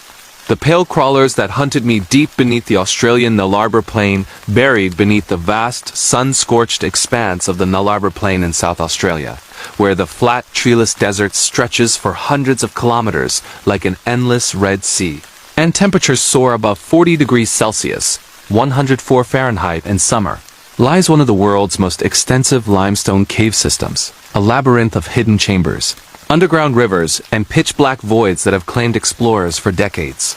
This bone-chilling true scary story of a solo caving expedition gone terrifyingly wrong unfolded in the dry season of 2022, blending the raw claustrophobia of extreme speleology with inexplicable encounters that suggest something ancient and predatory still inhabits the depths. If you're searching for disturbing true underground cave horror stories, very scary true Australian outback exploration nightmares, shocking true paranormal encounters in caves, horrifying true crawler sightings deep below ground, or truly terrifying true solo caving survival tales, this exhaustively detailed narrative plunges you into every suffocating moment. The scrape of rock against soot, the echo of dripping water, the failing headlamp battery, and the slow, relentless escalation of dread that proves some darkness was never meant to be disturbed. Meet Nathan Riley, a 36-year-old experienced speleologist and photographer from Adelaide, South Australia, with a lean, wiry build forged from years of squeezing through tight passages, sun-bleached, hair tied back under a Petzl caving helmet, and a quiet intensity driven by a lifelong fascination with the subterranean world. Nathan had been caving since his teens, starting in the Narracorty Caves World Heritage area before progressing to technical expeditions in the Nullarbor's remote systems like Cuckobiddy, Weebubby, and Murra El Elevin. He'd earned certifications from the Australian Speleological Federation, mastered vertical rope techniques with Petzl ascenders and descenders, and carried a reputation in the tight-knit caving community for meticulous planning and stunning underground photography using a waterproof Olympus Tough camera with off-camera flashes. This solo trip was personal, a week-long push into Cunalda Cave, a restricted site requiring special permits from the Department of Environment and Water due to its archaeological significance. Ancient Aboriginal finger flutings on walls dating back 20 years, and extreme danger. Narrow squeezes, unstable breakdown zones, and flash flood risks from rare desert storms. Nathan prepared obsessively. His haul bag packed with a full vertical caving kit 11mm. Static ropes harness with cow's tails carabiners, a stop descender, and a chest ascender. 3 independent light sources. Primary Petzl Duo LED helmet lamp with 1100 lumens backup Princeton Tech Apex. and handheld Surefire. A dress suit for cold sumps, neoprene gloves, knee and elbow pads, a Pelican case for camera gear survey tools, like a Sunto clinometer and tape, emergency bivy sack, high-calorie energy gels, and Cliff Bar's a personal locator beacon, since to his Garmin InReach Mini, 2 and 10 liters of water in flexible bladders. He filed a detailed call-out plan with a trusted friend in Chaduna. Check-ins every 48 hours via satellite text, extraction if missed. Accessing Cunalda required a 1,200-kilometer drive from Adelaide across the air highway, the longest straight road in Australia, 180 kilometers without a bend past roadhouses, serving lukewarm coffee and warning signs for wandering emus and camels. The landscape was desolate. Red dirt, low blue bush scrub, and mirage-shimmering horizons under a relentless sun. Nathan arrived at the fenced entrance at dusk, the air cooling rapidly to 15 degrees Celsius as he parked his modified Toyota Helix 4WD with roof rack and spare fuel jerry cans. The cave entrance was unassuming, a fenced doline collapse 30 meters wide, with a concrete lid and steel ladder descending 20 meters into darkness. He radio-checked surface conditions, suited up in his battered caving oversuit reinforced with cordura patches, and rappelled down at 7 p.m., the clang of the lid closing overhead, sealing him into silence, broken only by dripping condensation and his own breathing through the helmet vents. The first few hours were pure exploration bliss, the reason Nathan lived for this. The entrance series opened in the fossil passages, lined with flowstone curtains glistening like frozen waterfalls, stalactites dripping mineral-rich water that plinked into shallow pools. His primary light carved tunnels through the gloom, revealing delicate halictites twisting like coral and ancient megafauna bones embedded in sediment extinct, diprotodon jaw fragments preserved perfectly. He photographed everything. Macro shots of gypsum flowers blooming like crystal needles, wide-angle panoramas of chambers large enough to swallow cathedrals. By midnight, after surveying 800 meters of passage, he reached the first tight squeeze, a body-length crawl through breakdown boulders, helmet scraping rock as he exhaled to flatten his chest and slither forward on elbows. The air grew cooler, around 18 degrees constant year-round, carrying the mineral tang of limestone and faint guano from rare bat colonies. He set up a small rest spot in a dry chamber, eating a protein bar while reviewing digital sketches on his rugged tablet, planning the push toward the deeper lake series mapped in the 1960s. Day 2 underground blurred into timeless darkness. Cavers lose circadian rhythm quickly. Nathan pressed deeper, rigging a 40-meter pitch down a dome pit using natural anchors and deviation bolts drilled with his cordless Hilti. The rope hummed as he descended, boots kicking off walls slick with moon milk, landing in a chamber echoing with distant water. Here the cave changed, passages narrowed, ceilings lowered, forcing stoop walking then crawling. He noted Aboriginal art, red ochre hand stencils and finger markings on soft walls, some deliberately smudged as if warning intruders. A subtle unease crept in. His backup light flickered once, though batteries were fresh Duracells. Dismissing it as condensation on contacts, he continued. By estimated day 3, watch time meaningless. After traversing a muddy crawl that coated his suit in clay, Nathan reached the remote lake chamber, an underground tarn 50 meters long, water crystal clear and bitterly cold at 16 degrees. He donned fins and mask for a short swim across a sump, emerging into virgin passage never fully surveyed. Excitement surged. This could be a major extension. But here the anomalies began. While photographing straw stalactites hanging like icicles, he heard movement, a soft scraping far ahead, like fingernails on stone. He called out, "Hello? Anyone down here?" Knowing solo trips meant no one else had permits. Echoes returned distorted, almost mocking. Shrugging it off as rockfall, he advanced. The horror escalated slowly, insidiously. In a low bedding plane crawl, barely 30 centimeters high, forcing prone, wriggling for 20 meters. Nathan's primary light dimmed unexpectedly, battery indicator dropping from 80% to 20% in minutes. Switching to backup, he pressed on, emerging into a breakdown maze where ceiling collapses created chaotic boulder chokes. Navigation grew tricky. His compass spun erratically near iron-rich formations.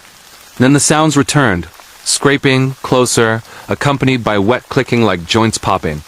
He shone his light down side passages, nothing but shadows retreating.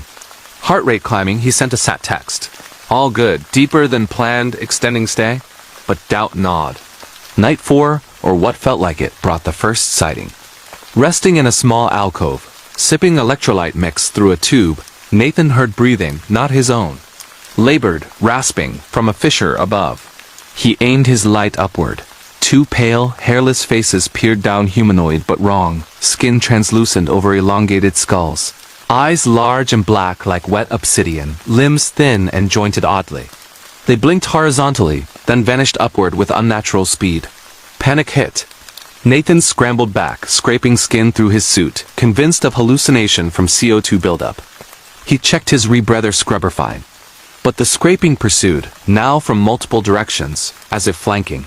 Trapped deeper than planned, with limited food and failing lights, Nathan attempted retreat.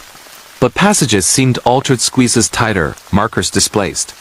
The crawlers revealed themselves fully in a large chamber. 4 figures emerging from cracks, moving on all fours with spider-like grace, bodies emaciated and pale from eternal dark, mouths opening to reveal needle teeth.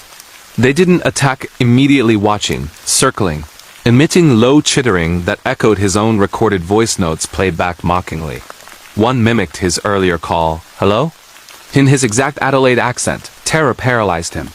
He fired a flare, red magnesium light bathing the chamber in hellish glow, revealing more figures clinging to walls like geckos. Survival instinct kicked in. Nathan bolted, crawling frantically through known passages, rope ascending pitches with trembling hands, battery conservation forcing red light mode that cast bloody shadows. Behind, the crawlers pursued, not running, but flowing, always just out of sight, scraping closer during rests. His screams echoed unanswered. The PLB signal finally sent during a surface push. Emergency extraction, unknown entities, Kunalda. A rescue was days away. He emerged after 6 days underground, emaciated, hypothermic, covered in abrasions, into blinding sunlight, collapsing as rangers arrived via helicopter. Medical checks in Chiduna Hospital revealed dehydration, minor infections, but no drugs or psychosis. His camera memory card held blurry photos, pale shapes and backgrounds, impossible reflections. Authorities sealed the cave tighter, citing structural instability, though whispers among cavers speak of Nalarbor crawlers, troglobites evolved or something older, guarding sacred depths. Years later, this truly terrifying, true underground cave horror story haunts Nathan. He abandoned caving, moving to coastal Victoria, working as a diving instructor but never deeper than reefs. Nightmares of scraping and black eyes persist. He sleeps with multiple lights. The photos, shared anonymously online, fuel debates in forums like Reddit's R Caving and R High Strangeness. Rangers quietly discourage solo permits. This shocking true Australian subterranean encounter warns. Beneath the empty desert, the earth hides hungers older than humanity. If you've survived similar disturbing true cave crawler horror stories, very scary true deep earth paranormal experiences, or bone-chilling true solo exploration nightmares, share below these horrifying true scary stories from Australia. Prove some depths, stare back. Terrifying true Arctic tundra horror stories. The endless footsteps that followed me across the frozen Norwegian wilderness. Deep in the remote Finnmarksvidda plateau of northern Norway, where winter darkness lasts for months under the polar night, and the vast tundra stretches like an endless white void beneath the flickering aurora borealis. A solo winter trekker encountered a presence that defied explanation, a relentless, unseen stalker whose footsteps never tired and whose whispers carried secrets no living person should know. This truly disturbing, true scary story unfolded during the harsh polar winter of 2020, blending the brutal reality of Arctic survival with inexplicable paranormal phenomena that escalated into a week-long nightmare of pursuit and psychological terror. If you're searching for bone-chilling true Arctic tundra horror stories, very scary true Norwegian wilderness encounters, shocking true endless footsteps paranormal experiences, horrifying true solo winter trekking nightmares, or disturbing true polar night stalker tales that will make you fear the silence of snow. This exhaustively detailed narrative immerses you in every frozen breath, every crunch of boot on crust, every heart-stopping moment of doubt in the endless white, proving that in the far north, some things follow you not for warmth, but for company forever. Meet Lars Hansen, a 38-year-old seasoned outdoor guide and photographer from Tromsø, Norway, with a rugged frame hardened by years leading groups across Svalbard and the Lyngen Alps. Frost-tipped beard framing a face etched with windburn scars. and a calm demeanor honed from guiding tourists through blizzards and polar bear country. Lars had grown up in the Arctic Circle, learning Sami traditions from his grandmother reindeer herding, yoiking under the northern lights, respecting the hidden spirits of the land, but modern life pulled him toward adventure tourism. After a difficult year marked by the pandemic canceling tours and a breakup with his longtime partner, he craved true solitude. A 10-day solo traverse of the Finnmarksvidda, Norway's largest plateau, covering 100 kilometers from Karasjok to Alta on cross-country skis, pulling a polk sled loaded with survival gear. This wasn't reckless. Lars was Norwegian Avalanche Center certified, held wilderness first aid qualifications, and had completed similar treks annually.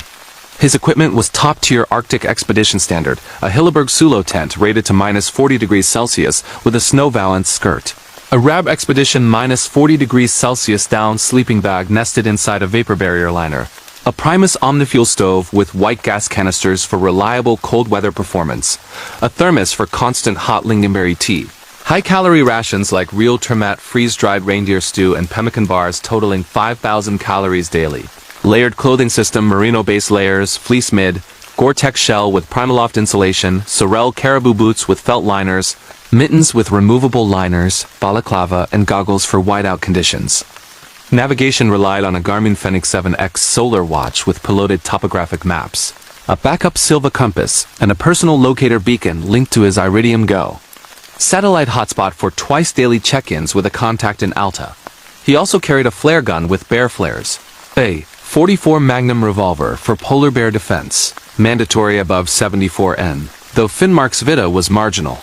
A lightweight carbon fiber shovel for digging snow shelters, and his trusted Nikon Z7 camera in a waterproof Pelican case for aurora photography under the Kamos, the polar night when the sun never rises from November to January. Departure began on a crisp December morning at -25°C, -13°F. The sky a perpetual twilight blue even at noon, air so cold it burned the lungs with each inhale. Lars skied out from Karasjok's outskirts, skis gliding smoothly on waxed bases over hard-packed snow, polk sled hissing behind on its Kevlar runners loaded to 50 kilograms. The plateau opened before him, rolling hills blanketed in meter-deep snow, scattered dwarf birch frozen solid, frozen lakes gleaming like steel under faint light. Reindeer herds grazed in the distance, their antlers silhouetted against the horizon, while ravens wheeled overhead with harsh cries. He set a steady pace 15 kilometers the first day, stopping to brew tea on the stove sheltered behind a windbreak of packed snow, photographing the subtle pinks and purples of civil twilight. That night, he pitched camp in a shallow depression, tent glowing from his headlamp as he melted snow for water, ate hot stew that steamed in the Frigidaire, and journaled by LED light before sliding into his bag, the silence absolute save for the occasional crack of contracting ice on nearby lakes. The first 2 days passed in meditative rhythm, skiing under dancing green auroras that rippled like silk curtains, temperatures dropping to -32°C overnight, frost feathers forming inside the tent vestibule. Lars sent set texts. All good, 30 kilometers covered. Aurora spectacular, and felt the healing power of isolation, the vastness erasing urban stress. But on day 3, as a light snowfall began, fine crystals drifting like diamond dust, the subtle anomalies started.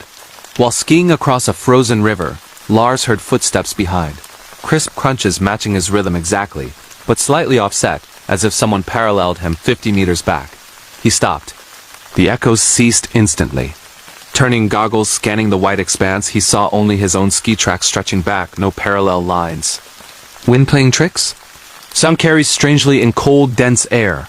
Shrugging, he continued, but the feeling of being watched prickled his neck. That evening, camping near a cluster of wind-sculpted snowdrifts resembling frozen waves, the footsteps returned during setup. Crunch, crunch, pause, mirroring his shovel digs for tent anchors. Lars shouted in Norwegian. Hello? Are det noen der? Voice swallowed by the tundra. No response. He circled camp with revolver drawn, tracks only his own.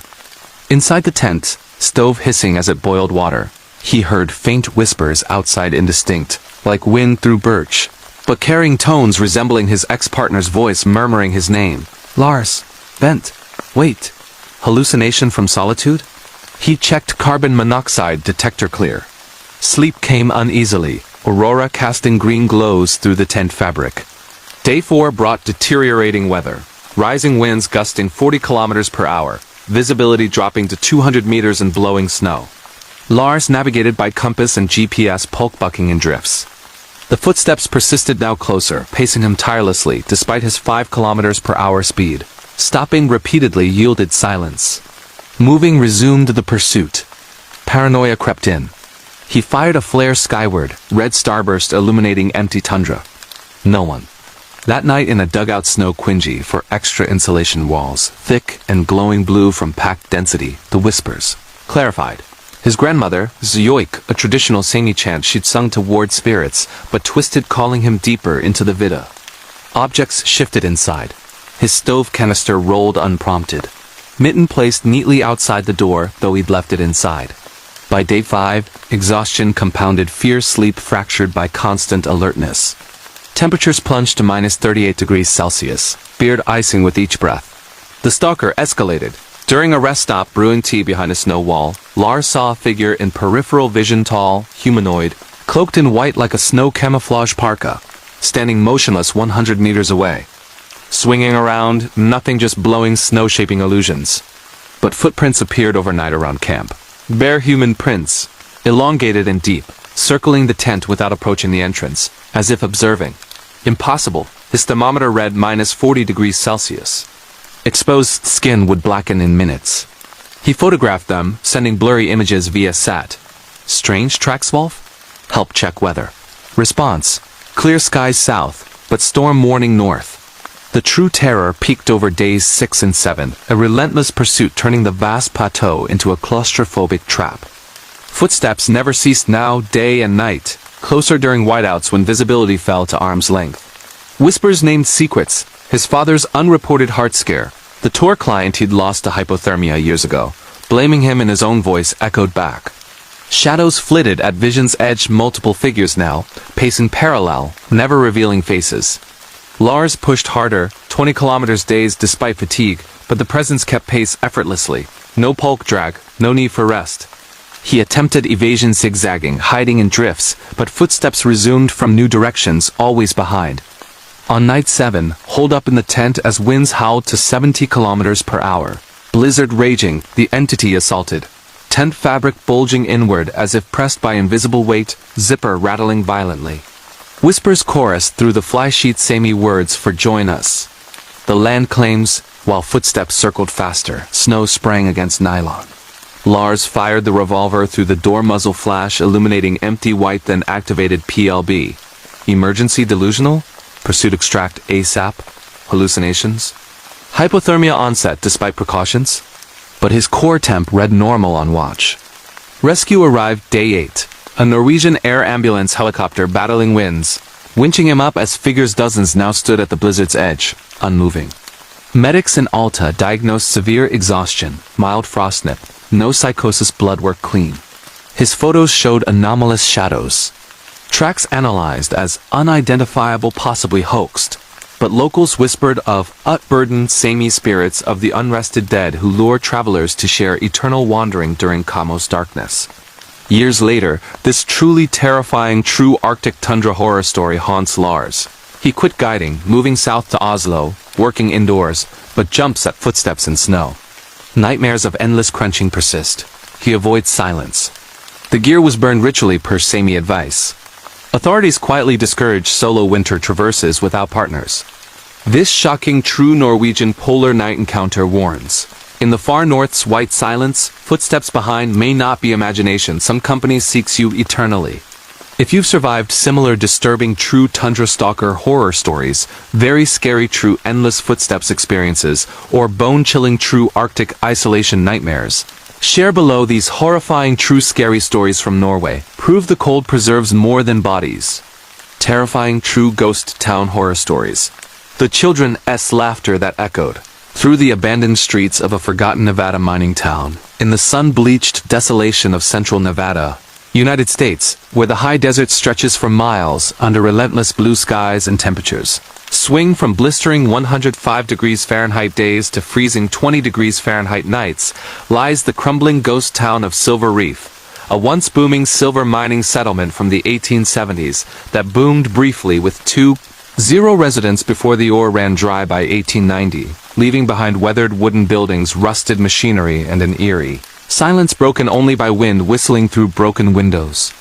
This truly horrifying, true scary story of an overnight urban exploration turned unrelenting nightmare unfolded. In the late summer of 2023, blending the raw thrill of trespassing in a restricted historic site with escalating paranormal activity that built from subtle unease to pure terror. If you're searching for bone-chilling true ghost town horror stories, very scary true abandoned mining town encounters shocking true children's ghost sightings in the American desert, disturbing true overnight urbex nightmares that follow you home, or horrifying true echoing laughter, paranormal experiences in remote locations, this exhaustively detailed narrative captures every dust-choked breath, every creak of decaying timber, every heart-stopping glimpse in the moonlight, and the slow, inexorable build-up of dread that proves some places hold on to their past with a grip tighter than death. Meet Dylan Brooks, a 31-year-old urban explorer and content creator from Las Vegas, Nevada, with a lean athletic built from years of hiking remote sites, sun-bleached hair under a faded baseball cap, and a quiet determination, fueled by a growing YouTube channel focused on abandoned Americana. Dylan had been exploring since college-old Route 66 motels in Arizona, derelict casinos on the Vegas outskirts, forgotten Cold War bunkers in the Mojave, but ghost towns were his passion. Drawn to their frozen-in-time quality and whispers of tragedy. Miners lost in cave-ins, gunfights over claims, families abandoned when the boom ended. Silver Reef called to him specifically after deep dives into historical archives.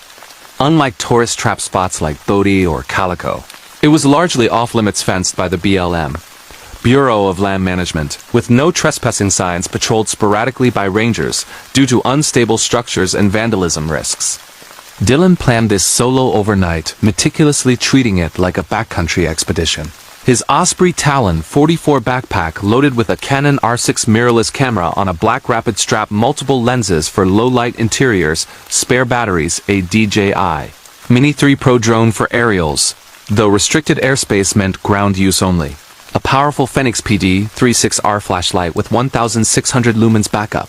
Headlamp, steel toe boots for splintered floors and rusted nails, thick work gloves AN95. Mask for dust and potential hantavirus from rodent droppings, a compact pry bar for boarded doors, energy bars and trail mix, a 3-liter. Camelback for hydration in the arid heat. A Garmin InReach Mini 2 satellite communicator for emergencies. No cell service for 50 miles. A lightweight bivy sack and thermarest pad for sleeping rough. And a personal alarm with motion sensor for security. Dressed in khaki cargo pants, a long-sleeve sun shirt, and a wide-brim hat, he drove his dust-covered Jeep Wrangler north from Vegas on Highway 95, then east on unpaved BLM roads, kicking up plumes of alkali dust that coated everything in fine white powder. Arrival at dusk painted the town in golden hues, shadows stretching long across the sagebrush-choked Main Street. Dylan parked a mile out to avoid detection, trekking in under cooling temperatures around 85 degrees Fahrenheit, dropping fast. The air scented with creosote bush and dry earth after a rare monsoon sprinkle. The perimeter fence was chain-link topped with barbed wire, but he found a known gap near an old tailings pile, slipping through quietly, boots crunching on gravel that sounded unnaturally loud in the stillness. Silver Reef emerged like a movie set frozen mid-decay. A grid of about 30 structures, false front saloons with peeling red paint, a crumbling Wells Fargo office with bars on windows, miners, shacks leaning at impossible angles, a schoolhouse with its bell tower askew, and the skeletal remains of a stamp mill with rusted ore carts on warped tracks. Tumbleweeds rolled lazily down the street. Ravens perched on rooftops cawed mockingly. Graffiti marred some walls. Class of '82 was here, ironically, but much remained untouched. Windows staring like empty eyes, doors hanging ajar on leather hinges. Dylan activated his camera, whispering narration for potential footage. Entry successful. Sun setting fast, town feels like it never left the 1880s. Air's thick with dust and something else. He explored methodically, starting with the saloon, the grandest building, its batwing doors long gone, bar counter warped and coated in decades of dust. Broken bottles glinting behind it, poker tables overturned like after a brawl. His flashlight beam revealed details. Faded wallpaper with floral patterns, a player piano missing keys, bullet holes in the ceiling from rowdy celebrations.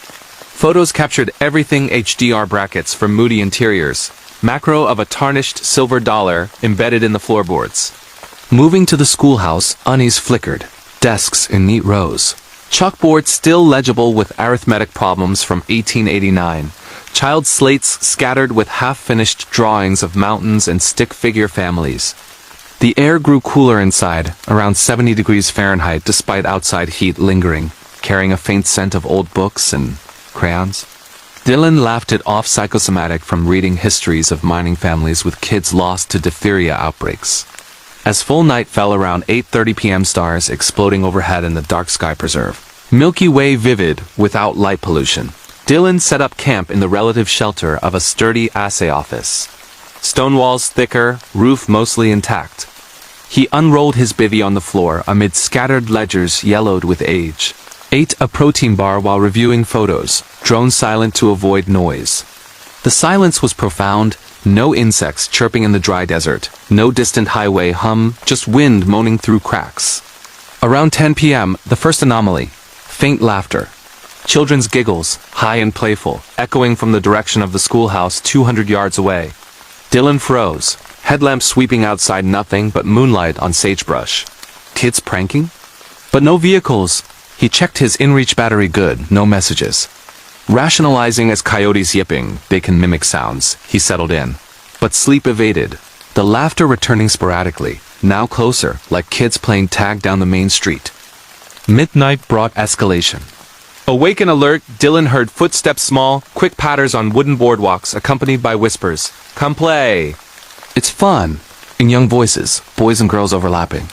He ventured out, flashlight cutting through darkness, following sounds to the schoolhouse. Inside, desks shifted slightly. One pulled out as if a child sat there recently, fresh scuff marks and dust. A swing on the nearby playground, rusted chains, long still creaked back and forth gently, no wind strong enough. Heart pounding, he filmed everything, voice shaky. This can't be real wind. But selective. Back at camp, laughter circled the assay office, giggles turning to calls. Mr. Where are you? His name whispered next. Dylan, join us. How? He told no one his exact location. Dawn broke hot and merciless. Sun rising at 6 a.m., baking the valley to 90 degrees Fahrenheit already. Exhausted from fractured sleep, Dylan explored more. The mine entrance boarded, but with a gap revealing timbers shored against collapse, headframes silhouetted like gallows. But anomalies persisted.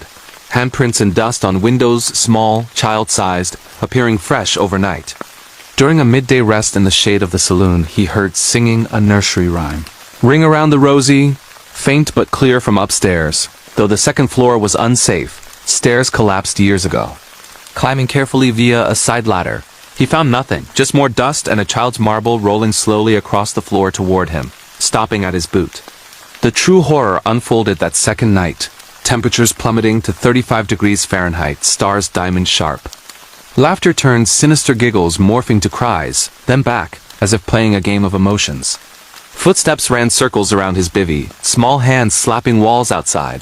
Dylan barricaded the door with assay tables, camera rolling on tripod. Shadows danced in flashlight beams, small figures darting at periphery.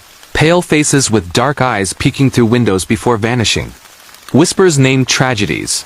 A 1885 cave-in killing 12 miners' children trapped in the school during aftershocks. Diphtheria epidemic claiming dozens buried in unmarked graves nearby. We waited. No one came. Cold spots bloomed. Breath visible inside despite no drop outside. Objects moved. His pry bar sliding across floor. Water bottle tipping, spilling in a deliberate pattern. A childish smiley face. Panic peaked around 3 a.m. Laughter swelled to a chorus. Dozens of voices, building pounding on walls, shaking dust from ceilings. Figures materialized briefly in moonlight, translucent children in 1880s clothing, faces smudged with dirt, hands reaching through cracked glass. One pressed against the window, mouthing play repeatedly, eyes hollow. Dylan fired a bare flare outside, red glare, illuminating empty street, but laughter only intensified, mocking. He activated inReach SOS. Trapped hallucinations? Intruders? Need extraction, but response delayed, remote area. He fled at first lights, sprinting to the fence, thorns tearing clothes, arriving at Jeep dehydrated and scratched. Rangers met him miles down road alerted by PL by dismissing as heat stroke and exhaustion, though his footage showed anomalies. EVPs of laughter on audio, shadows moving independently. Medics in Tonopah treated exposure. No drugs found. Years later, this terrifying true ghost town horror story still haunts Dylan. He abandoned urban exploration completely, sold all his camera gear, and moved to rainy Oregon, far from any deserts. Nightmares of children's laughter echoing through empty streets persist. He sleeps only with constant white noise. Locals quietly warn visitors to stay away after dark, whispering of restless child spirits waiting for new playmates. This chilling true encounter is a grim reminder. Some abandoned towns aren't empty, they're patiently waiting. If you've experienced similar horrifying true ghost town nightmares, very scary true children's ghost sightings, or disturbing true echoing laughter experiences, share below. Some invitations from the past are better left unanswered. Terrifying true abandoned factory horror stories. The machine that still ran in the dead of night in a forgotten Michigan industrial ruin. Deep in the rusting heart of Detroit, Michigan, United States. Where the once mighty automotive empire has crumbled into vast expanses of derelict factories, stretching for blocks under overcast skies and temperatures that swing from humid 90 degrees Fahrenheit summers to bitter -10 degrees Fahrenheit winters, stands the skeletal remains of the old Fisher Body Plant 21, a massive Art Deco complex built in 1919 that produced car bodies for General Motors until its closure in 1985. Leaving behind miles of shattered windows, graffiti-covered walls, and machinery frozen, mid-motion like ghosts of the assembly line.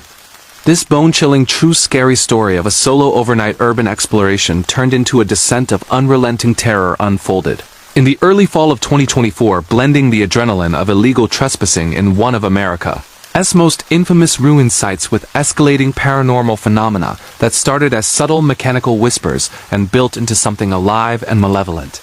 If you're searching for disturbing true abandoned factory horror stories, very scary true Detroit urbex nightmares, shocking true moving shadows in industrial ruins, horrifying true overnight exploration encounters that follow you home, or truly terrifying true machine ghost experiences in forgotten American factories, this exhaustively detailed narrative immerses you in every echoing footstep, every rust-flaked breath, every flicker of dying flashlight, and the gradual suffocating buildup of dread that proves some places do and shut down. They just wait for new workers in the dark. Meet Alex Rivera, a 33-year-old professional urban explorer and videographer from Chicago, Illinois, with a sturdy build from climbing fire escapes and squeezing through chain-link fences, close-cropped dark hair under a black beanie, and a focused intensity driven by a thriving Patreon-supported channel documenting Midwest decay. Alex had been exploring abandoned sites for 8 years, forgotten malls in Ohio, derelict steel mills in Pennsylvania, even flooded basements under Chicago's elevated tracks, but Detroit's ruins were the pinnacle drawn to their scale and tragedy. Thousands laid off in the 80s, buildings left to rot amid economic collapse. Now magnets for scrappers, artists, and explorers, despite heavy security patrols and demolition threats. Fisher Body Plant 21 obsessed him after months of research.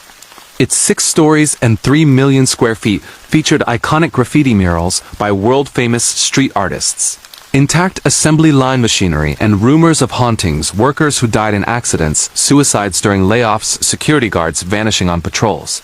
Alex planned this solo overnight with military precision, his North Face Basecamp duffel packed with a Sony a7S III camera for low-light 4K video on a Zhone gimbal, multiple lenses including a 14mm wide angle for vast interiors, spare MPF-Z100 batteries, a Rode Video Mic Pro for crisp audio narration, a Streamlight ProTech HLX flashlight with 1000 lumens, backup Petzl headlamp, heavy-duty Carhartt coveralls reinforced with knee pads for crawling through debris, steel-toe Red Wing boots for broken glass and rebar, thick mechanics gloves, a full-face P100 respirator for asbestos and mold spores, a compact bolt cutter for chain doors, protein shakes and jerky for sustenance, a 5-liter hydration bladder, a black diamond bouldering crash pad folded as a sleeping mat, a lightweight Big Agnes sleeping bag, and crucially, a Spot X satellite messenger for emergencies.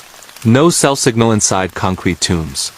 Dressed in all black to blend with shadows, he drove his nondescript Ford Transit van north on I-75. Windows down to combat the humid 75 degrees Fahrenheit evening air, thick with the scent of urban decay and distant river. Arrival after midnight, minimized risks, patrols lighter, streets quieter. Alex parked 3 blocks away in an overgrown lot near Gratiot Avenue, shouldering his 60-pound pack and trekking through weed-choked sidewalks cracked by tree roots, the city skyline distant and indifferent. The plant loomed like a decayed cathedral, yellow brick facades, tagged with massive murals, colorful figures dancing amid rust one section already demolished, exposing cross-sections like anatomical models. He slipped through a known breach in the razor wire fence near the loading docks, thorns snagging his coveralls. As he emerged into the loading bay, vast concrete floors littered with shattered pallets, pigeon feathers, and spray paint cans, the air heavy with mildew oil residue and faint metallic tan. His flashlight carved tunnels through gloom, revealing conveyor belts sagging like dead vines, overhead cranes frozen mid-lift. Graffiti reading, "The line never stops," in dripping red. Alex whispered into his mic. Entry clean. Place feels alive, echoes everywhere. Smells like old grease and regret. Exploration began on the ground floor, assembly halls, cavernous spaces where bodies were stamped and welded, now echoing with dripping water from roof leaks, pooling in oily puddles reflecting his light like black mirrors. He filmed everything. Slow pans over rows of hydraulic presses, silent but menacing. Macro shots of rusted GM badges on machinery, wide angles capturing graffiti art covering entire walls, portraits of forgotten workers staring accusingly. Climbing rusted metal stairs creaking under weight to the second floor. He entered the paint shop, booths with faded hazard stripes, ventilation ducts hanging like intestines, spray guns dangling from chains. The temperature dropped noticeably around 60 degrees Fahrenheit inside despite mild night outside, air stagnant, carrying faint chemical whiffs of long-dried enamel. Hours passed in hypnotic documentation. His watch read 2:30 a.m. when he reached the third-floor offices. Desks overturned. File cabinets spilling yellowed payroll records from 1984. Typewriters jammed mid-keystroke. Hear the first whisper of wrongness. A faint mechanical hum, low and rhythmic, from deeper in the building. Power long cut city disconnected decades ago. Alex paused recording, listening, like a distant conveyor motor idling. Whine through broken windows? He pressed on, rationalizing. By 4 a.m., exhaustion nudged him to set up camp in a relatively clean corner of the fourth-floor break room.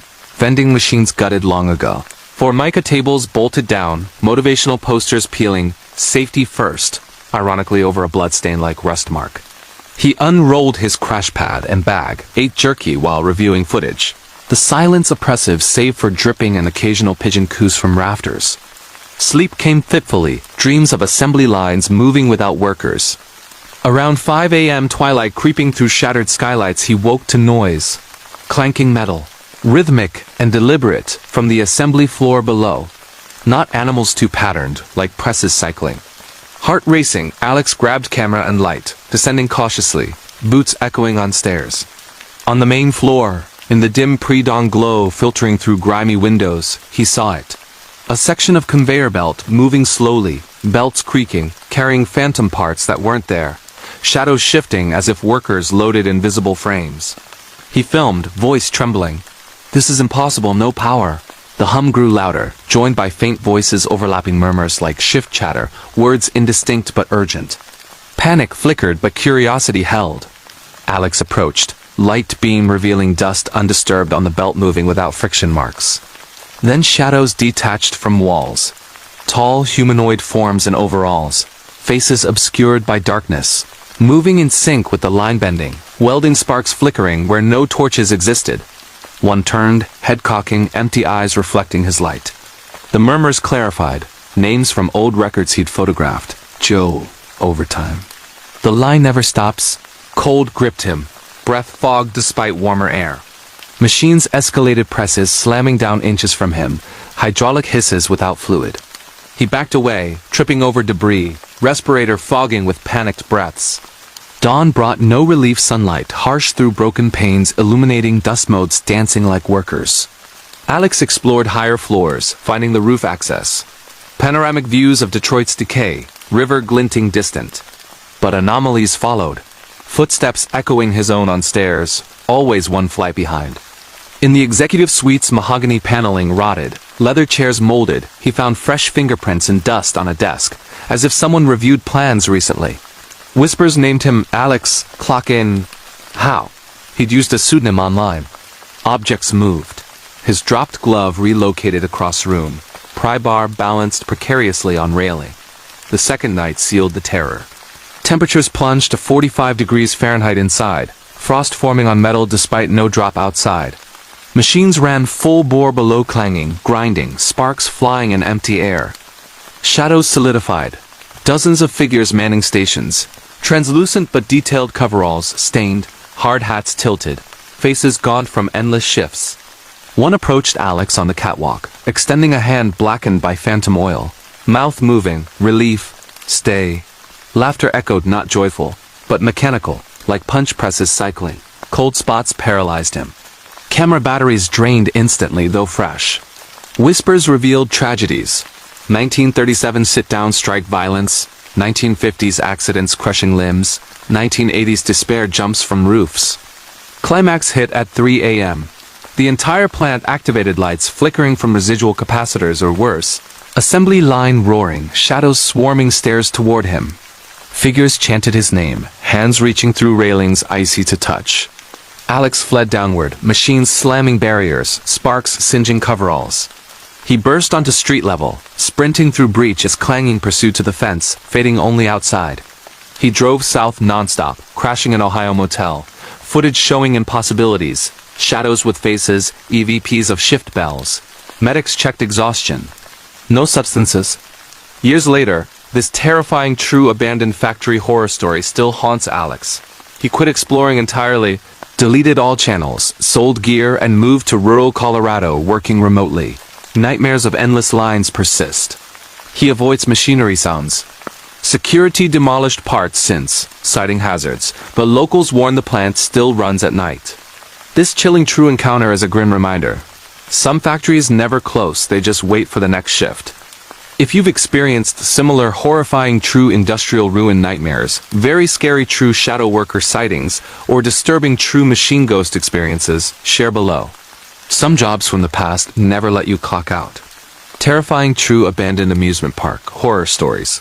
The roller coaster that screamed in the silent ruins of a forgotten Japanese theme park, deep in the misty mountains outside Nara, Japan, where ancient cedar forests reclaim the land and seasonal typhoon rains turn paths into mud-slick trails, lies the overgrown corpse of Nara Dreamland, sprawling. 1960s theme park modeled after Disneyland that opened with grand parades and sparkling promise in 1961, only to close forever in 2006 after declining visitors and mounting debt, leaving behind rusting roller coasters, crumbling castles, and faded midways now choked with kudzu vines and bamboo shoots that pierce through cracked concrete like green fingers from the grave. This truly horrifying, true scary story of a multi-day urban exploration turned suffocating nightmare unfolded in the humid summer of 2024, blending the eerie allure of photographing lost childhood joy with escalating supernatural phenomena that started as distant carnival music and built into an intelligent pursuing presence that refused to let the last visitor leave.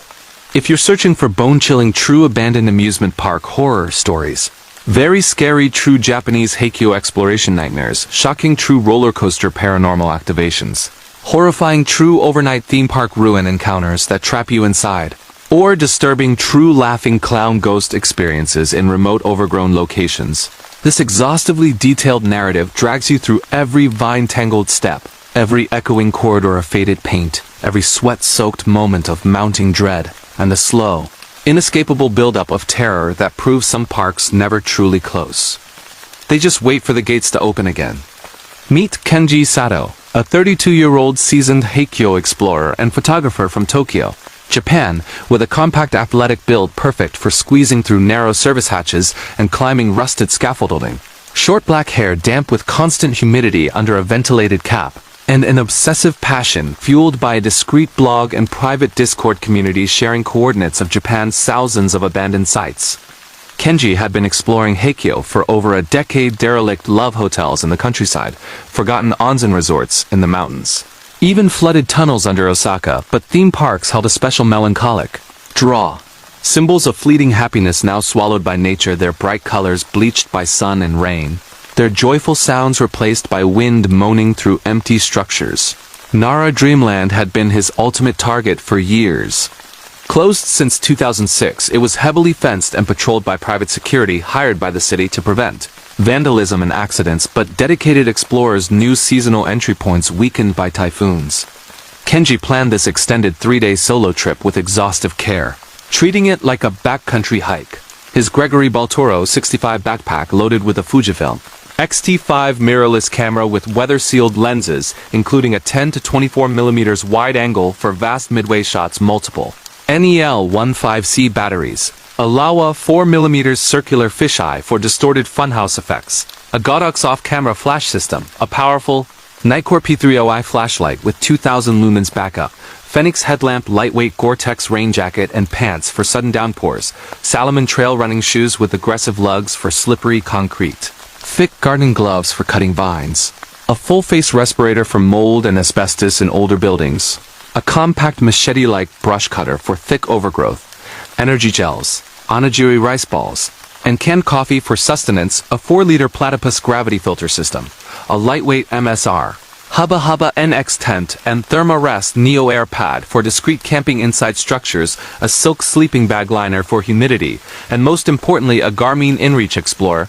plus satellite communicator for emergencies. No cell service deep in the mountains. Dressed in earth-tone clothing to blend with foliage, olive pants, gray shirt, dark cap, he took the Kensu Railway from Osaka to Nara, then a local bus toward the outskirts before hiking the final 8 kilometers on overgrown trails, the air thick with cicada drone and the scent of wet moss.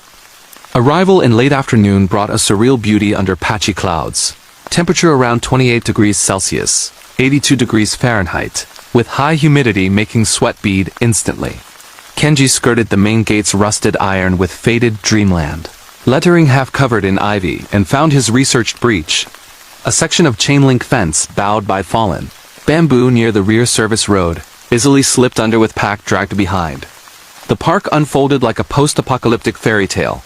The central Cinderella castle knockoff loomed ahead, its blue turrets cracked and streaked with bird droppings, surrounded by a dry moat filled with debris. The wooden roller coaster Asahi Coaster twisted skyward on weathered supports, track overgrown with vines.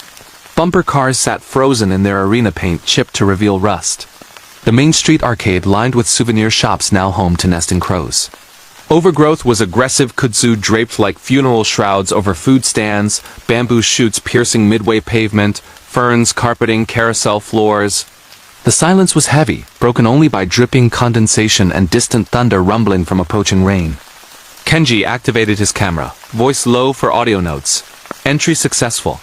Vegetation thicker than last reports, feels like the park is swallowing itself. Air smells like wet earth and old popcorn. Exploration began along the main midway. Boots crunching on shattered asphalt, littered with faded tickets and plastic tokens. He photographed everything meticulously. Wide shots of the castle framed by overgrown arches. Close-ups of peeling character murals, faded mascots with cracked smiles staring blankly. Graffiti in Japanese and English, tagging nitrogen monoxide future over happy slogans. Entering the arcade shops, flashlight beams revealed dusty shelves of unsold plush toys staring with button eyes. Cash registers jammed open with yen coins scattered. Mannequins in 1960s uniforms slumped like corpses. The air inside was cooler, around 24 degrees Celsius, thick with mold spores that caught in his respirator. Moving to the ride area, he climbed the queue line for the coaster metal railings, slick with moss. Signs warning height restrictions long ignored. At the loading platform, cars sat derailed slightly, seats cracked, vinyl peeling, safety bars frozen open. Kenji set up tripod for long exposure shots of track silhouetted against stormy sky, capturing the eerie beauty of nature reclaiming steel. As dusk fell, around 7 p.m. sun setting behind mountains, humidity rising with impending rain, Kenji set up discreet camp inside the relatively dry castle interior. Grand foyer with faded red carpet, now mottled green chandelier crystals shattered on floor, throne room stage where shows once played. He pitched his tent in a side room behind false walls. Ate cold onigiri while reviewing photos, the park's silence deepening with night insects starting their chorus. Around 10 p.m., rain began pattering on the roof, thunder closer. Then the first anomaly. Faint music. Timmy, warped carnival tunes like a calliope playing the park at S old theme song drifting from the direction of the carousel 300 meters away. Kenji froze, listening. Definitely mechanical, but power disconnected since 2006. Wind through pipes? He ventured out with a rain jacket and light, rain-soaking foliage. Beam cutting through sheets to the carousel pavilion. Horses frozen mid-prance on poles, paint chipped to reveal wood rot, mirrors cracked. Music stopped as he approached. Nothing moved. Back at camp, unease settled like damp. Night one brought fractured sleep, rain pounding, dreams of endless rides. At 3 a.m., laughter children's high-pitched giggles echoing across midways, accompanied by faint screams of delight from coaster direction. Kenji checked outside, nothing but rain-slick vines swaying. Morning broke muggy and gray. Temperature 25 degrees Celsius, fog lingering in low areas. Exploration resumed. The log flume canal dry and filled with leaves, boats cracked and moss-covered. The haunted house facade with peeling ghost paint. Interior dark corridors lined with broken animatronics, clowns with missing jaws, skeletons dangling from wires. Inside, air colder, around 20 degrees Celsius, smells of damp plaster and old fog machine fluid. Flashlight revealed trip mechanisms rusted solid, yet he heard faint groans and chains rattling ahead. Deeper in, mirrors showed distortions, his reflection lagging slightly. A clown figure jerked once as he passed, though wires unmoving. Day 2 intensified anomalies. While photographing the coaster summit, climbing maintenance stairs, creaking dangerously, Kenji heard metal screeching below, cars shifting on track, as if loading. Looking down, empty, but tracks vibrated subtly. Rain returned heavier, forcing shelter in a food stand. There, music played again louder, the entrance jingle welcoming visitors. His satellite device beeped low battery warning despite full charge morning. Whispers joined music. Japanese children's voices calling, Oji-san, play with us. Uncle, play, personal, his niece called him that. Night 2 trapped him in castle as storm raged, winds howling through broken spires. Laughter swelled to crowds, thousands of phantom visitors cheering rides. Coaster roared to life distant, screeching wheels, screens rising and falling. Kenji filmed from window track lights flickering impossibly. Cars racing empty with shadowy figures strapped in. Faces pressed against bars. Carousel spun slowly, horses bobbing, music blaring warped. Figures appeared on midway, translucent families in 1960s, clothing strolling, children pointing at him through glass. One child waved, mouth moving. Stay forever? Terror peaked night 3. Storm cleared, but cold front dropped temperature to 15 degrees Celsius, fog thick as milk. Rides activated, fully coaster thundering loops, lights blazing neon across park. Music deafening. Shadows solidified. Crowds filling queues, clowns performing on stages with jerky motions, laughter turning maniacal. Kenji tried exit paths blocked by fallen bamboo, newly collapsed. Fence breaches sealed by vines overnight. Figures pursued, children running circles. Hands reaching cold as ice through tent fabric, whispering family secrets, his mother's death, unspoken regrets. Coaster screamed loudest, cars derailing in phantom crash, screams echoing real accidents from park history. Escape came dawn day 4. Cutting through overgrowth with machete, thorns tearing skin, bursting out as rides slowed behind. He hiked to road, collapsing as local police alerted by missed checking found him dehydrated, scratched. Years later, this terrifying true abandoned amusement park horror story still haunts Kenji. He quit Heikyo entirely. Deleted blog, sold camera gear, moved to quiet Hokkaido avoiding crowds. Nightmares of spinning carousels and endless laughter persist. He sleeps with earplugs. Security demolished parts since, but explorers whisper rides still run on stormy nights. This chilling true encounter is a grim reminder. Some dreams don't end, they loop forever. If you've experienced similar horrifying true theme park ruin nightmares, very scary true phantom visitor sightings, or disturbing true carnival music activations, share below. Some tickets from the past never expire. Terrifying true abandoned shopping mall horror stories. The escalators that ran in reverse in the silent corridors of a derelict Ohio mall.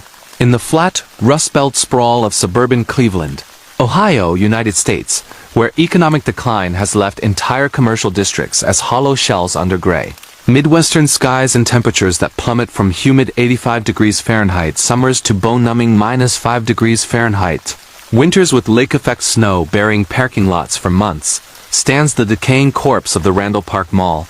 a once massive 2 million square foot shopping center that opened in 1976 as one of the largest in America, boasting anchor stores like Sears and JCPenney, a bustling food court, and over 200 shops, only to close permanently in 2009 after years of dwindling foot traffic, leaving behind vast empty atriums, shattered skylights, and miles of darkened corridors now infested with mold, pigeons, and the faint echoes of a bygone consumer era.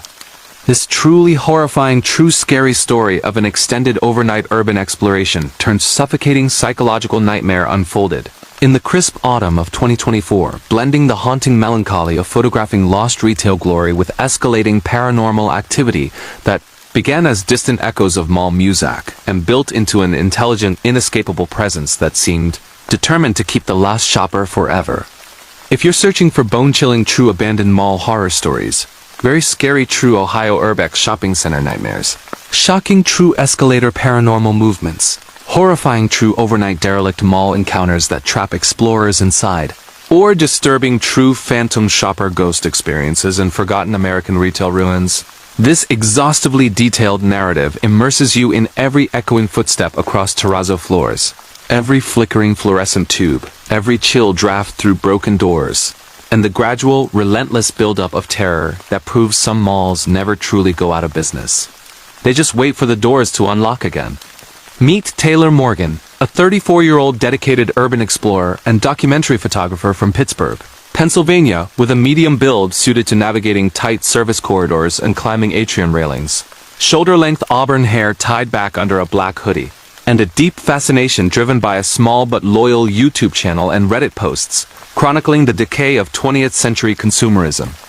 Taylor had been exploring abandoned retail spaces for 9 years, dead big box stores in West Virginia, shuttered strip malls in Indiana, even the eerie quiet of Detroit's Northland Center, but indoor malls held an unmatched allure. Frozen time capsules of 1980s and 1990s excess with their vast open atriums, decorative fountains long dry, and endless rows of gated storefronts hiding dusty mannequins and forgotten inventory. Rendell Park Mall had haunted Taylor's research for years. Once the world's largest upon opening it declined sharply after anchor departures. Finally demolished in parts, but with the main enclosed structure left standing due to legal battles now heavily secured with chain link fencing, boarded entrances, and occasional private security drives to deter copper thieves and vandals. Entry required patience, parking in a nearby abandoned lot overgrown with weeds, trekking a half-mile through broken sidewalks to a known weak point, a loading dock door pried open previously and rechained loosely near the old Sears wing. Taylor slipped the chain, packed scraping concrete as the door groaned open, sealing it loosely behind. The mall swallowed them instantly. Vast darkness broken only by flashlight beam revealing the lower-level service corridor peeling beige paint. Exposed pipes dripping condensation, shopping carts abandoned like skeletal remains. Emerging into the main concourse, the scale hit like a wave. Two-level atrium stretching hundreds of feet, central fountain dry and filled with leaves and pigeon droppings, escalators frozen mid-flight like metallic waterfalls, upper balcony railings sagging slightly. Skylights above shattered in places, allowing moonlight to filter in pale shafts, illuminating dust motes floating eternally. Stores lined both levels gated with roll-down security grills. Signs faded.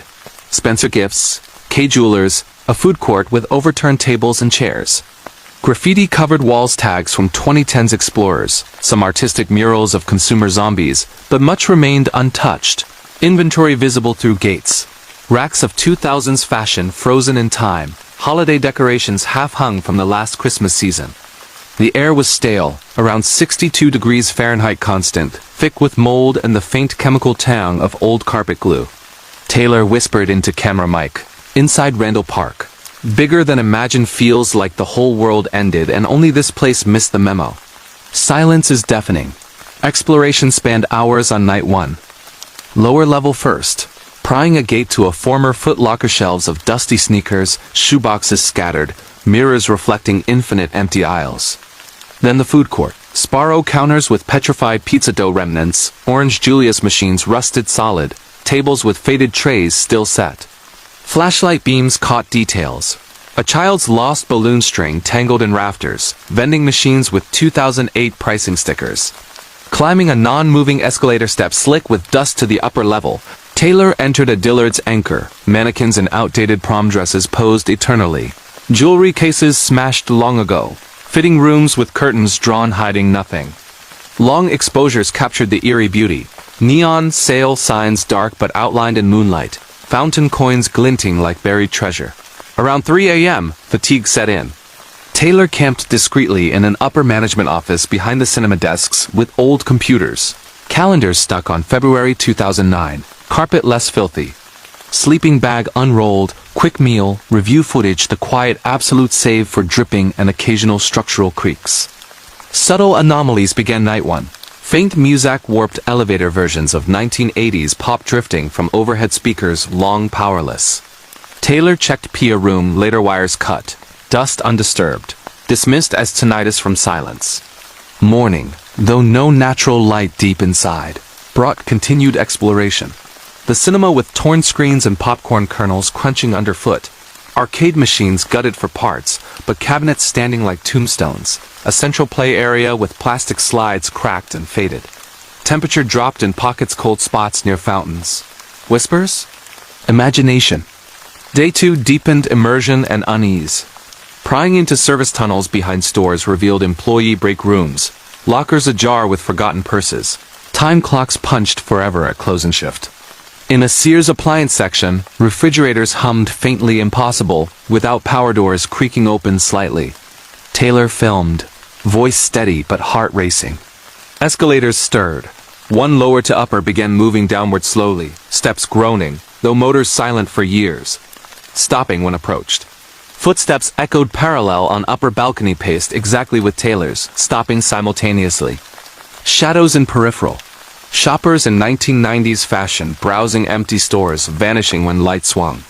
Night 2 trapped as rain pounded skylights, leaks forming indoor waterfalls. Music blared suddenly full volume mall playlist, announcements welcoming shoppers.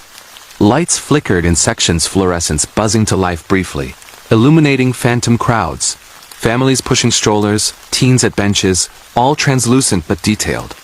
Escalators reversed, running upward on downside, downward on uptrapping movement. Figures approached, mannequins turning heads slowly, eyes following, mouths opening in silent sales pitches.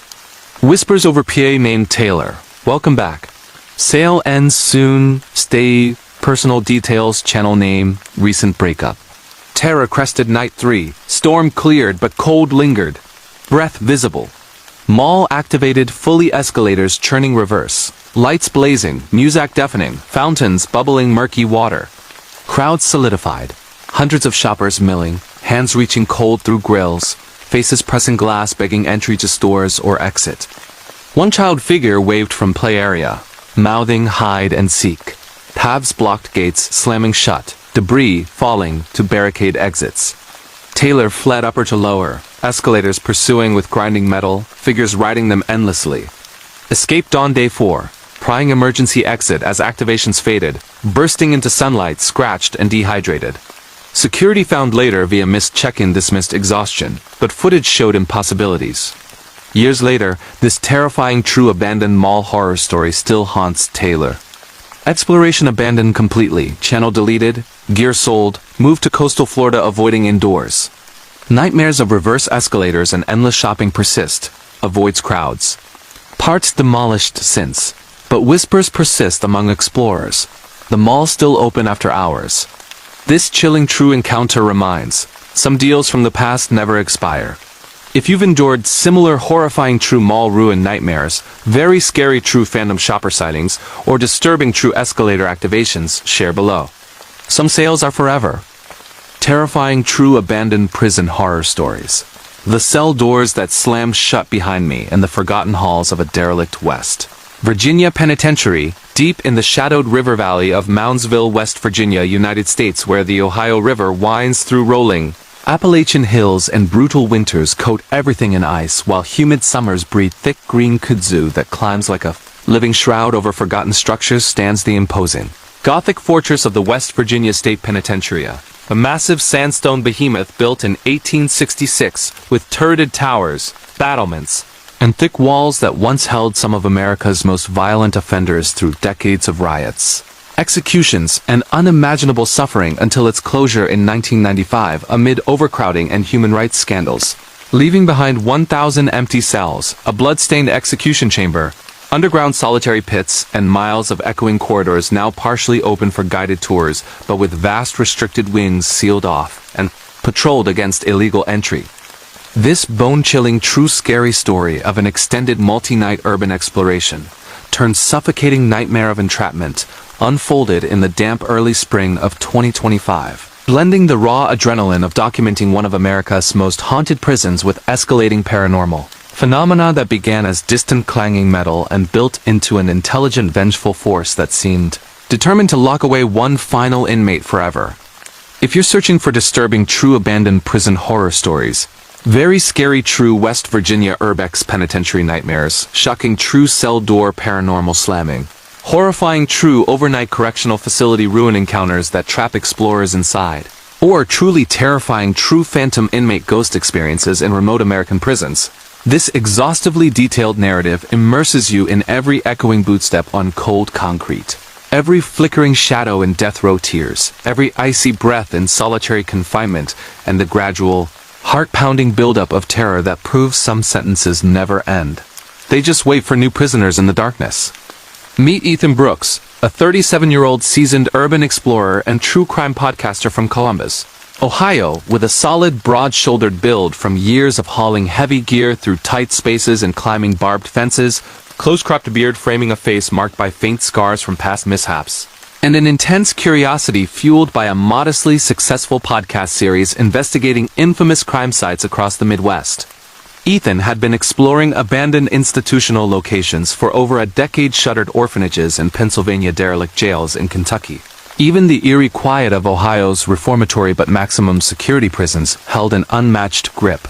Monuments to human darkness with their layered histories of violence, despair, and unexplained deaths, from stabbings in the yard to hangings and electrocutions in the official chambers.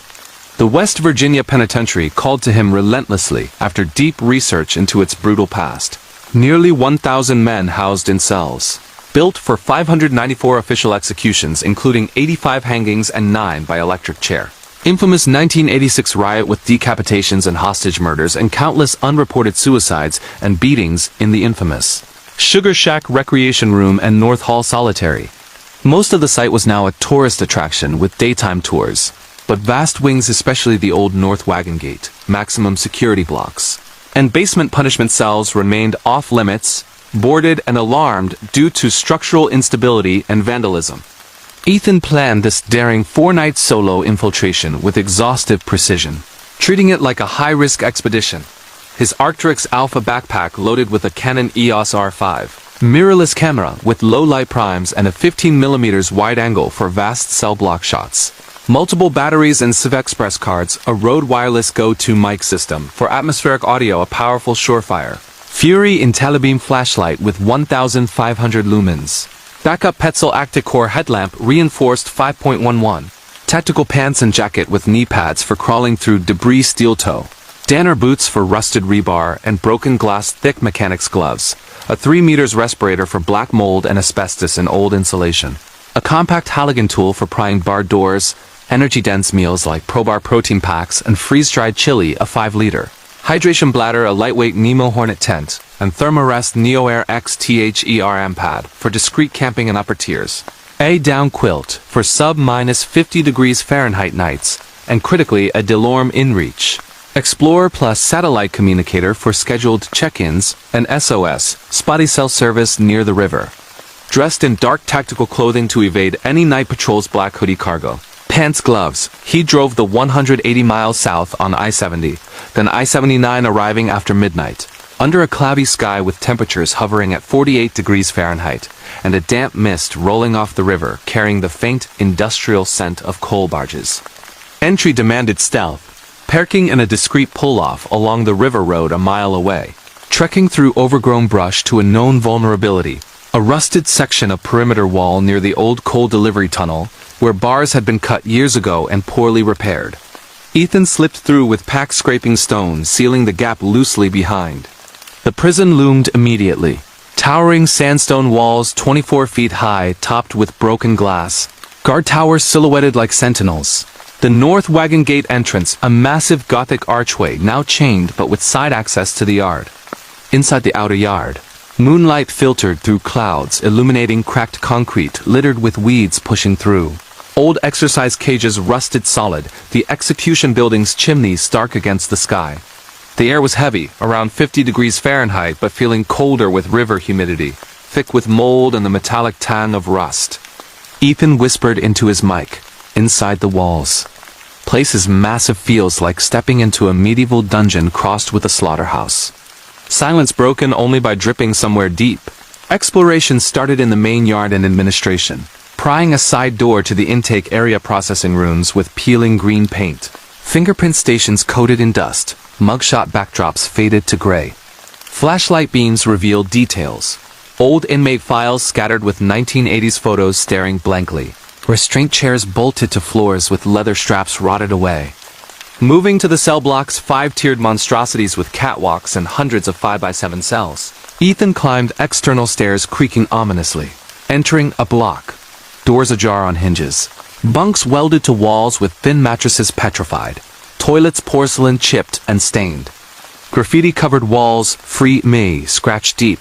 Gang tags from Bloods and Aryans, dates from final inmates. He photographed meticulously, long exposures of tears stretching into darkness, close-ups of shank scars on metal, wide shots capturing the oppressive scale. Hours passed. By 2 a.m., he reached the infamous North Hall solitary confinement with whole cells underground, accessed via steep stairs slick with condensation. The air dropped to 45 degrees Fahrenheit, smells intensifying stale urine decay. Padded cells with torn vinyl exposing foam, observation slits crusted with grime. Fatigue set in around 4 a.m. Ethan camped discreetly in an upper-tier cell in side-block less vandalized door closable for security unrolling pad and quilt on the lower bunk, eating chili reheated on a pocket stove, reviewing footage in the red light mode. Sleep came uneasily, dreams of slamming doors. At 5 a.m., the first anomaly. Distant clanging metal on metal, like a cell door slamming far below. Ethan checked. Nothing moved. Wind through vents? Back to sleep, but clanging repeated closer. Day 2 brought deeper immersion. Exploring the execution suite. Old sparky electric chair still bolted, leather straps and electrodes tarnished, sponge bucket overturned. Death row cells nearby smaller, with final meal trays fossilized. Temperature pockets colder near gallows trapdoor. Whispers, faint murmurs from vents, like inmate chatter. In the Sugar Shack recreation room site of notorious assaults, cold spots bloomed. Breath visible. Footsteps echoed on catwalks above paced slowly, stopping when Ethan froze. Night 2 escalated as fog rolled in thick from the river, muffling outside world. Clanging became rhythmic doors slamming in sequence along a tier, though hinges rusted solid. Ethan filmed from catwalk. Doors swinging shut one by one below. Dust billowing. Lights? Impossible flickers in control booths. Shadows in cells. Inmates pacing, hands on bars, faces gaunt pressing forward. Whispers clarified, names from riot victims, help. They left us. Personal Ethan's podcast episode on the prison mentioned aloud. Terror peaked nights 3 and 4. Storm hit, rain pounding roof, leaks forming rivers on floors. Doors slammed around him, his own cell door shutting forcefully, locking though no mechanism worked. Figures materialized, translucent inmates in striped uniforms, rioters with wounds, executed men with nooses, hands icy through bars, pulling at clothing. Paths blocked debris falling, stairs collapsing behind. Whispers chanted sentences, revealing unreported deaths Ethan researched. Trapped in solitary overnight, screams echoing his own. Escaped on day 5, prying wagon gate as phenomena faded, emerging scratched and hypothermic. Rangers found via SOSIS dismissed exposure, but audio captured EVPs. Years later, this terrifying true abandoned prison horror story still haunts Ethan. He quit exploring and podcasting, deleted episodes, sold gear, moved to Arizona deserts avoiding confinement.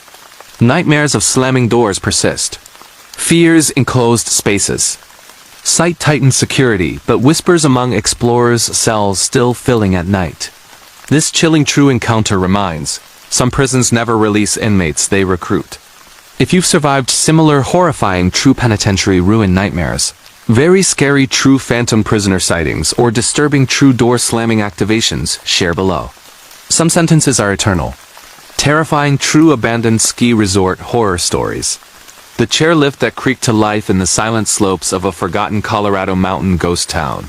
High in the jagged San Juan Mountains of southwestern Colorado, United States, where brutal blizzards bury entire valleys under 20 feet of snow and summer thunderstorms turn narrow dirt roads into impassable mud rivers while temperatures swing from scorching 85 degrees Fahrenheit afternoons to freezing 25 degrees Fahrenheit nights under crystal clear starry skies, lies the skeletal remains of the Ironton Ski Resort, a once thriving 1970s winter playground with 12 chairlifts, 40 runs, a bustling base lodge, and cozy condo villages that drew thousands of skiers annually until a devastating avalanche in 1987, combined with economic downturn and ownership bankruptcy, forced its permanent closure in 1991, leaving behind rusting lift towers swaying in the wind, abandoned gondola cabins dangling like hanged men, snowcat groomers frozen in sheds, and miles of overgrown slopes now reclaimed by aspen groves and wildflowers in summer, while winter winds howl through empty buildings like mournful spirits. This bone-chilling true scary story of a week-long solo urban exploration turned inescapable nightmare of isolation unfolded in the transitional shoulder season of late October 2025, blending the haunting allure of documenting a lost piece of Colorado ski history with escalating paranormal phenomena that began as distant mechanical groans and built into an intelligent, relentless presence that seemed desperate to carry one final rider up the mountain forever.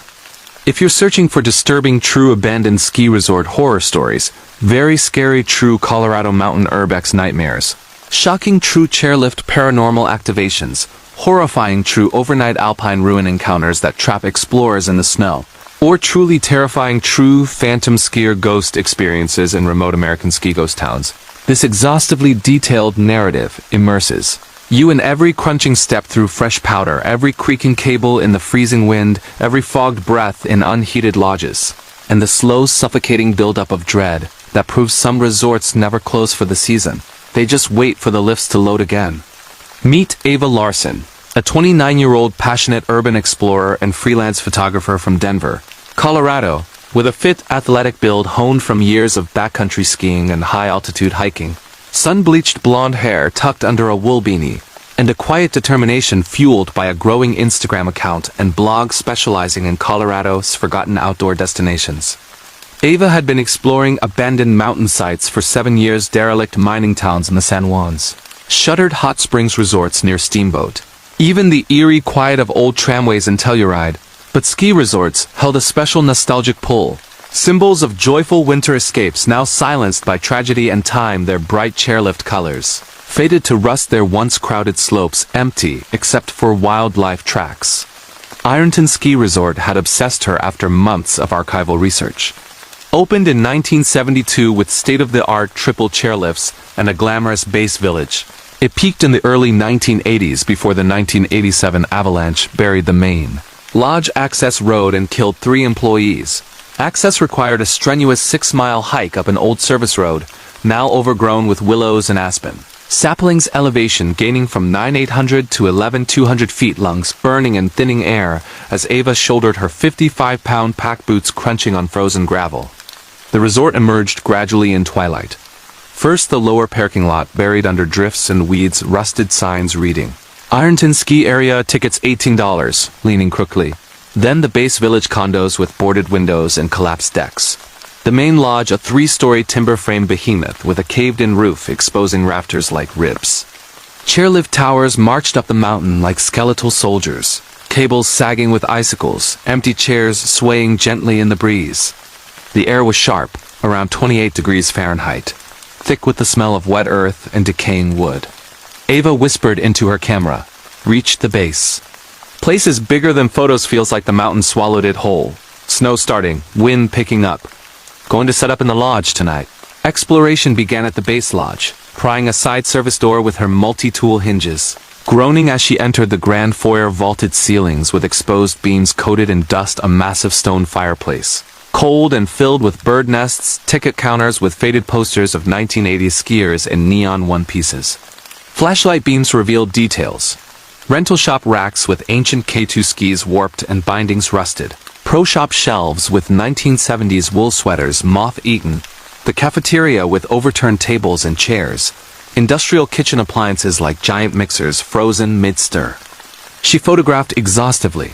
Long exposures of the atrium skylight shattered and snow-dusted. Macro shots of lift tickets scattered on floors dated 1991. Wide angles capturing the oppressive emptiness. Climbing to the upper deck bar panoramic windows overlooking slopes, Ava found bottles shattered behind the counter. Bar stools toppled. A jukebox silent, but coin slot jammed with quarters. Hours passed in hypnotic documentation. By midnight, snow falling heavier outside, she set up camp in a relatively intact manager's office behind the bar door lockable. Carpet less moldy, pitching her tent inside for insulation, brewing hot cocoa on the stove, eating stroganoff while reviewing footage in red light, the wind howling through cracks like distant howls. Subtle anomalies began that first night. Faint mechanical groans from outside, like lift motors winding up far up the mountain. Ava checked windows, nothing moving in the storm. Cable stretching cold? Sleep came fitfully, dreams of endless descents. Around 3 a.m., creaking rhythmic, like chairs loading on a lift. She ventured out with headlamp and ice axe, snow already 6 inches deep, beam sweeping to the nearest triple chair. Cables still, chairs buried halfway. But creaking persisted closer to the mid-mountain station. Day 2 brought fresh powder blanketing, everything 12 inches deep. Temperatures holding at 25 degrees Fahrenheit under clearing skies with brilliant sun glinting off snow like diamonds. Ava snowshoed up the slopes, following old cat tracks to mid-mountain lodge, smaller but grand. With a deck overlooking expert runs now tree-filled. Inside, rental benches with forgotten boots, waxing rooms with irons plugged into dead outlets, a daycare area with tiny skis and faded cartoon murals. Cold spots in the nursery, breath visible. Whispers? Faint children's laughter carried on wind from the Bunny Hill lift. Night 2 escalated as another front moved in. Temperatures plunging to 15 degrees Fahrenheit with gusts to 40 miles per hour. Groans became distinct. Lift engines turning, cables tightening. From the upper lodge window, Ava saw it, the main triple chair moving slowly upward. Chairs emerging from snow, swinging empty but creaking as if weighted. Impossible, no power since 1991. She filmed, heart racing. Lights flickering in the bullwheel house. Phantom skiers boarding shadows. Laughter echoed down slopes, families cheering, instructors calling lessons. Terror built over days 3 to 5. Storms trapped her, snow accumulating 4 feet, drifts blocking doors. Lifts ran constantly, multiple lines activating, chairs carrying translucent figures in 1980s gear, falling off in phantom wipeouts with screams echoing the 1987 avalanche victims. Figures skied slopes, trails appearing in fresh powder without tracks leading in. Whispers named Ava joined the run. Last chair, personal, her father's fatal ski accident details murmured through vents. Climax nights 6 and 7. Blizzard raging, visibility 0. Lifts roaring despite buried motors. Chairs approached lodge, figures reaching cold hands through broken windows. Pods to trailhead buried, beacon signal weak from storm. Ava barricaded, stove burning constantly, hallucinations or entities pressing. Escape day 8. Storm break. Digging out with shovel, snowshoeing down as lifts slowed behind.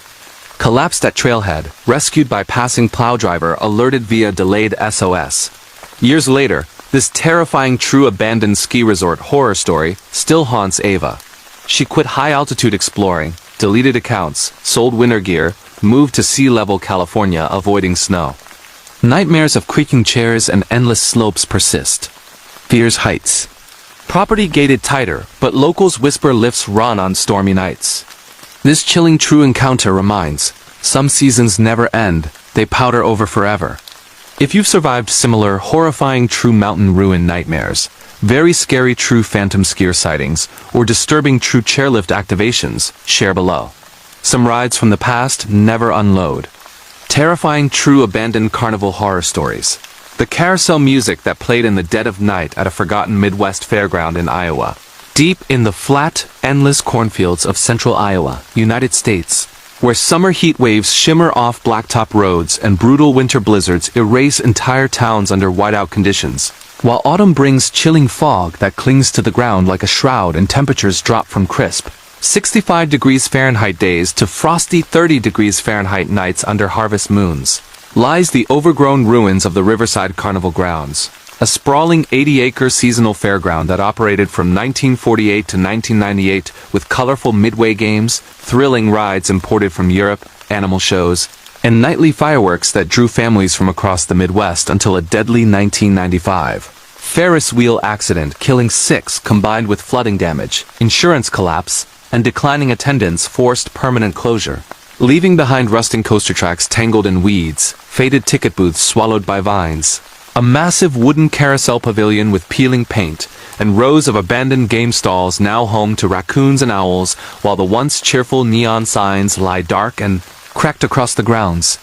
This bone-chilling true scary story of an extended week-long solo urban exploration turned unrelenting nightmare of entrapment unfolded in the foggy early November 2025, blending the nostalgic thrill of documenting a lost slice of Americana carnival history with escalating paranormal phenomena that began as faint calliope music and built into an intelligent, playful, yet malevolent presence that seemed determined to make one final visitor part of the eternal show.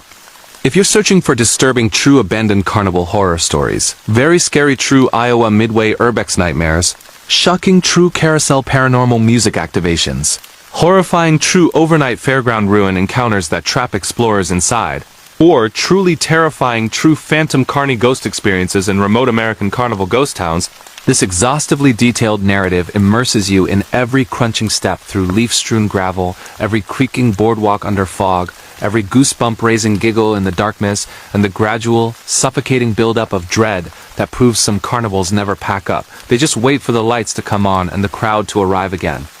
Meet Harper. Quinn, a 31-year-old dedicated urban explorer and videographer from Des Moines, Iowa, with a slender, agile build perfect for slipping through narrow fence gaps and climbing ride structures dark.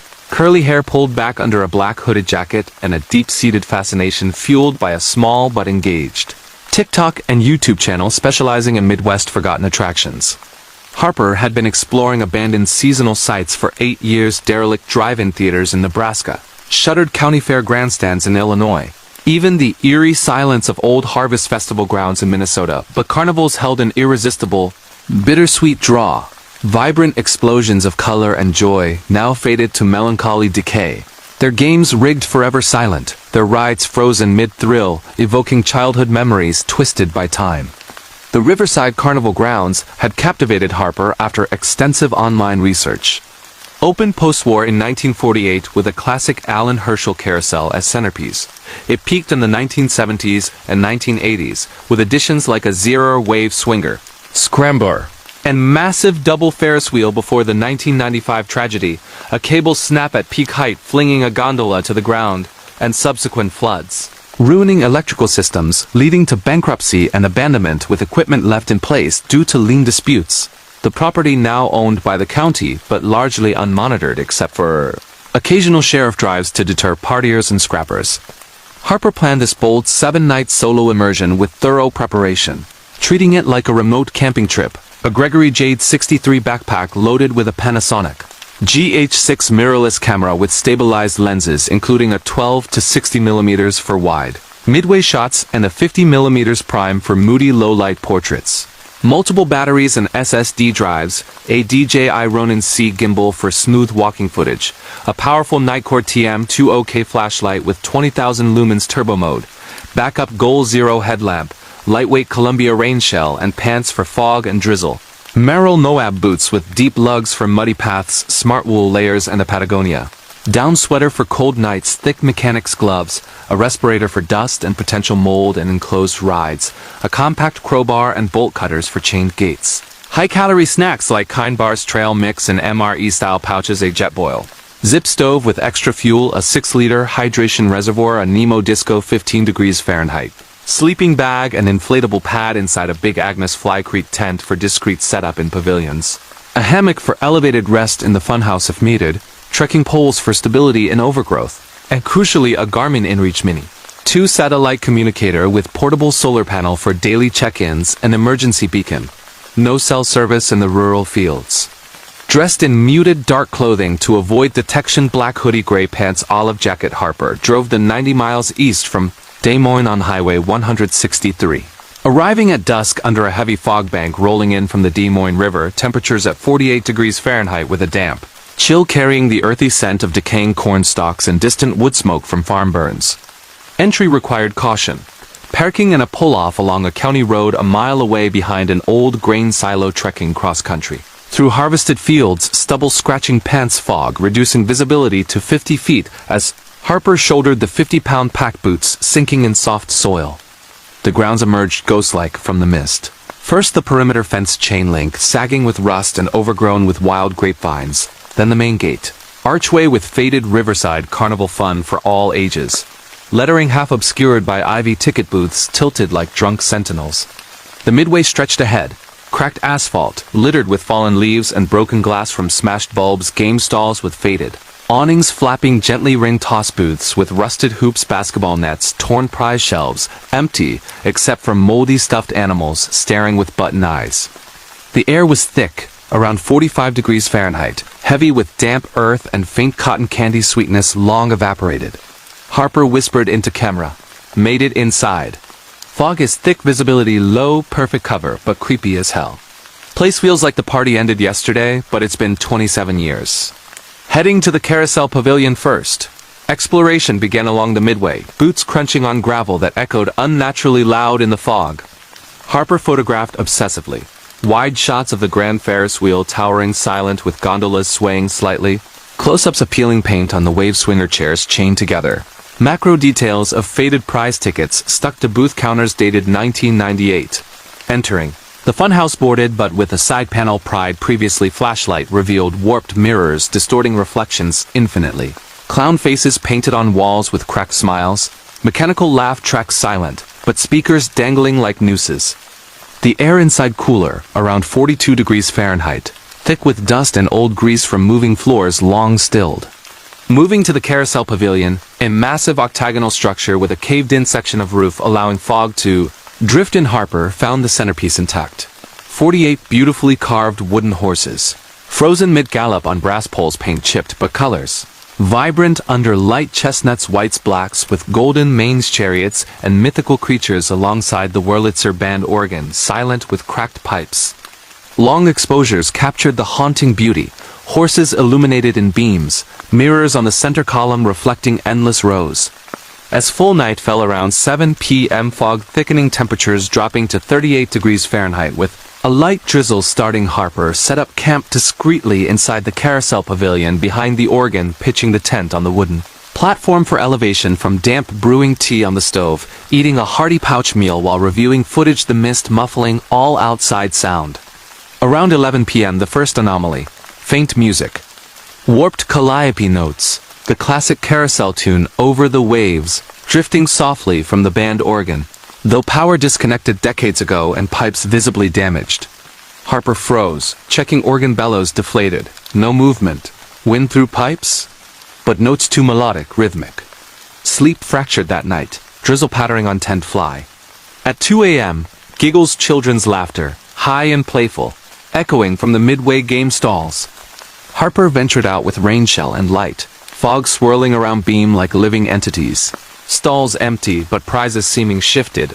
A stuffed bear now facing outward, though left inward. Laughter stopped as approached. Dawn broke gray and soggy. Temperature 35 degrees Fahrenheit. Fog lingering. Exploration continued. The scrambler ride with arms sagging, seats cracked vinyl, control booth with faded safety signs. The bumper car pavilion floor flooded shallowly. Cars bumped together eternally. The haunted dark ride facade with peeling ghost paint. Tracks inside overgrown with vines entering through broken walls. Cold spots in the dark ride, breath visible. Whispers of recorded spooks now silent but seeming to linger. Day 2 brought heavier fog and drizzle. Temperatures holding low 40s. Music returned louder during midday rest in the food pavilion, cotton candy stands with pink sugar crystallized forever. Popcorn machines rusted. Calliope playing full songs, joined by mechanical laughter from clown games. Harper filmed from Carousel. Organ bellows inflating impossibly. Pipes vibrating, horses rocking slightly on poles. Night 2 trapped as wind picked up, fog turning to misting rain. Laughter swelled crowds of children running midway, games activating with bells and sirens though no power. Figures glimpsed in fog, translucent families in 1980s clothing playing games, carnies in striped vests beckoning from booths. Carousel spun slowly, horses bobbing, music blaring, warped but joyful. Lights flickering along roofline. Terror built days 3 to 5. Storms rolled in, rain pounding roofs, leaks flooding paths. Rides activated sporadically, scrambler arms twisting, bumper cars sparking, Ferris wheel gondolas rocking violently. Figures solidified. Children riding carousel endlessly, waving at Harper, mouths moving. Come ride. Carnies with painted smiles following at distance, hands offering tickets cold as ice. Climax nights 6 and 7, deluge flooding grounds, visibility 0. Carnival full swing music deafening across sight, lights blazing neon through fog, rides roaring. Crowds swarmed. Thousands of phantom visitors queuing, laughing maniacally, pulling at Harper's jacket with freezing grips. Paths to exit overgrown overnight or blocked by fallen structures. Whispers personal family memories of childhood fairs, the 1995 victims calling names. Escape day 8. Rain easing, cutting through vines with tool, bursting out soaked and exhausted. Collapsed at road, rescued by farmer alerted via SOS. Years later, this terrifying true abandoned carnival horror story still haunts Harper. Exploration of seasonal sites abandoned, channels deleted, gear sold, moved to urban Chicago avoiding fairs.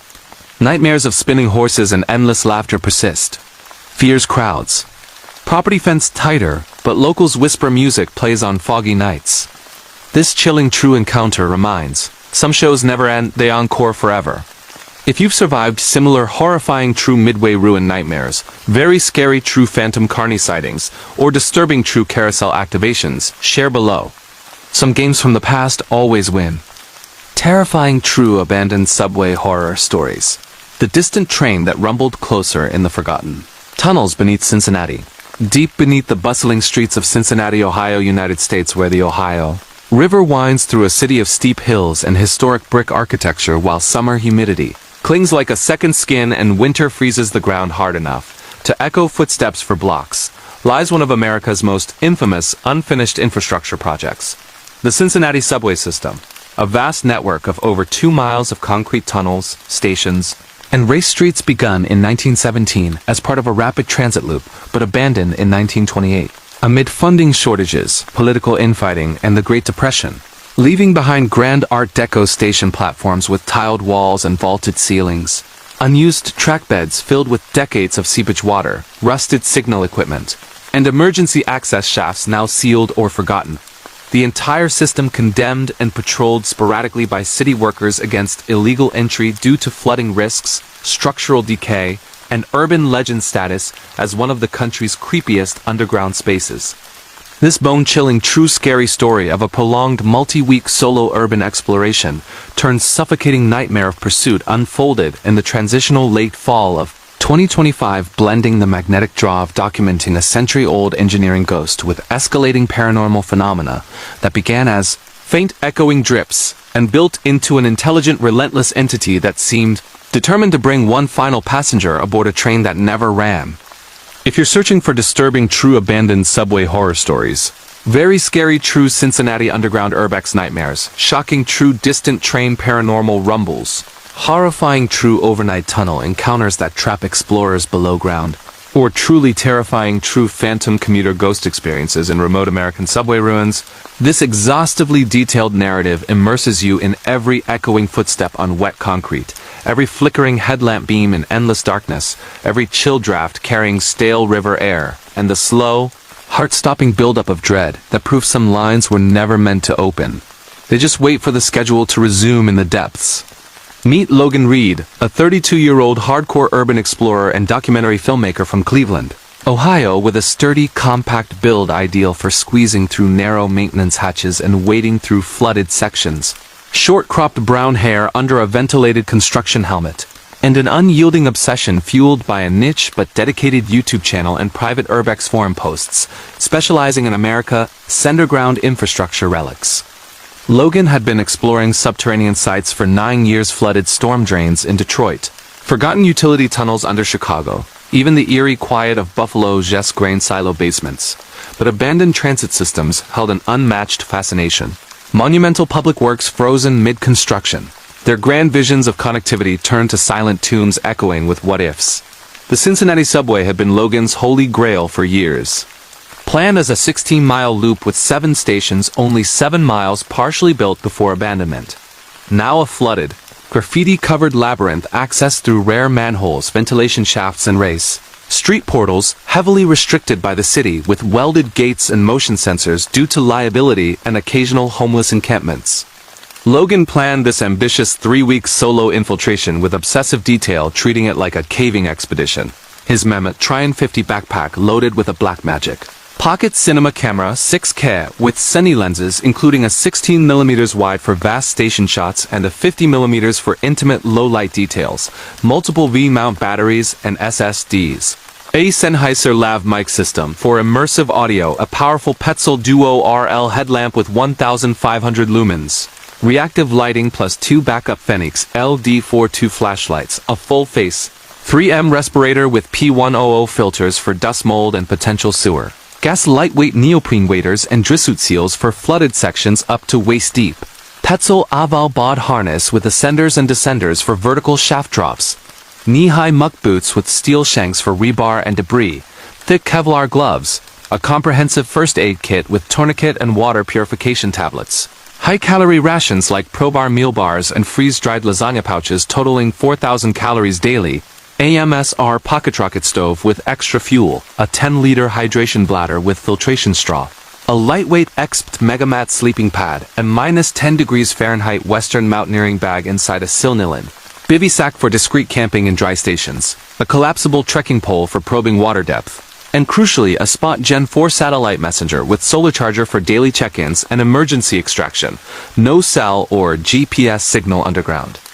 Dressed in layered technical clothing, merino base, fleece mid, Gore-Tex shell, helmet with mounted camera, Logan drove the 250 miles south on I-71. Arriving after dark under overcast skies with temperatures at 52 degrees Fahrenheit dropping fast, the air heavy with river moisture and the distant rumble of freight trains on surface tracks. Entry demanded precision. Parking in a nondescript industrial lot near the Central Parkway Ray Street portal, a known access point with a manhole cover in an alley behind a warehouse, waiting until 2 a.m. for minimal traffic. Prying the cover with a Halligan tool borrowed from a trusted contact. Descending a 30-foot ladder into the access shaft with pack lowered on rope. The subway swallowed him immediately. Cool, constant 55 degrees Fahrenheit air thick with concrete dust and stagnant water smell headlamp beam. Cutting through absolute darkness to reveal the Race Street tunnel wide enough for 2 tracks vaulted ceiling. 20 feet high with original tile work, cracked and peeling water seeping from joints, forming shallow streams on the invert. Graffiti-covered walls tags from decades of explorers dating back to the 1950s. Some artistic murals of trains that never came. Logan whispered into Mike, "Down the rabbit hole." Air is still, water dripping everywhere, echoes carry forever. Heading north toward Liberty Street Station first. Exploration spanned days in timeless dark. First the Race Street's open cuts roofed over, now flooded ankle deep with murky river seepage, reflecting light like oil slicks, rusted signal boxes and third rail remnants. Reaching Liberty Street Station, grandest planned stop with dual platforms. Tiled walls in faded green and white Art Deco patterns, escalator shafts empty and echoing. He photographed exhaustively. Long exposures of platforms stretching into void. Macro of 1920s construction stamps on concrete. Wide angles capturing vaulted ceilings with hanging stalactites of mineral deposits. Hours turned to days. Logan camped in dry alcoves above floodline, brewing coffee on stove, eating hot meals, reviewing footage in red light to preserve night vision. The silence was profound, broken only by drips plinking into pools. Occasional rat scurries, distant surface rumbles muffled through earth. Subtle anomalies began day 3. Faint mechanical hums, like distant ventilation fans though power long dead. Logan checked shafts blocked with grates. Echoes of footsteps far ahead, paced exactly with his own. Cold spots in station centers, breath visible briefly. Day 5 deepened immersion. Exploring Hopple Street Station, smaller, more flooded knee-deep platforms with original benches bolted down. Water colder here, around 50 degrees Fahrenheit. Whispers? Faint voices carried on air currents, like construction workers calling measurements from 1920s archives he'd studied. Night 5. Time meaningless underground escalated. Hum became rumble distant train on tracks, wheels screeching curves though no rails laid in sections. Logan filmed from platform. Lights approaching far down tunnel headlamps flickering yellow, growing brighter. Train silhouette emerging 1920s era subway car design. Windows dark but figures inside. Rumble shook dust from ceilings, air pressure pushing waves and water. He retreated to alcove, heart-pounding train passed station without stopping. Lights illuminating graffiti momentarily, faces pressing windows pale and staring. Terror built weeks 2 and 3, flooding rows with river levels, waiters essential. Train ran regularly scheduled like lights approaching from both directions, horns blaring distorted echoes. Figures solidified. Translucent commuters in period clothing waiting on platforms, workers in overalls, swinging lanterns, faces turning toward Logan, whispering delays from 1928 bond failures. Paths blocked, debris falling into shafts, water rising to chest in sections forcing detours. Personal whispers, family arguments, career failures echoed from PA speakers long silent. Climax week 3. Major storm topside flooding tunnels waist deep, currents pulling. Trains ran constantly, multiple cars thundering past, doors opening invitingly at platforms, hands reaching cold from windows. Voices chorused, all aboard. Last train. Trapped in upper maintenance mezzanine. Water rising, beacon activated. Escape week 4. Water receding, climbing shaft as rumbles faded behind. Emerged hypothermic, dehydrated, rescued by city workers alerted via SOS. Years later, this terrifying true abandoned subway horror story still haunts Logan. He quit underground exploring completely. Deleted channel, sold gear, moved to surface-only desert hiking in Nevada. Nightmares of approaching lights and endless tunnels persist. Fears in closed spaces. Access welded tighter, but Urbex whispers trains still run on stormy nights. This chilling true encounter is a grim reminder. Some lines aren't abandoned, they're just delayed. If you've experienced similar horrifying true tunnel nightmares, very scary true phantom train sightings, or disturbing true subway activations, share below. Some schedules from the past never cancel. The night the cameras kept watching after everyone was gone, it happened in the United States. In a town so small it didn't make the news unless a deer wandered onto the highway or the power went out during winter storms. I'm writing this now because years have passed and I still can't sleep without covering every camera in my house. This is a true story as it was told to me, reconstructed carefully and written only once. What you're about to read is not exaggerated, not rushed, and not borrowed. Every detail matters. I worked overnight as a remote security monitor, the kind of job people think is easy until they actually sit alone in the dark, watching dozens of live security camera feeds at once. Warehouses, gas stations, empty schools, office buildings after hours, storage facilities. Places that look harmless during the day, but feel wrong at night. The company was based in another state, but my shift covered locations all across the country. Most nights were boring. Flickering lights, rats, employees forgetting to clock out, motion alerts caused by rain or drifting trash. But one night, near the end of October, my screen lit up with something that still doesn't make sense. The location tag read, Private Residence, Rural Illinois. That alone was strange. We rarely monitored private homes, and when we did, it was usually vacation properties or wealthy clients with extensive security systems. This one had over 20 cameras, covering hallways, bedrooms, the basement, the attic access, and every exterior angle. The homeowner's name was listed, but no emergency contacts were attached. That was the first red flag. The second was the timestamp. It was 3:17 a.m., and every camera was active. I clicked the main feed. The house was dark, except for faint blue light coming from a television screen in the living room. No sound, no movement. Then, one by one, motion alerts began triggering. Not fast, not all at once. Slow, deliberate. First the back hallway camera, then the kitchen, then the basement stairs. I adjusted my headset and leaned closer to the screen. The basement camera showed the bottom of a wooden staircase. Concrete floor, old shelves. A single pull cord light that wasn't turned on. But something was blocking the last step. At first, I thought it was a shadow. Then it moved. Not walking, not crawling. It shifted like it was adjusting its weight. I checked the motion log. No doors had opened. No windows had been triggered. No alarms. Whoever or whatever was in that house had already been inside. I switched to the living room camera. The TV was now off, and the couch cushions were disturbed like someone had just stood up. I felt that familiar, uncomfortable sensation that all night shift workers know, the feeling that you re-seeing something you not supposed to see. Then the bedroom camera came on. The bed was empty. The sheets were pulled back. And the closet door was open. I checked the homeowner status again. No alerts, no panic button. No recent activity from the owner's phone app. That's when the attic camera activated. Most houses don't have attic cameras. This one did. The camera showed a narrow wooden ladder and a low ceiling filled with insulation. Dust particles floated slowly in the infrared light, and then the insulation moved. Something underneath it rose, just slightly, like a chest taking a careful breath. I froze.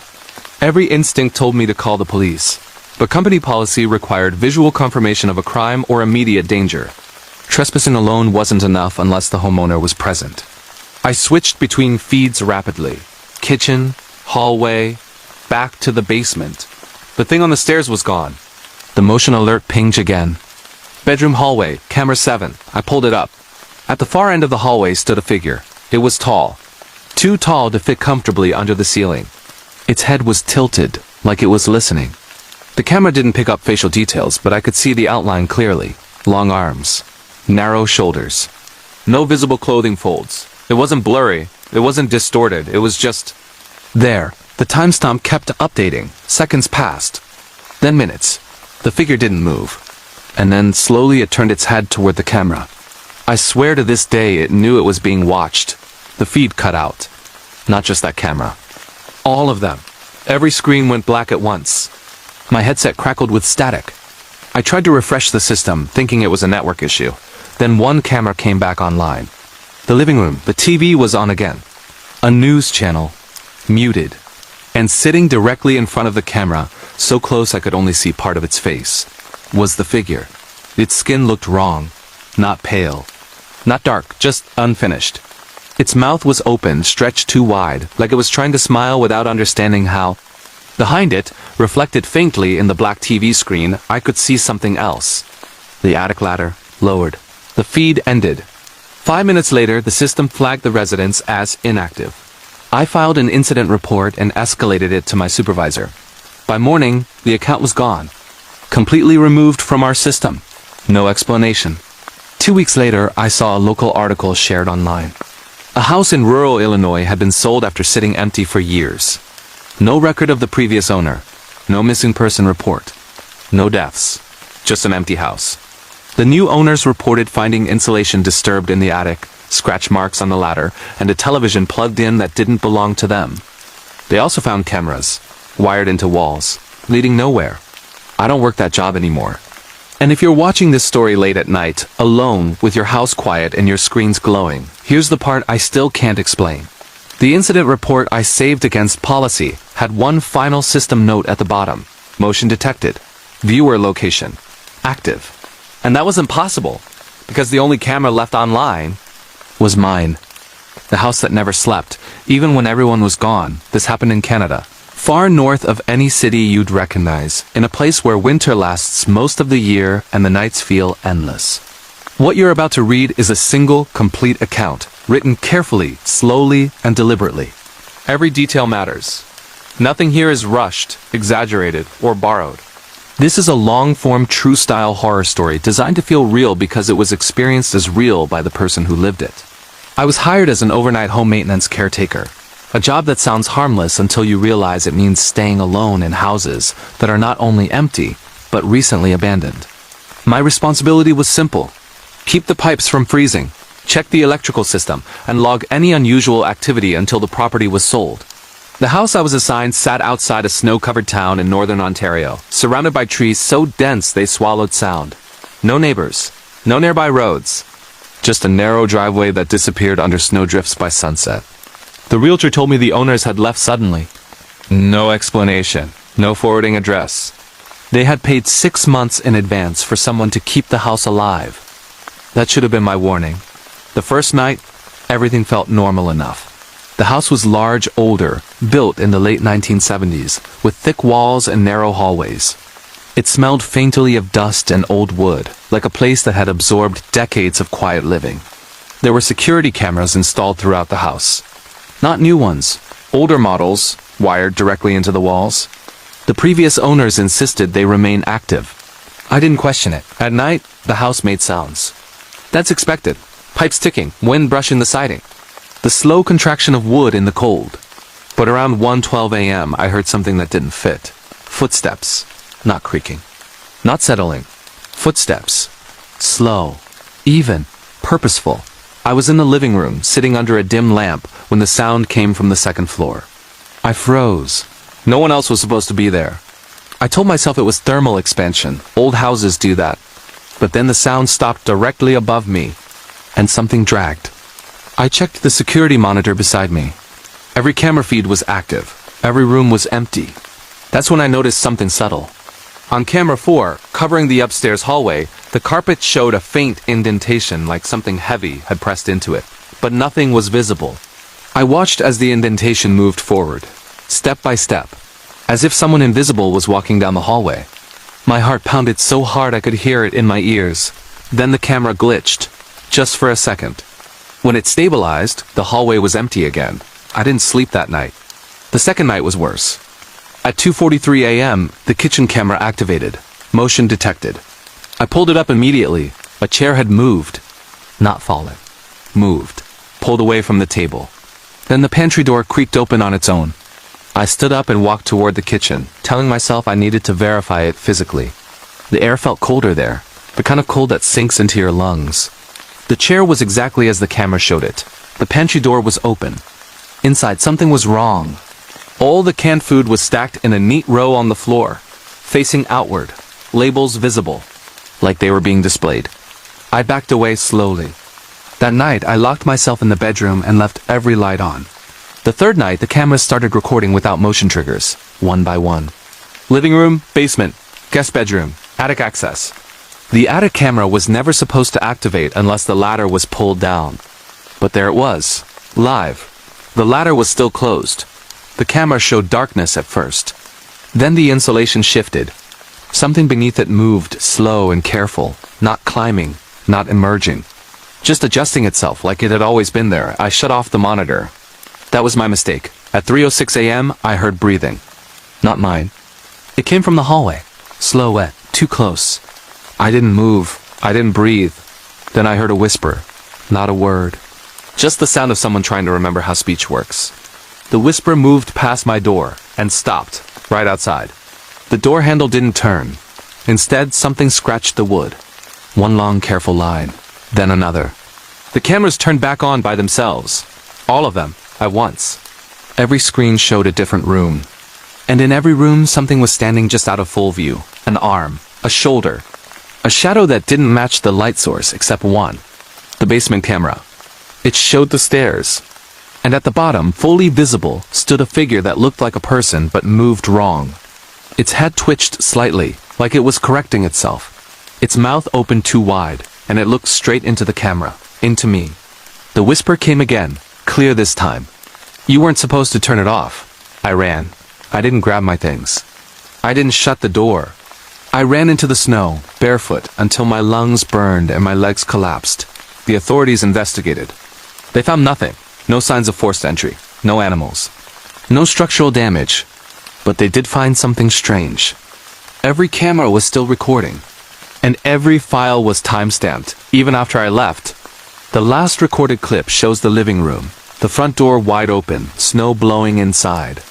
And a shadow moving slowly toward the camera. The house was demolished months later. No explanation was given. No bodies found. No history uncovered. But sometimes, late at night, when my phone camera glitches or my screen lights up without a notification, I remember what the whisper said. The house didn't want to be empty. And it was watching long before I arrived. I was the only night worker left, and something started clocking in with me. This story took place in Germany, in a small industrial town outside Hamburg, where most factories shut down after midnight, and the streets empty completely. I'm telling this exactly as it happened, in detail, because the details are the only reason I'm still convinced it was real. This is not a campfire story. This is not a rumor. This is a true-style horror account that still follows me, especially when I'm awake at night and hear sounds that don't belong. I was hired as a night shift facility operator for a large distribution warehouse. The kind of place that looks normal during the day, but becomes unsettling after dark.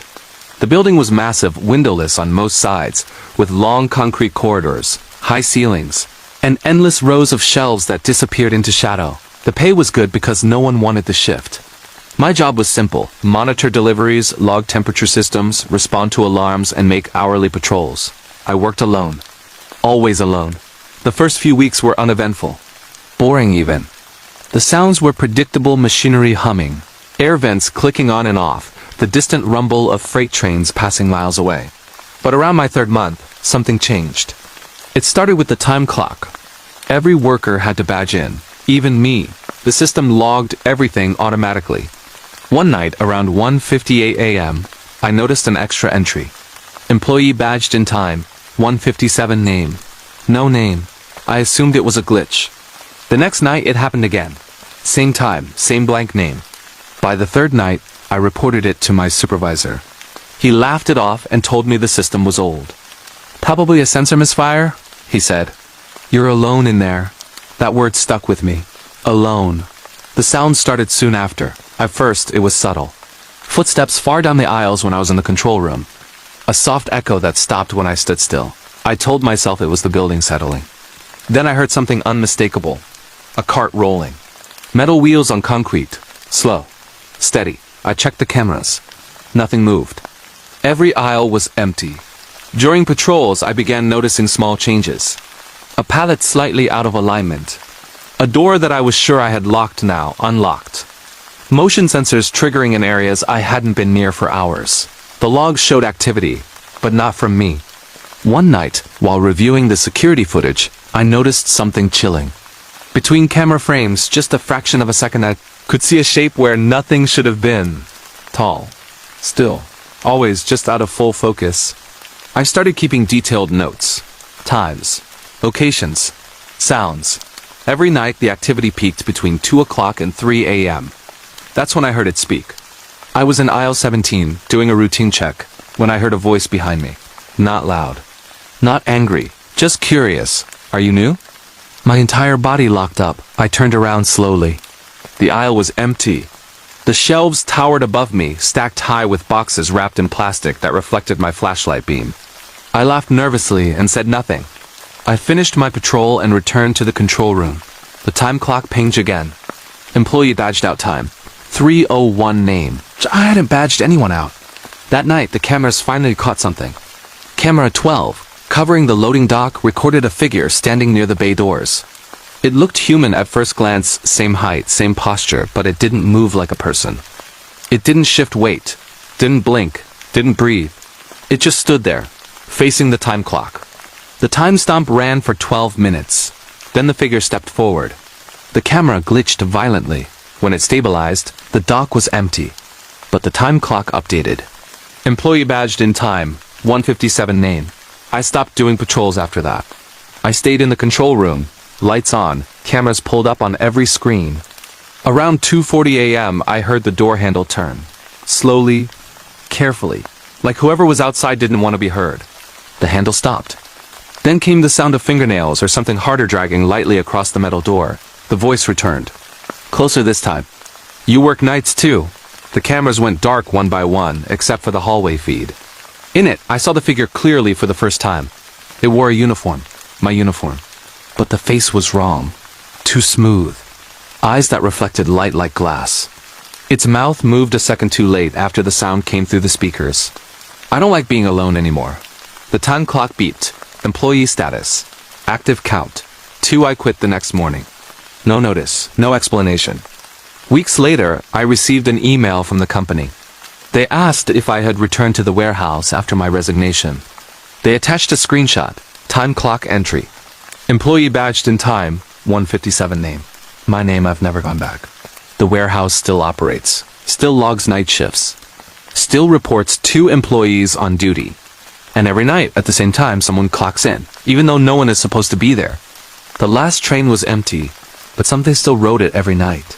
This happened in Japan, in a coastal city where the subway runs beneath old neighborhoods that were never meant to have tunnels under them. I'm writing this as a complete, uninterrupted account, built carefully from memory and official logs, because once you hear it, you'll understand why I never ride underground anymore. This is a true-style horror story told with patience, realism, and the kind of detail you only remember when something refuses to let you forget it. I worked the overnight subway maintenance shift, a job that exists almost entirely out of public sight. When the last train leaves around midnight, the system doesn't sleep. Tracks need inspection. Signals are checked. Cameras monitored. Emergency phones tested. Everything is quiet, controlled, and usually predictable. Usually. The section I was assigned to ran beneath an older residential district. No shopping centers. No nightlife. Just apartment buildings above and concrete tunnels below. My shift ran from 12:30 a.m. to 5:30 a.m., and I worked alone, communicating with central control only if something went wrong.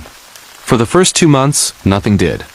Then the platform camera at station K17 began activating after hours. The first alert came at 1:41 a.m. Motion detected on platform 2. That wasn't possible. Power to the platform lights was cut after the final train. The access gates were locked. The only way down there was through secured maintenance doors. I pulled up the camera feed. The platform was dark, illuminated only by emergency strips along the edge. No people, no movement. I marked it as a false trigger. The next night, it happened again. Same time, same platform. This time, the camera showed something different. Footprints, not clear ones. Faint impressions in the dust that collects where no one walks anymore. They began near the tunnel entrance and stopped just before the yellow safety line. As if someone had stood there, waiting. I checked the train logs. No unscheduled trains. No maintenance crews in that zone. No emergency overrides. I told myself it was air pressure. Old tunnels breathe. Dust shifts. But on the third night, the emergency phone on platform 2 rang. That phone only works if someone presses the button. I answered from the control room. Static. Then breathing. Not panicked. Not heavy. Measured. Like someone trying to stay quiet. I spoke into the mic, following protocol, asking if there was an emergency. The breathing stopped. The line stayed open for exactly 10 seconds. Then it disconnected. The cameras didn't show anyone leaving. That's when I started reviewing older footage. I scrubbed back weeks, months. At 1:41 a.m., almost every night, something appeared on platform 2. Sometimes it was just a shadow that didn't match the emergency lights. Sometimes it was a figure at the far end of the platform, too dark to see clearly, standing perfectly still. Always facing the tunnel. Always waiting for something to arrive. One night, around 2:06 a.m., the tunnel camera activated. The tunnel. There should never be motion there unless a train passes. The feed showed darkness at first. Then a shape emerged from deeper inside. Not walking. Not running. Gliding. It moved smoothly along the tracks. Just above them, as if the rails didn't exist. As it got closer, I realized it looked like a person wearing outdated commuter clothing. Long coat, bag held low, head slightly bowed. But it wasn't touching the ground. When it reached the platform, the emergency lights flickered. The figure stepped forward, and the sound came through my speakers. The sound of a train arriving. Metal on metal. Wind rushing. But the tracks were empty. The cameras shook as if something massive had passed through the station at speed, but nothing appeared. When the noise stopped, the figure was gone. The platform was empty again, except for one thing. A single dark mark on the concrete. Like something had stood there for a very long time. Central Control told me to stop reviewing old footage. They said the system sometimes overlays residual data. I knew that wasn't true. Then the maintenance badge logs started changing. Every worker badges in and out electronically, even at night. One morning, reviewing my own shift log, I noticed an extra entry. Access granted time. 141 zone. Platform K17 name. Not registered that access repeated every night. Always the same time. Always the same platform. I decided to go down there myself. Against policy. At 1:30 a.m., I took the maintenance elevator down to platform K17. The doors opened to silence so deep it felt physical. The air was colder there. Heavier. My footsteps echoed too loudly. I stood near the yellow line, heart pounding, flashlight shaking slightly in my hand. At 1:41 a.m., the emergency lights flickered. The tunnel filled with sound. Not a train. Whispers. Hundreds of overlapping voices, too soft to understand, rushing past as if carried by invisible wind. The temperature dropped instantly. Then I saw it. At the far end of the platform, where the tunnel curves away, a figure stood exactly where I had seen it on camera. Closer now. Too close. Its face was blurred, like it didn't belong in the present. Its eyes reflected light wrong, like glass catching something that wasn't there. It took one step forward. The sound of a train roared through the station. I felt something pass through me. Not hitting. Passing. The lights went out. When they came back on, I was alone. The platform clock read 1:42 a.m. I ran. I didn't report it. I resigned 2 days later. Months passed. Then one night, unable to sleep, I searched local archives. There was an old article, decades old, about a train that never made it to station K17. A late-night commuter train. Mechanical failure. Tunnel collapse. Officially sealed records. No memorial. No recovered bodies. Just a platform that was finished anyway. Waiting for a train that never arrived. I still check the time sometimes at night. And when it reaches 1:41 a.m., I remember the way that figure stood patient, facing the tunnel, waiting for the last train. And if you're watching this late at night, listening closely, and you think you hear distant metal rushing through darkness, make sure it's actually coming, because some trains never stop, and some passengers never leave. Every camera showed me leaving, but I never made it out alive. This happened in Norway, far above the Arctic Circle, where winter swallows entire towns and the sun disappears for months at a time. I'm writing this as one continuous account, reconstructed from memory, incident reports, and recordings that were never meant to be seen by anyone outside a small internal review board. This story is long because it has to be. What happened unfolded slowly, deliberately, and only makes sense when every detail is placed exactly where it belongs. I worked as an overnight security supervisor for a government-owned research facility located deep in the mountains. Officially, it monitored environmental data ice movement, seismic readings, atmospheric changes. Unofficially, no one ever explained why the facility needed so many cameras pointed inward instead of outward. The site was massive and mostly underground. Concrete corridors, reinforced doors. Long hallways that curved just enough to block your view of what waited at the other end. Above ground, there was almost nothing, just a small entrance building, a parking area buried under snow, and a radio tower that groaned constantly in the wind. During winter, I was often the only person on site from 7 p.m. to 7 a.m. The isolation was extreme. No wildlife sounds, no distant traffic. Just wind and the low hum of machinery buried beneath layers of ice and rock. For the first few weeks, the job was routine. Monitor cameras, log temperature fluctuations, respond to automated alerts. The cameras covered everything. Labs, storage rooms, dormitories, stairwells, elevators, even unused sections that were supposedly sealed decades ago. Those sealed sections still had power. That was my first concern. The second came on my 23rd night. At 2:16 a.m., the system flagged a motion alert in corridor D9. That corridor was listed as inactive. I pulled up the feed. The hallway lights were on. They weren't supposed to be. The corridor stretched farther than I remembered, disappearing into shadow. The camera angle was fixed, old, slightly distorted at the edges. Nothing moved. I marked it as a lighting malfunction. Then the alert came again. Same corridor. This time, something was different. At the far end of the hall, just before the darkness swallowed everything, a shape stood partially in view. Not fully visible. Just enough to know it was tall. Very tall. I zoomed in. The camera struggled to focus, like the lens couldn't decide where the object belonged. The shape didn't move, but the shadows around it did, bending inward as if drawn toward it. I checked the access logs. No doors opened. No pressure changes. No badge entries. I felt that creeping awareness that every night worker eventually experiences, the sense that the building knows you. There. Over the next few nights, the alerts spread. Corridor C4, Stairwell B, Dormitory Hall 2. Always between 2 o'clock and 3 a.m. Always areas no one used. And always the same pattern. Lights on.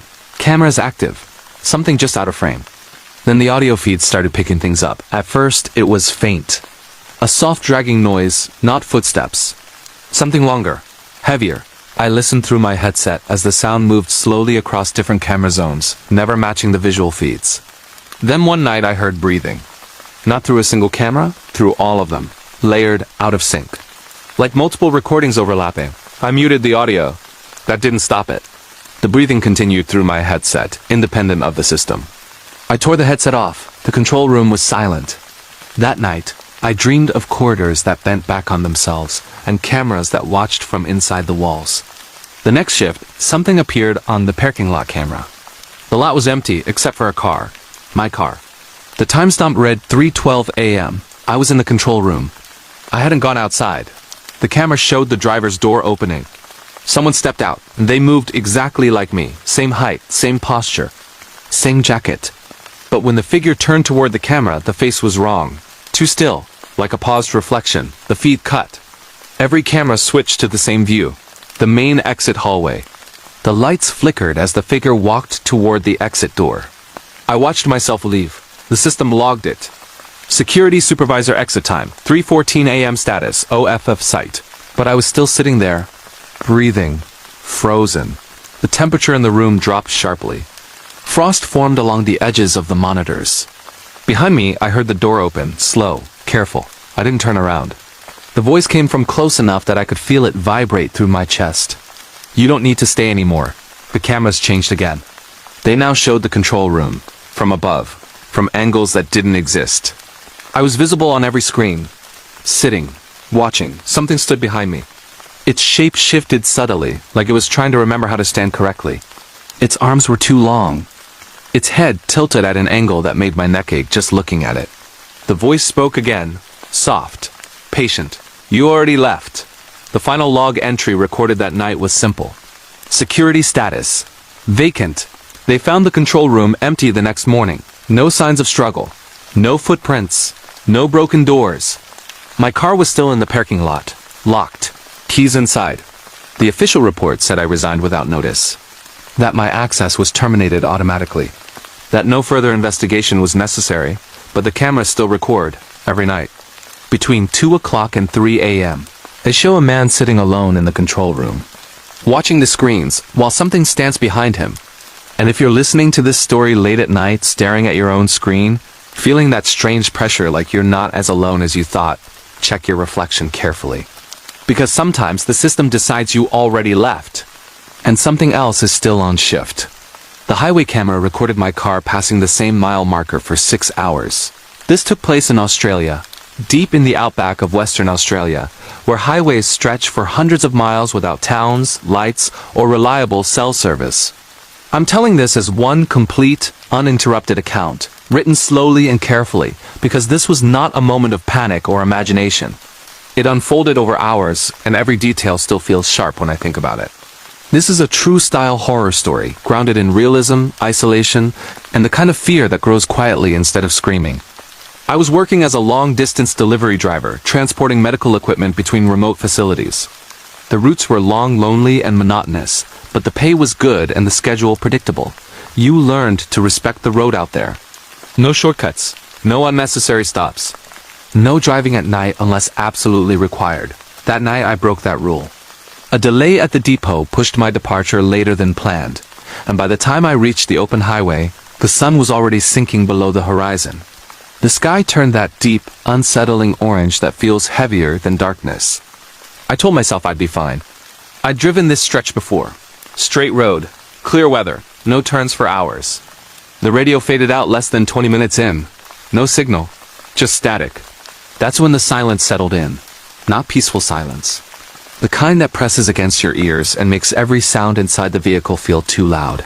Engine hum, tire noise, my own breathing. Around 10:47 p.m., I passed a highway camera mounted on a tall metal pole. I noticed it because it was the only artificial light I'd seen in over an hour. A small red indicator blinked as I drove past. I remember thinking it was comforting. Proof that someone somewhere could see this road. 30 minutes later, I passed the same camera again. Same pole. Same light. Same bent warning sign beside it.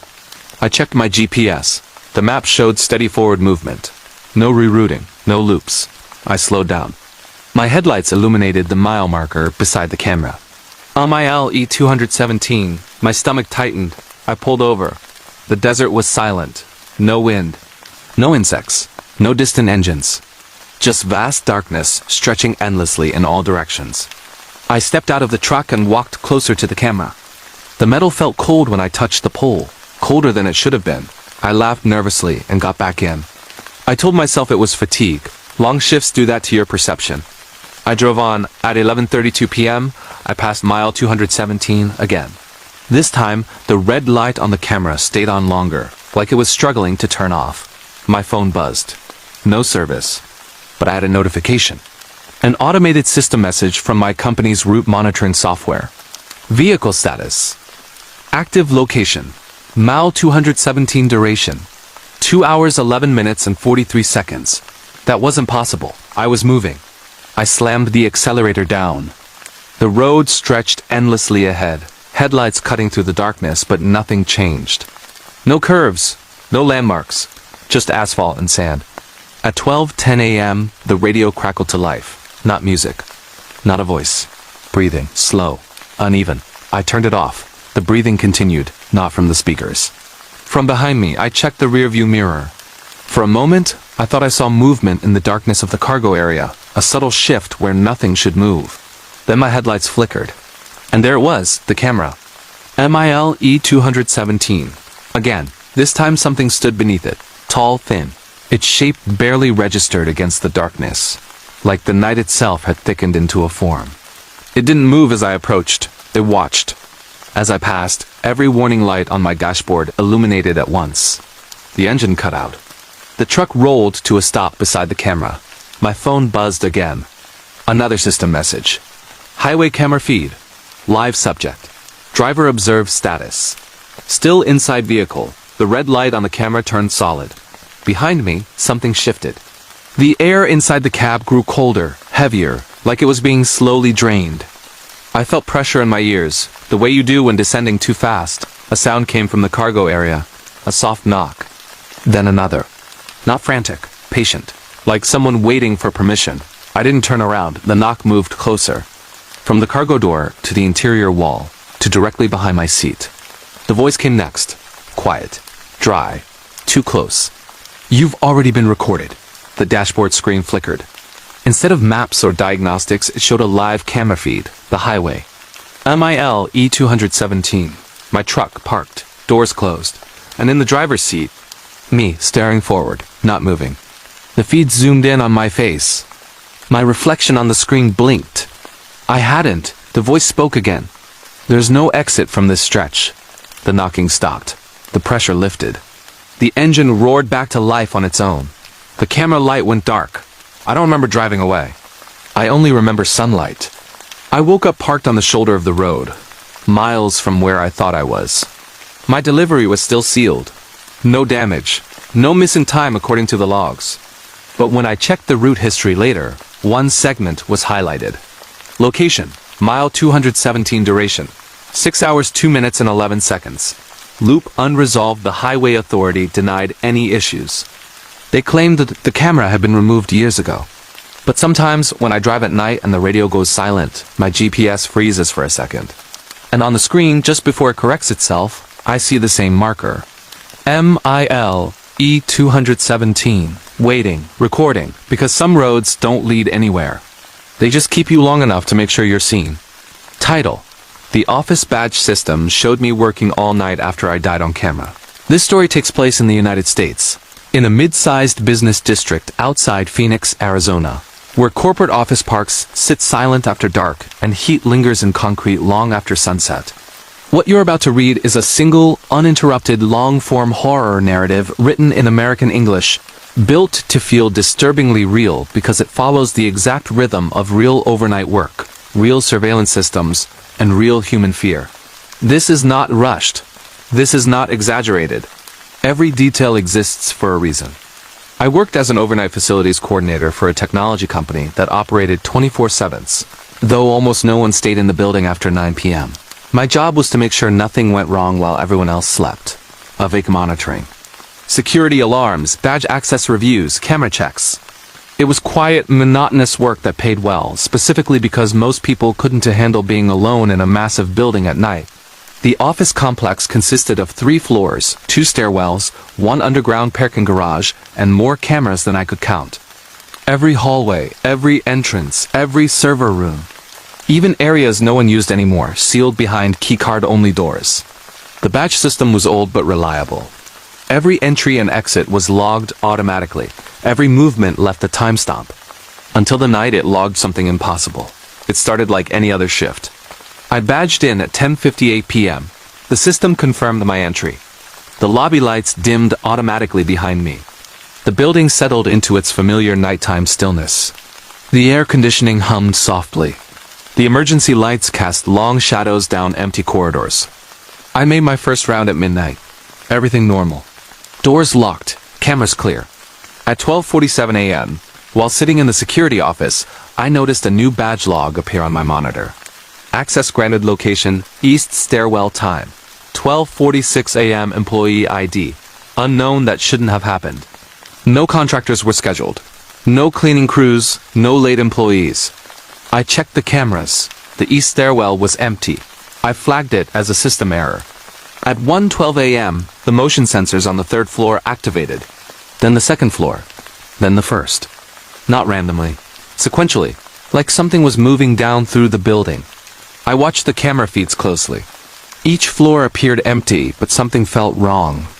The lighting looked slightly off, as if the cameras were struggling to render what they were seeing. Shadows lingered a fraction longer than they should have. At 1:29 a.m., the badge system logged another entry. Access granted location. Server corridor time. 1:29 a.m. employee ID. Unknown, I stood up, heart racing, and grabbed my radio. I announced myself out loud, even though no one should have answered. Silence. I walked toward the server corridor. The building felt different. Heavier. The hum of electricity sounded louder, closer, like it was inside my head. The temperature dropped noticeably as I approached the corridor. The door was open. I knew I had locked it earlier. Inside, the servers blinked steadily, rows of green and blue lights reflecting off metal surfaces. The room smelled faintly of ozone. Then I heard breathing. Not echoing, not distant. Right behind me, I turned. No one was there. But the door behind me closed slowly, deliberately, without making a sound. My radio crackled. Static. Then a voice. My voice. Security check complete. I froze. That phrase was part of my end-of-shift log. I hadn't said it yet. I ran back to the security office and pulled up the cameras. That's when I saw myself. On camera 14, covering the west hallway, a figure walked calmly toward the security office. Same uniform. Same build. Same walk. The timestamp read 1:41 a.m. I was already inside the office. The camera feed followed the figure as it stopped outside the door. The handle didn't move. Instead, the figure stood there, facing the camera, head tilted slightly, like it was listening. Then it turned and looked directly into the camera. Into me. Its face was almost right, almost. The eyes didn't blink. The mouth didn't move when it smiled. The badge system chimed. Employee status update employee. Me status. On-site count. 2 the lights flickered. Every monitor switched feeds at once. Now every camera showed the same view, the security office. From impossible angles, from the ceiling, from corners that didn't exist. I was visible on every screen, sitting at the desk, breathing fast. Behind me, something stood up from the shadow where the wall met the floor. It unfolded slowly, joints bending the wrong way, mimicking my posture as it rose. Its reflection didn't match mine in the dark glass of the monitors. The voice spoke again. Still my voice. You've already finished your shift. The badge reader beeped loudly. Exit confirmed time. 1:58 a.m. employee. Me, the cameras showed me standing up and walking out of the building. I watched myself leave. The real me never moved. The temperature dropped so fast frost formed on the edges of the desk. I felt pressure on my shoulders like hands resting there, guiding me gently back into the chair. The voice whispered directly into my ear. We just needed the badge. The screens went black. The official report says I never clocked out. That I abandoned my post. That no incident occurred. But internal logs tell a different story. They show badge activity under my name for 3 more weeks. Night shifts. Routine patrols. Normal system checks. Always 1 employee on site. Always active. Always working. The cameras still record movement in the security office at night. A man sits at the desk, watching the screens. And something stands behind him, making sure he never leaves early again. I was the only night shift worker in an abandoned hospital, and the cameras recorded what I never saw.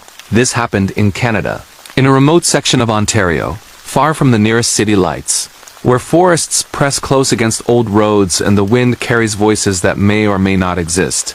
I worked as an overnight security guard for a healthcare maintenance company contracted to check on decommissioned hospitals before demolition. My job was simple: walk the halls, inspect equipment, ensure no trespassers, and monitor the security cameras. The building itself had been closed for years, but for reasons no one explained, the cameras were still active, connected to a central server in the next town. I arrived at the hospital at 11:15 p.m., greeted only by the groaning of the building's metal siding swaying in the wind. The front doors were already unlocked, because the cleaning crew had left them that way. I walked in, badge clipped, flashlight in hand, and started my routine. First floor, hallways, emergency exits, stairwells. The smell was heavy old antiseptic mold and dust so thick it left a film over everything I touched. By 11:45 p.m., I had completed the initial sweep. Nothing unusual, no signs of life. The security system was old but functional. Cameras were mostly black and white, some flickering, some too dark to see details. I returned to the security office to review the overnight footage, a habit I kept, because sometimes odd things show up after hours. At 12:03 a.m., motion was detected in hallway 2B near the pediatric wing. The alert was subtle, just a small red box blinking on the monitor. I checked the camera. The hallway was empty, dark. The fluorescent lights overhead were dead. Dust motes floated in the beam of my flashlight, and for a moment, I thought I saw a shadow shift at the far end. I blinked. Nothing. I walked toward hallway 2B, every step echoing against the tiled floors. As I approached, the motion sensor pinged again. Still empty. My flashlight illuminated rows of old gurneys and broken beds. On the wall, peeling paint and faded murals of cartoon animals stared down at me. I shook my head, telling myself it was fatigue, my imagination reacting to the darkness. By 12:47 a.m., things began happening too fast to ignore. The motion sensors pinged in multiple locations at once. Hallway 1C, stairwell A, the roof access hallway. On the monitors, shadows flickered in corners where shadows shouldn't exist. My heartbeat quickened. Something wasn't right. At 1:12 a.m., I heard footsteps above me. Heavy, deliberate, echoing in the metal corridors. I live alone, I work alone, and no one else had been in the building. I called into the radio to the central office. Silence, just static. Then, faintly, a whisper. "Don't leave yet." I froze. My flashlight flickered. I swear I felt the temperature drop at least 10 degrees in seconds. I tried to rationalize. An animal on the roof, a ventilation issue, wind. Nothing fit. I moved cautiously to the stairwell to check the second floor. The steps creaked under my weight. I reached the landing. The hallway stretched into darkness. I heard the footsteps again behind me, but the stairwell door was closed. No one could have been there. I turned around. Nothing. Only darkness. Then I looked at the security monitor. My own figure appeared, standing in hallway 2A, facing the stairs I had just climbed. The timestamp read 1:13 a.m. I ran back to the security office, slammed the door shut, and locked it. Every monitor displayed my image walking through the building, turning corners, moving down hallways I had not yet reached. Every step perfectly synchronized, every motion eerily fluid. I hadn't moved. I was sitting at the desk, paralyzed with fear. At 1:25 a.m., the phones in the security office rang. I answered. Static. Then the same whisper. "You're almost done." I checked the monitors again. On every feed, my figure was moving faster now, running down stairwells, through corridors, passing locked doors. I could see in one camera, the pediatric wing, my own face looking directly at the camera, expression frozen in terror, but it wasn't me. I was still in the office. By 2:03 a.m., the anomaly escalated. One by one, the monitors went black. Then each flickered back on, showing footage I had never seen before. Operating rooms filled with shadows. Surgical instruments shifting on their own. Old hospital gowns moving as if worn by invisible figures. The walls themselves seemed to pulse. The air on the monitors shimmered. I heard the whisper again, this time louder. "We've been waiting." Then came the footsteps inside the office. Not outside, inside, behind me. Heavy, deliberate, pacing slowly. I turned. Nothing, but when I looked at the monitors, the view of my desk was gone. Instead, I saw a shadow standing behind the figure of myself. Taller, thin, and possibly still. At 2:17 a.m., I bolted for the exit. The front doors were gone, or at least on the monitor replaced with solid blackness. My body refused to move fast enough. The shadow figure appeared in the hallway behind me on every screen. I ran blindly through the building, corridors twisting in ways that should have been impossible. Doors leading to stairwells that didn't exist, elevators opening to walls. Each time I glanced at a monitor, the figure followed. Always behind me. Always closer. Always patient. By 3:01 a.m., I reached the parking lot. The doors had unlocked themselves. I ran to my car. Engine started. I drove off without thinking. I didn't stop until the sun rose over the horizon. The building was behind me, silent and ordinary again. But when I checked the security footage the next day, the system had automatically saved the overnight recordings. On every frame from 12:03 a.m. to 3:01 a.m., my figure moved independently of my real self. It explored the hospital, pausing, watching, and eventually sitting at the security desk. I wasn't there. I quit the job the next day. Months later, the company told me they had reviewed the footage. They said nothing unusual had been recorded. That the motion sensors had no triggers, cameras were normal, and all doors remained locked. But I know what I saw. I know what the monitors recorded. And I know the whisper is still there at night, in every abandoned hospital, every empty office building. We've been waiting. You belong to the night now. I survived the Arctic research station alone. But the cameras showed someone else walking the halls at night. This true story took place in Greenland, at a small, isolated Arctic research station that sits perched on the edge of a frozen fjord. The station was designed for climate and geological studies, but no one ever explained why every hallway, laboratory, and living quarters room was lined with security cameras that fed directly to a central monitoring server. I was contracted as the overnight technician, responsible for ensuring the building's systems functioned correctly, including heating, generators, communications, and security systems. I arrived in late November, when the sun had already vanished for weeks. The station was buried under snow, and the wind screamed constantly against the steel and concrete walls. The only sound that wasn't mechanical was the occasional creak of ice shifting outside. For the first 2 weeks, the work was monotonous but manageable. Check generators, verify data readings, inspect cameras, and document anomalies. On the night of November 23rd, everything changed. It was 11:52 p.m. when I started my routine camera sweep. Hallways were empty. The lab benches were still. The sleeping quarters quiet. But as I panned through the corridors, I noticed a shadow in camera 12, near the storage room. It wasn't clear a tall, thin silhouette, but it wasn't moving like a normal person. It didn't walk. It glided, almost floating slightly above the floor. I grabbed my flashlight and checked the storage room. Empty. No doors were unlocked. The motion sensor hadn't tripped. I dismissed it as a camera glitch, though unease settled deep in my chest. By 12:17 a.m., the motion alerts started pinging in multiple locations simultaneously. Hallway C, Stairwell 2, Laboratory 3. Every camera showed someone or something moving with purpose. It mimicked human behavior perfectly, stopping to inspect objects, turning corners, looking down hallways. The terrifying part was that no one else was on site. I tried contacting the main office via radio. Static. My satellite phone had no signal. I was completely isolated. At 12:46 a.m., I heard footsteps above me. Not faint, deliberate heavy boots against metal catwalks. But the station's upper levels had been sealed for decommission. No one was supposed to access them. I climbed the stairs cautiously, flashlight shaking in my hand. The corridor stretched endlessly. Doors that were supposed to be locked were slightly ajar. Each time I passed, the motion alerts pinged closer.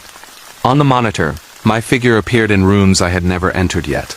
My real self was standing still at the entrance to the stairwell. The temperature dropped sharply. Frost formed along the walls, even though heaters were running at full power. I could see my breath in the flashlight beam. Then I heard a voice, not loud, not screaming, but calm, insistent. "You shouldn't be here alone." It was my voice.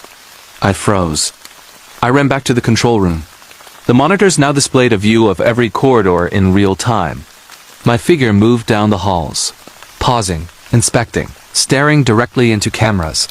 Every action mirrored my movements from earlier, but I hadn't done any of it. At 1:23 a.m., The silhouette appeared in the lab where I had been checking instruments. On the monitor, it turned its head and looked straight at the camera.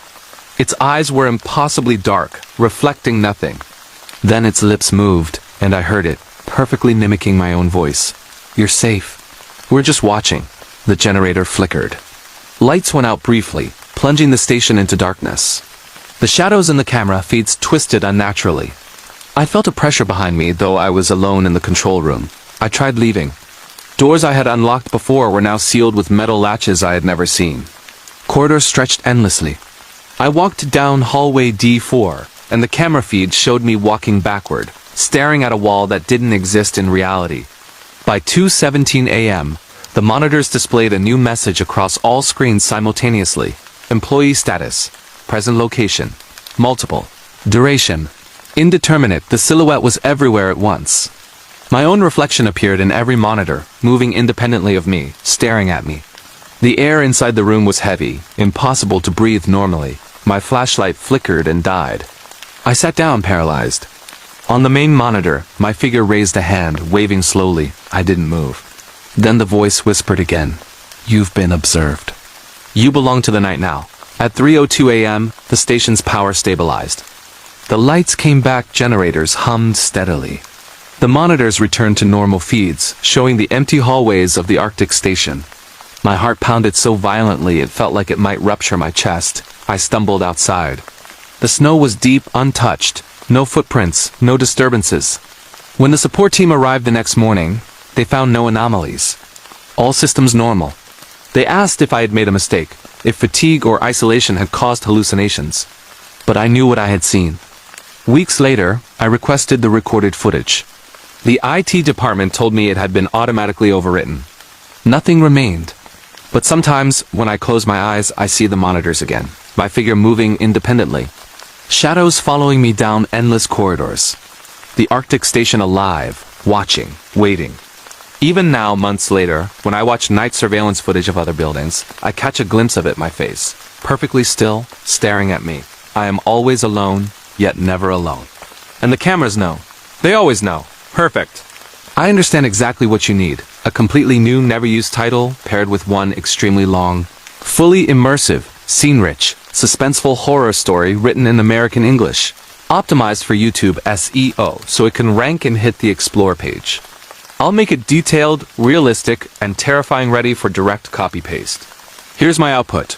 The Midnight Passenger. True terrifying Uber horror story that happened in Portland, Oregon that will keep you awake all night. It started as an ordinary Friday night in Portland, Oregon. The streets were slick from a persistent drizzle, reflecting the neon glow of streetlights and the occasional headlights streaking past. Alex, a 27-year-old Uber driver, had just finished a long dinner with his friends and decided to pick up a few late-night rides to make extra cash. He didn't know that this particular shift would become a story he would never forget, a night that would haunt him for years. Around 11:45 p.m., Alex received a ride request from a remote residential street in northeast Portland, an area known for its quiet, dimly lit houses and thick fog that seemed to roll in from the nearby Willamette River. The pickup location was at the edge of the street, where a lone street lamp flickered intermittently. When Alex arrived, he saw a man in his late 30s, tall, thin, and wearing a long dark coat standing perfectly still on the sidewalk. His face was partially obscured by the brim of a worn hat, but Alex could see pale skin and piercing eyes that seemed to glint under the flickering light. "Thanks for coming," the man said in a low, rasping voice that made Alex's skin prickle. "Just drive me downtown." Alex hesitated, feeling a wave of unease, but shrugged it off. Stranger requests were common at night, and the fare seemed normal. He unlocked the passenger side door, and the man got in without a word, silently adjusting himself in the seat. The car smelled faintly of something metallic, like rust or blood, but Alex tried to ignore it. As Alex drove through the quiet streets, he noticed the man never looked at him directly. He stared blankly out the window, occasionally muttering under his breath, words too low to hear. The rain intensified, drumming against the windshield, making the small car feel even more isolated. Alex's phone buzzed with a notification, but he ignored it, focusing on the road. Something about the passenger's silence was oppressive. About 20 minutes into the ride, the man suddenly spoke, leaning slightly forward. "I know your routine," he said. Alex's heart skipped a beat. The voice was still calm but carried an icy, unsettling certainty. I know when you drive alone. I know when you park. I know when you sleep. Alex tried to laugh it off nervously. That's kinda creepy. You're joking, right? But the man didn't respond. He simply turned slightly in the seat, tilting his head, and for the first time, Alex caught a glimpse of his face in the rearview mirror. His eyes were unnaturally wide, the pupils black and dilated, almost animal-like. The pale skin seemed to shimmer faintly under the car's interior light, and his thin lips curled into a slow, unnatural smile. The rest of the ride was a tense silence, punctuated only by the sound of rain hitting the car. Alex's hands were sweaty, gripping the wheel tighter than usual. He tried to focus on the GPS directions, but something in the passenger's gaze kept drawing his attention. He couldn't shake the feeling that the man wasn't just watching him, he was studying him, memorizing him, waiting for something. Finally, they reached the destination. A nearly abandoned parking lot behind a convenience store, dimly lit and surrounded by chain-link fences. The man didn't give Alex an address, just gestured vaguely toward the lot. Stop here, he said. The voice was calm but carried a weight that made Alex's stomach churn. As Alex parked and turned to unlock the door, the man leaned closer and whispered, You shouldn't have come tonight. You should have stayed home. But now you're mine. Alex froze. The words weren't a joke. The man's presence in the confined space of the car felt suffocating, almost tangible. His fingers twitched in a way that seemed unnatural, like he was ready to strike, yet he didn't move from his seat. Panic rose in Alex's chest as he fumbled with the door lock. Suddenly, the man slid out of the car silently, his movements unnerving in their fluid precision. Alex's instincts screamed at him to drive away, but the man stepped closer, stopping just outside the car, staring directly at him. Alex locked the doors and hit the horn repeatedly. The sound echoed across the empty parking lot, but no one came. The rain masked any distant noise, leaving only the pounding of Alex's heart. Then, without warning, the man spoke again, his voice now almost melodic and eerily calm. I will find you. Always. Even when you think you're alone. Even when you're sleeping. He leaned back, the shadow of his coat stretching unnaturally across the wet asphalt, then turned and disappeared into the darkness, leaving only a faint mist behind. Alex didn't move for several minutes, frozen in the car, trying to comprehend what had just happened. The air felt thick, oppressive, like the night itself was pressing in.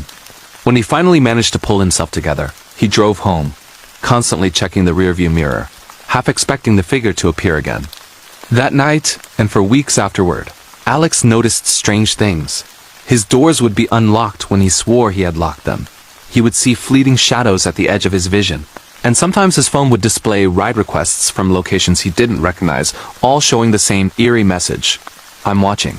Alex quit driving after that night. He never shared the story publicly until now. Even today, years later, when it rains heavily in Portland, he avoids driving alone after midnight, and every shadow that flickers in the wet streetlights sends a cold shiver down his spine. Some Uber passengers are harmless. Some are late-night drunks. Some are tourists. But every so often, there's a passenger who is something else entirely. Something that remembers your routines. Something that waits. And something that doesn't forgive.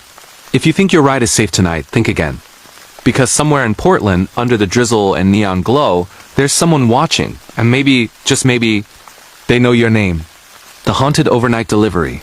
True terrifying late-night horror story of a solo driver stalked by something unseen in rural America. It was one of those nights that felt heavier than usual. The air thick with fog, and the distant hum of cicadas. Ryan, a 26-year-old delivery driver for a small logistics company, had been working overnight for months, usually completing his routes without incident. But that Friday night in late October would be different. That night, something followed him, something that didn't belong to the world of ordinary people. Ryan's route took him through miles of rural backroads in upstate Vermont, an area where the streetlights were sparse, and most homes were isolated farms or abandoned buildings. By 11:30 p.m., he had just left the last suburban stop and was heading down a winding country road surrounded by dense pine forests. The GPS showed that his next delivery was a small house tucked away behind an overgrown driveway, one that local drivers avoided because the last few drivers reported weird feelings in that area. As he approached the driveway, Ryan noticed something strange, a figure standing at the edge of the road. At first, he thought it was a hiker, or perhaps a lost teenager, but the way it stood perfectly still in the fog made his stomach twist. He slowed the van and squinted through the windshield. The figure was tall, unnaturally thin, and completely black against the mist, almost as if the fog itself was bending around it. Ryan's hands tightened on the steering wheel. Probably just a kid messing around, he muttered, forcing himself to breathe steadily. He parked near the mailbox and grabbed the package, but as soon as he stepped out, the figure was closer, maybe 30 feet away now, still perfectly motionless. Ryan's pulse quickened. There was something about the way the air seemed heavier around it, a subtle vibration that made the hairs on the back of his neck stand on end. He told himself to stay calm and approach the house. The door creaked when he rang the bell, and silence greeted him. Then, just as he was about to knock again, he heard a slow, deliberate scraping sound from behind the van. He froze. The sound was soft but unmistakable, like fingernails dragging across metal.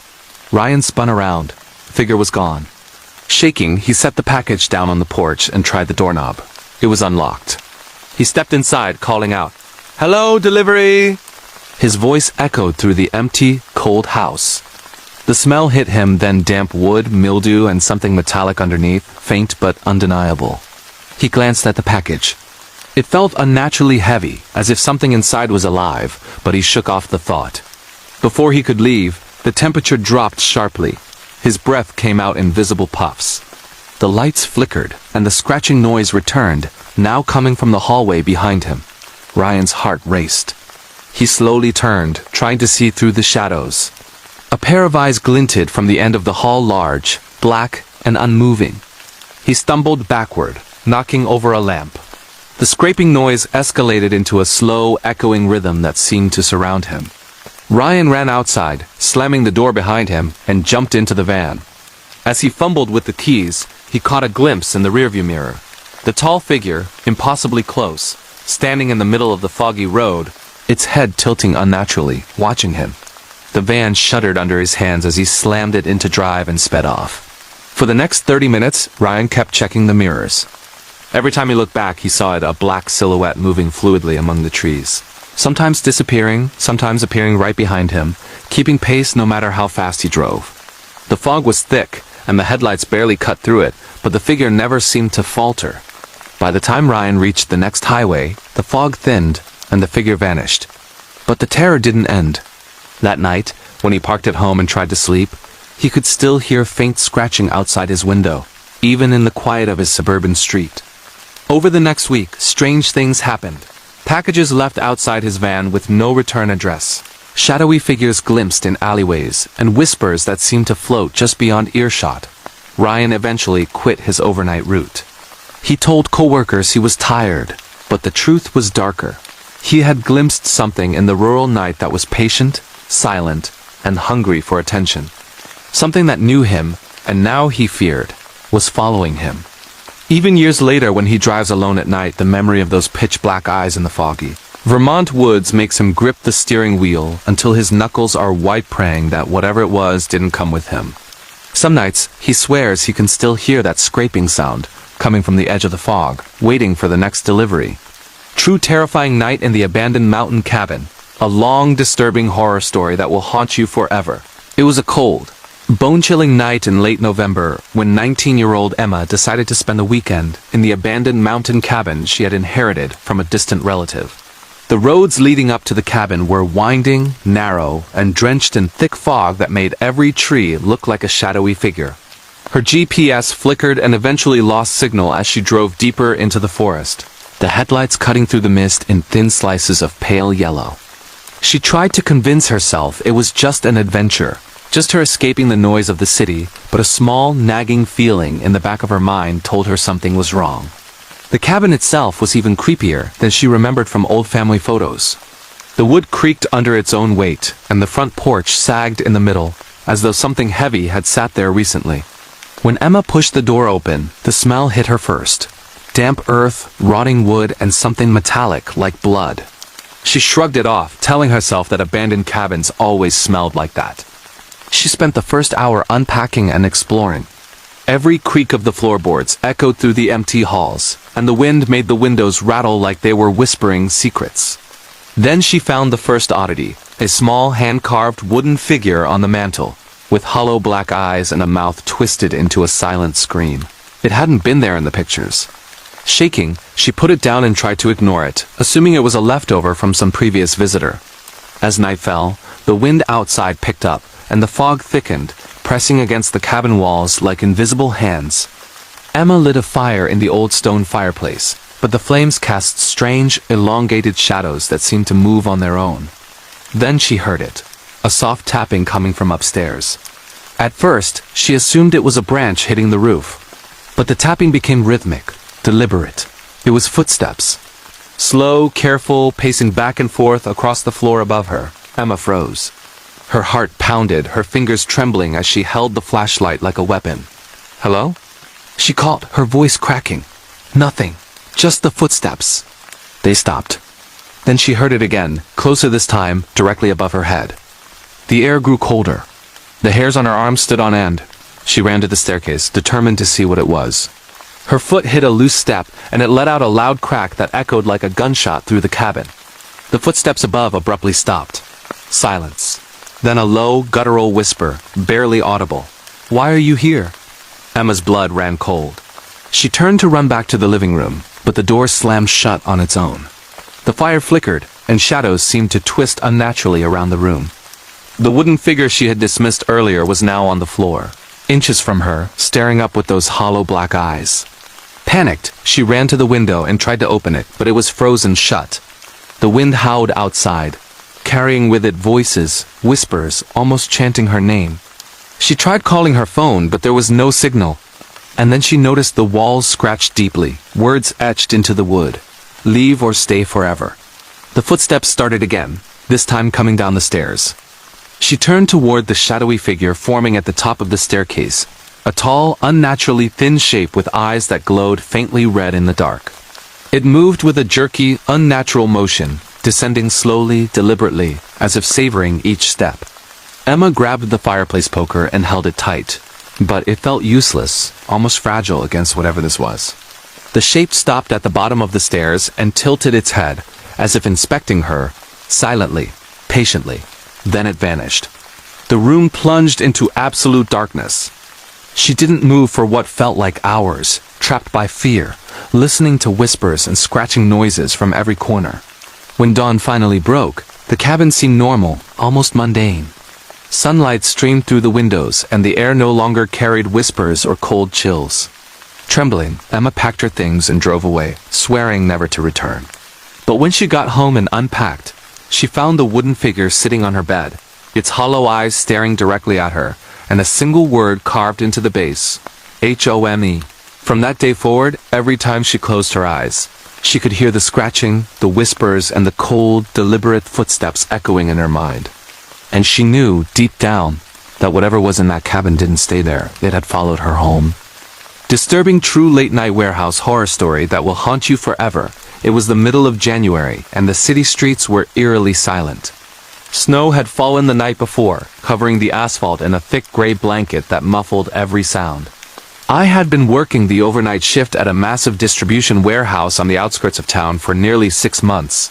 And although the job was monotonous and exhausting, I had never felt anything remotely dangerous, or so I thought.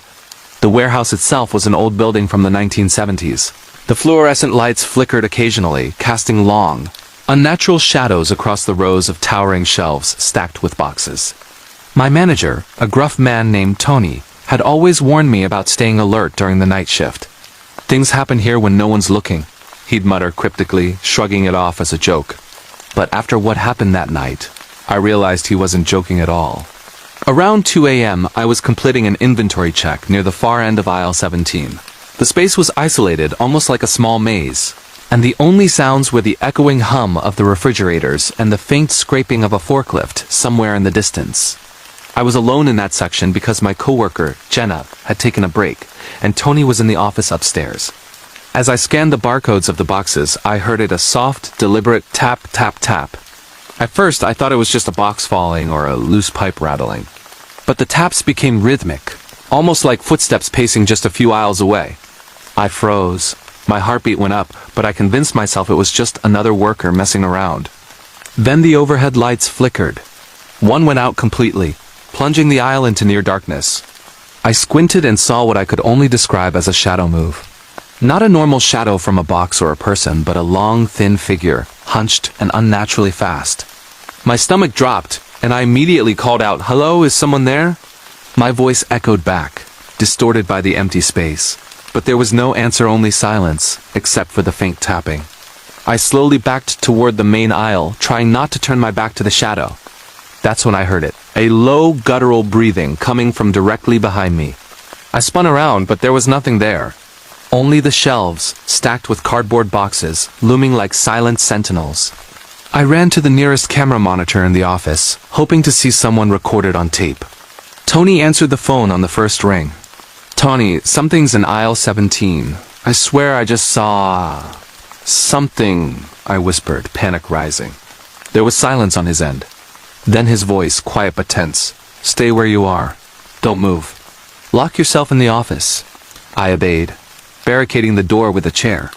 On the security monitor, I saw the figure, or what I assumed was the figure, emerge from the shadows. It moved with impossible speed, almost gliding across the floor. The lights flickered again, and I swear I saw its face. Hollow, pale, with eyes too dark to be human. It didn't move like a person. It seemed wrong. Minutes felt like hours. The tapping sound grew louder, closer, echoing through the empty warehouse like a heartbeat. My phone battery was dying, so I couldn't call 911. I just kept whispering to myself, trying to stay calm, telling myself it was stress, exhaustion, or some trick of the light. Then, suddenly, the warehouse went completely dark. The emergency lights didn't turn on. I could feel more than hear, something moving right outside the office door. The handle rattled lightly, and the whisper carried through the thin walls. I didn't understand the words, but it sounded like it was calling my name. "Matt! Matt!" I almost lost it. Summoning every ounce of courage, I grabbed the fire extinguisher and swung it at the door. The rattling stopped. Silence. I waited, holding my breath, until the sun began to rise. When Tony arrived at 6 o'clock a.m., the figure was gone, and the warehouse was quiet again. He didn't say much, just looked at me seriously and said, "You saw it, huh? It comes out more often than you think." I asked him what he meant, but he wouldn't elaborate. Just shook his head and walked away. I never returned to that aisle after that night. In fact, I quit the warehouse a week later. I've heard stories from other night shift workers in that city. People vanish. Boxes get moved overnight. Security cameras capture things that don't make sense, shapes, shadows, and figures too fast, too dark, and too unnatural to be human. To this day, I don't know what I saw. I've tried to rationalize it. Sleep deprivation, overwork, stress. But there's a part of me that knows the truth. The warehouse wasn't empty that night, and whatever it was, it knew I was alone. I can still hear the tapping sometimes in my dreams. Always tapping, always pacing. And every time I hear it, I swear I can feel those hollow eyes watching me, waiting. Disturbing true solo cabin horror story in the remote winter woods.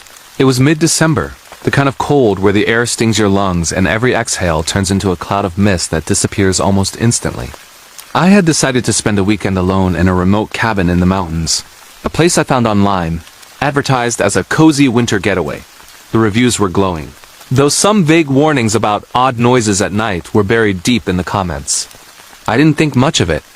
The drive up the snow-covered road was already unsettling.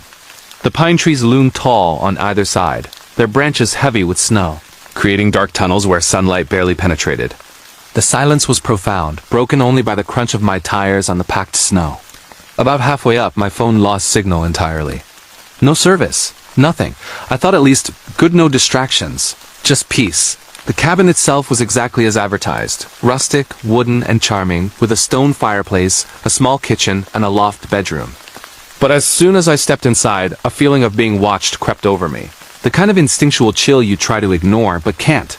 I shrugged it off, blaming it on the isolation and the wind howling through the trees outside. The first evening was peaceful. I built a fire, cooked a simple dinner, and sipped hot chocolate while snow fell outside like a quiet curtain. But as the night deepened, the silence became suffocating. Around 11:30 p.m., I heard the first sound, a soft knock on the cabin door. I froze. I live alone. No one else was supposed to be here. I told myself it must be the wind. But then it came again, slower this time, deliberate. Tap, tap, tap.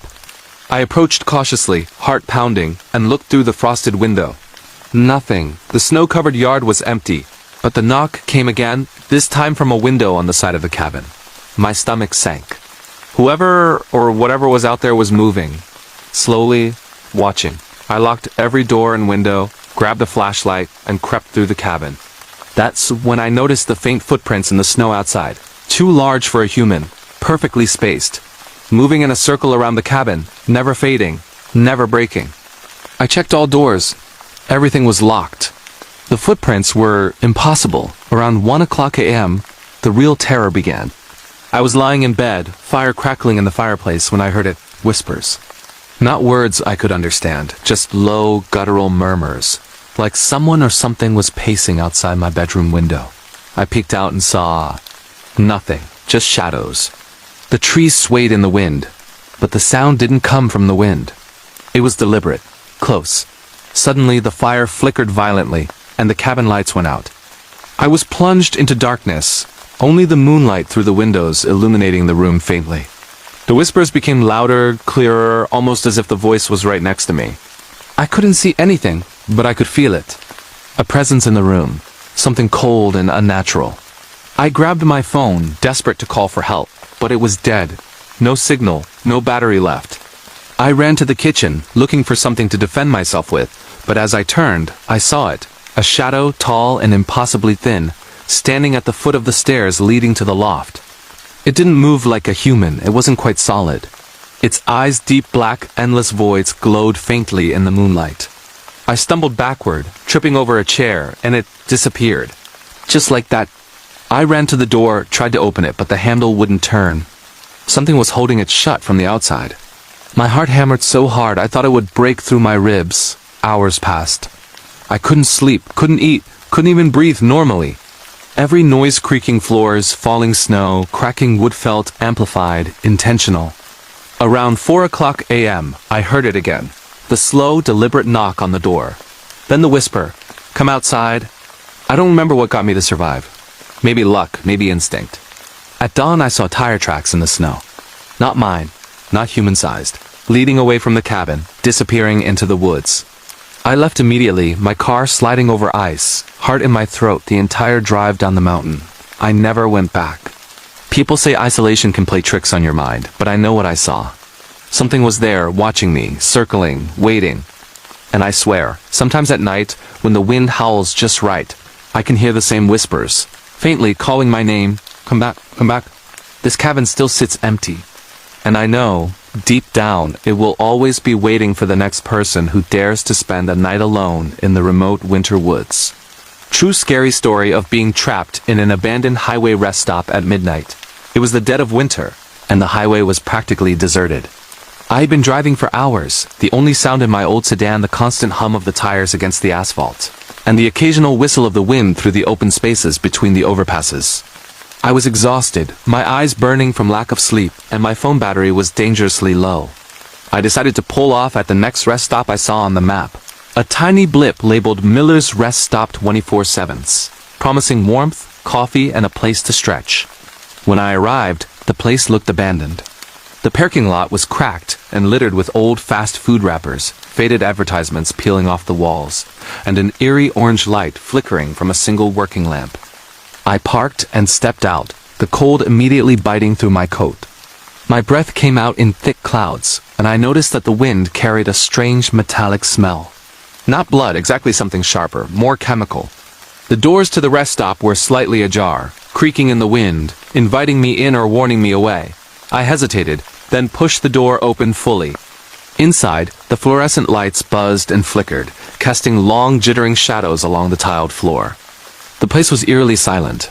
The vending machines were covered in dust, the coffee station old and crusted with what looked like dried coffee grounds. It smelled stale, like the place had been shut for weeks. I wandered toward the bathroom first, hoping to wash my face and shake off the fatigue. As I passed the mirror in the main hallway, I thought I saw movement behind me. I spun around, but no one was there. Just the empty hallway stretching into darkness. My heartbeat picked up, but I chalked it up to exhaustion and the eerie silence. The bathroom was even worse. The lights flickered more violently here, casting shadows that looked like crawling hands along the cracked tiles. The stalls were closed, and the air was thick with the smell of mildew. I quickly washed my face, but when I looked up, I saw something in the mirror that made my stomach drop. A figure, tall and thin, completely blacked out, standing at the end of the hallway behind me. I blinked, and it was gone. I told myself it was my imagination, my mind playing tricks. But when I stepped out, the hallway looked different. The flickering lights seemed slower now, like the shadows were moving on their own. I heard it then. Soft footsteps, slow, deliberate, coming from the end of the hallway where the figure had been. My pulse was hammering in my ears. I grabbed my bag and ran toward the main room, but the door I had entered through was locked. I tried the handle frantically, it wouldn't budge. Then I heard whispers. Low, guttural, coming from all directions at once, echoing off the walls. The vending machines rattled, and the single lamp outside flickered violently before going out, plunging the rest stop into darkness. I fumbled for my phone, but the battery died just as I hit the lock screen. I tried the emergency exit, but it led to a storage room stacked with broken chairs and tables. I could hear breathing behind me now, slow and heavy. I pressed myself against the wall, trying to become invisible. The whispers were closer, forming words I couldn't quite understand, like a language my mind refused to process. Then, one of the flickering lights came back on, and I saw it clearly, a figure, impossibly tall, with hollow black eyes that seemed to suck the light from the room. Its movements were unnatural, jerking and twitching in ways a human shouldn't move. I ran blindly through the storage room, tripping over debris, and finally smashed through a window at the back. Glass cut my hands and legs, but I didn't stop. I hit the snow-covered parking lot, sprinting to my car. But when I looked back, the rest stop was empty, silent. The lamp flickered once more, then stayed dark. There was no sign of the figure, no footprints in the snow, nothing at all. I drove away, not stopping until I reached the next town. The rest stop disappeared from my GPS map entirely, replaced by a long stretch of empty highway with no exit in sight. Months later, I tried to find it again. There is no record of a Miller's Rest stop anywhere on the highway. Friends tell me I must have imagined it, but the cuts on my hands, the snow on my shoes, and the memory of those hollow black eyes tell me otherwise. Even now, I avoid driving alone at night. And whenever I pass an abandoned highway rest stop, I can't help but glance over my shoulder, half expecting that figure to be standing there, waiting for the next traveler to stumble inside. True scary story of the Midnight Library. Terrifying encounter in an abandoned town. It was a bitterly cold December night when a young journalism student named Alex, decided to chase a story that had been whispered about in hushed tones around campus for years.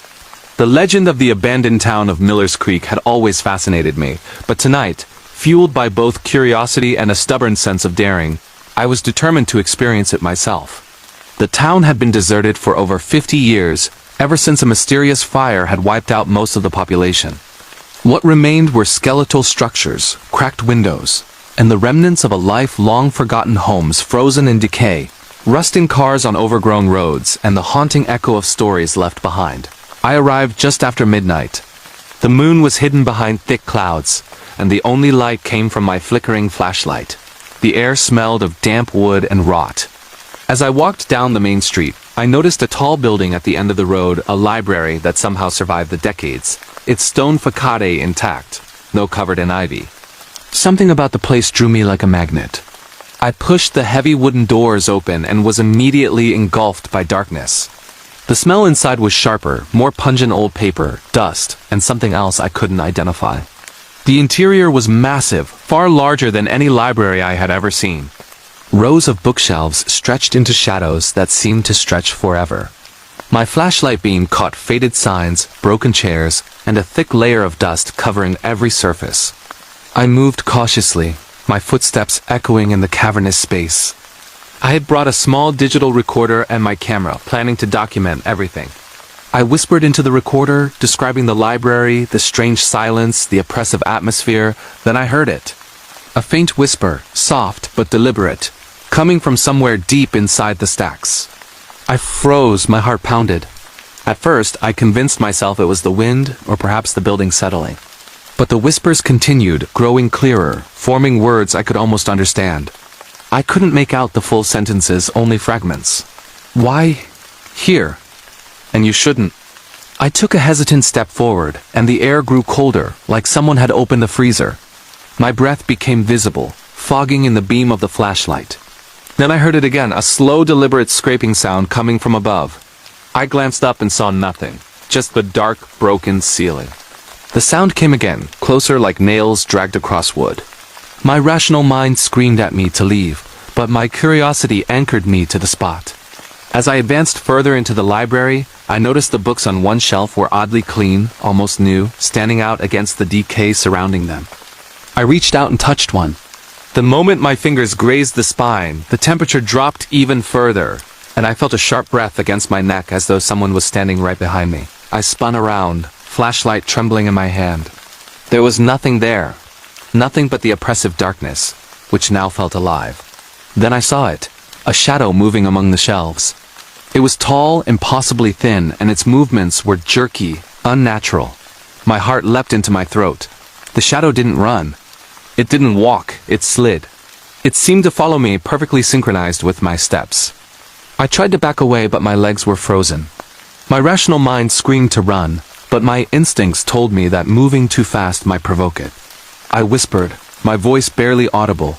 "Who's there?" The shadow paused. And then, in a voice that was both human and impossibly wrong, it spoke back. "You shouldn't be here. They're watching." Cold fear gripped me. Who's watching? I stammered. The shadow stretched closer, its features still hidden, its form bending light in impossible ways. The whisper came again, this time echoing around the library. "The lost ones. They don't like visitors." I knew I had to leave, but the exit seemed farther away than before. Every step forward felt like wading through molasses. And then I saw them, hundreds of faces pressed against the cracked windows on the upper floor. Pale, colorless, their eyes hollow, staring directly at me. The scraping sound grew louder, faster, as if they were all trying to get inside. I ran toward the door, ignoring the pain in my legs, ignoring the cold that burned like fire on my skin. Just as I reached the exit, the doors slammed shut behind me. I turned, expecting to see the shadow, but there was nothing. Only silence. I yanked at the doors, heart racing, until finally they gave way. I ran down the empty street and didn't stop until I reached my car. As I drove away, I glanced in the rearview mirror. For a brief moment, I thought I saw the library's windows glowing with pale light, and in that light, hundreds of faces watching. I never went back to Miller's Creek. I never tried to research what I saw. But sometimes, late at night, when the wind howls through the trees, I hear whispers behind me, and I feel the cold breath of something unseen. And I know somewhere out there in that abandoned library, they're still watching. True scary stories of an abandoned mountain hospital that will haunt your dreams forever. It was a freezing winter night when I first stepped into the old, abandoned Blackridge Mountain Hospital. I had heard the rumors for years. The hospital had been closed since the late 1980s after a series of mysterious deaths among patients and staff. They said the halls whispered at night, that shadows moved independently, and that no one who stayed alone in the building after dark ever returned quite the same.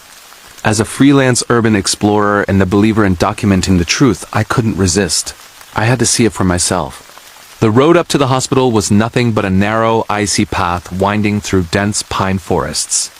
My headlights barely cut through the thick fog, and the silence was oppressive. No wind, no birds, nothing, just the crunch of my tires on the frozen dirt and my own heartbeat pounding in my ears. The moment I parked and stepped out of the car, a metallic scent filled the air, like rusted blood, and I felt a chill crawl down my spine. The entrance was a massive double door, warped from years of neglect. I pushed it slowly, and it groaned as if it were alive. Inside, the air was thick with dust and decay, and the faint smell of antiseptic lingered, almost like the hospital had never fully shut down. My flashlight flickered as I walked down the long corridor, revealing peeling paint, shattered windows, and remnants of hospital equipment abandoned in the shadows.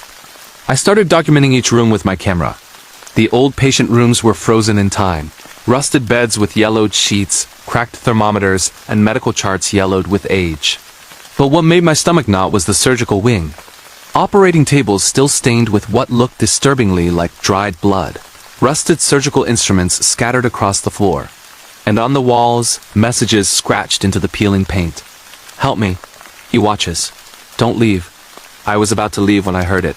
a soft, dragging sound coming from the hallway behind me. At first, I thought it was just the building settling, but the sound grew louder, deliberate. I turned my flashlight, and for a brief moment, I saw a figure at the end of the hallway. Tall, shadowy, with no distinct features, yet its presence was unmistakable. My throat went dry, I called out, but no sound came. The figure moved closer, silently, and I backed into a nearby room, slamming the door. Heart racing, I tried to control my breathing. That's when the whispering started soft, almost like hundreds of voices in one. Why are you here? You shouldn't be here. They were coming from the walls, from the floor, from everywhere. My camera, which I had kept on recording, began to malfunction, the lens fogging up, static filling the screen. I knew I had to get out. I ran toward the exit, but the building seemed to stretch endlessly.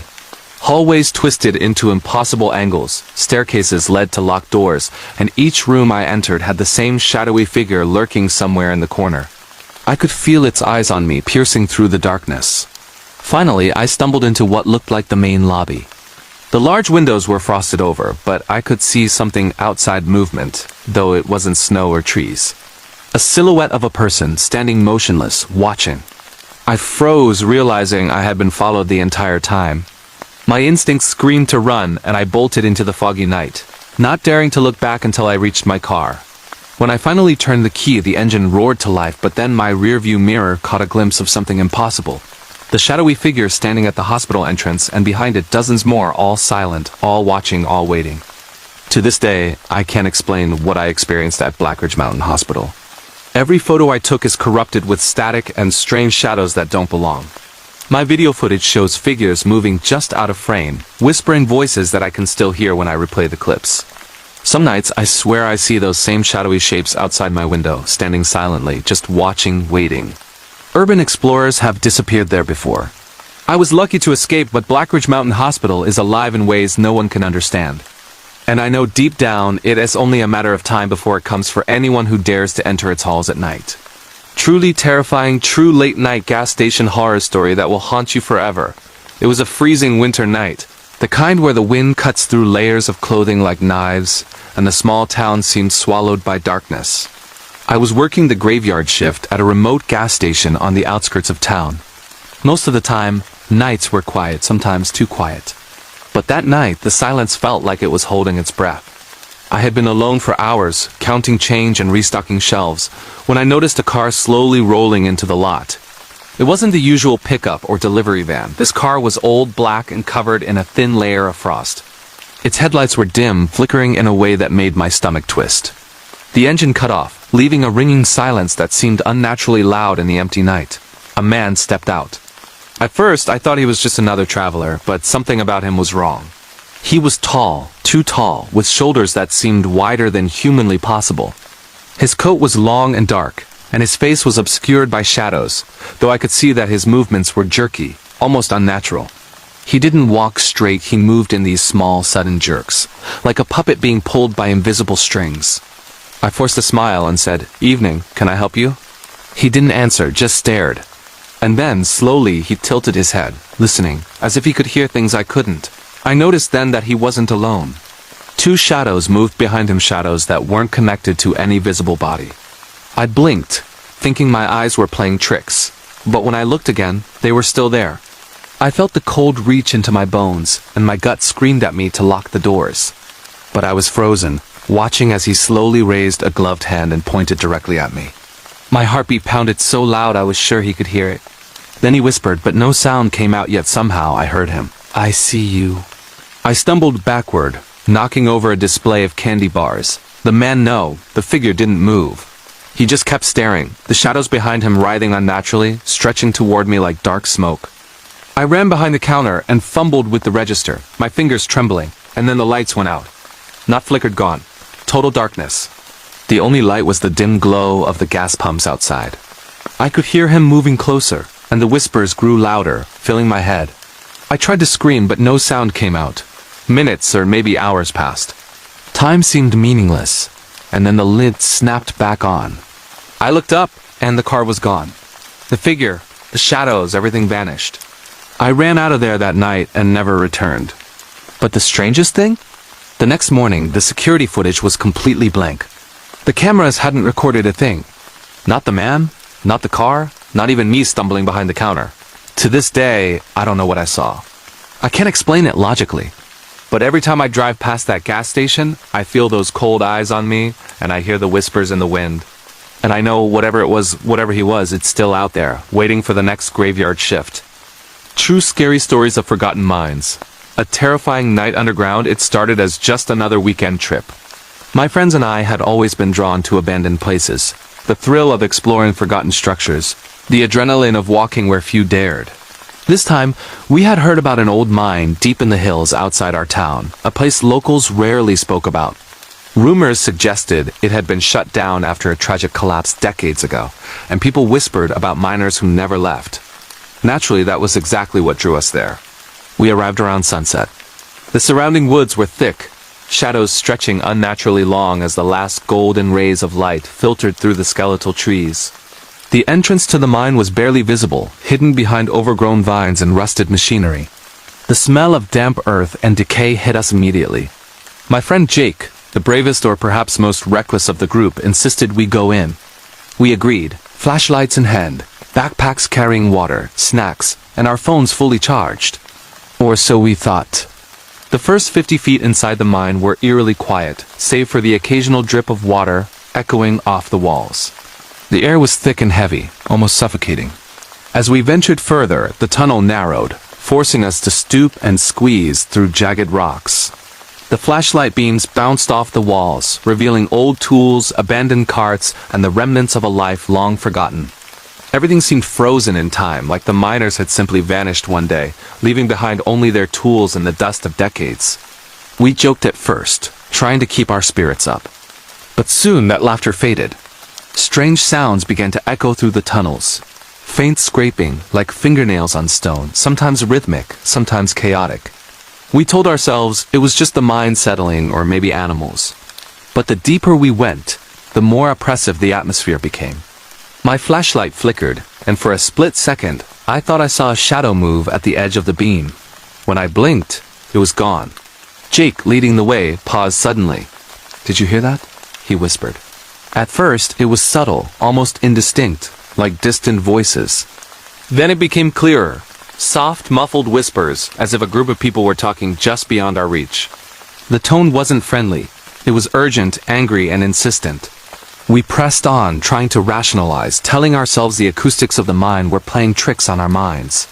But then the floor trembled slightly, like the mine itself had exhaled, sending a cloud of dust swirling around us.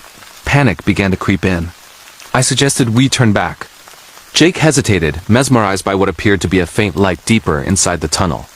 It flickered, almost like a candle or maybe eyes reflecting light. Against our better judgment, we moved toward it.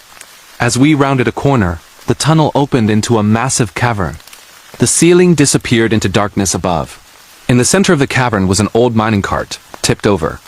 Around it were the skeletal remains of what looked like miners, their tools still in hand, faces frozen in expressions of sheer terror. The whispers were louder now, and I could swear they were calling our names. Suddenly, the air went icy cold. Our breath formed clouds in the beam of our flashlights. The sound of footsteps echoed behind us, rapid and heavy. We spun around nothing. Only the shadows shifted. Jake stumbled backward, tripping over a rock, and our lights flickered violently. When they stabilized, the cart had moved. It wasn't tipped over anymore, it was upright, as if someone or something had set it straight. We ran. I don't think I've ever run so fast in my life. The tunnels seemed endless, twisting and turning in ways that made no sense. Each corner we turned, shadows darted just out of reach, whispers following us, sometimes ahead, sometimes behind. Our phones had no signal, flashlights were dimming, and the oppressive smell of decay seemed to intensify with every step. Finally, we saw the faint light of the entrance. We sprinted toward it, lungs burning, hearts hammering, but just as we reached the opening, I felt something brush against my shoulder. I froze.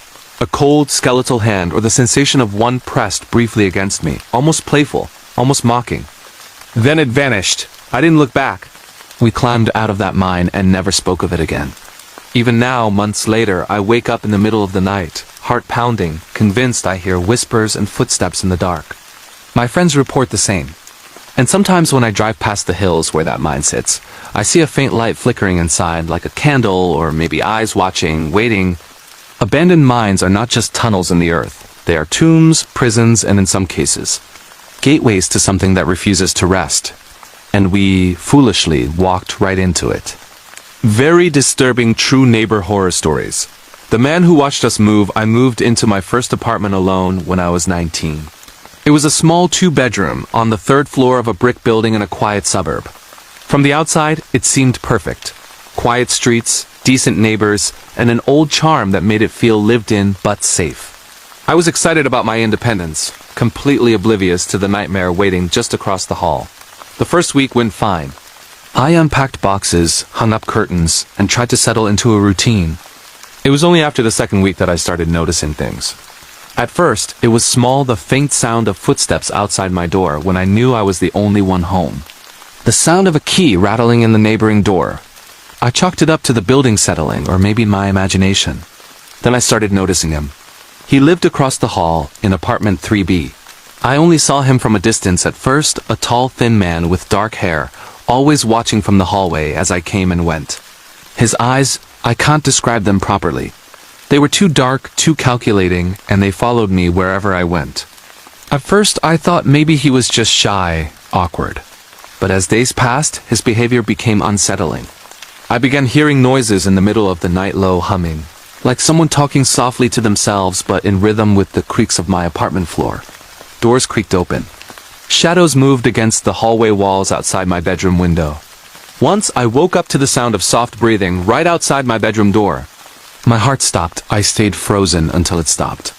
The next morning, I convinced myself it was a nightmare. It escalated quickly after that.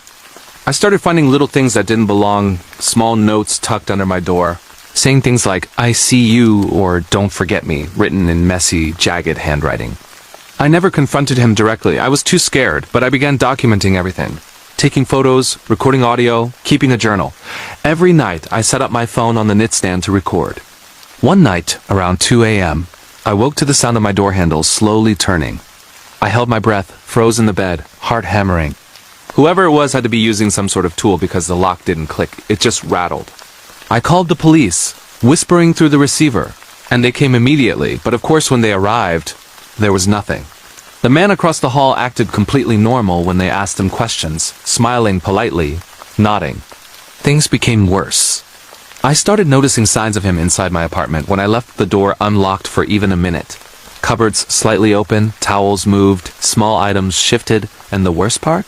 The sense that I was being watched didn't leave me, even when I was outside. I saw him sometimes across the parking lot, standing perfectly still, staring at my windows, just waiting. The breaking point came one evening, when I was working late from home. I had my laptop open, headphones on, completely absorbed in my work. Around 11:30 p.m., I heard faint scratching noises coming from the ceiling like nails on wood.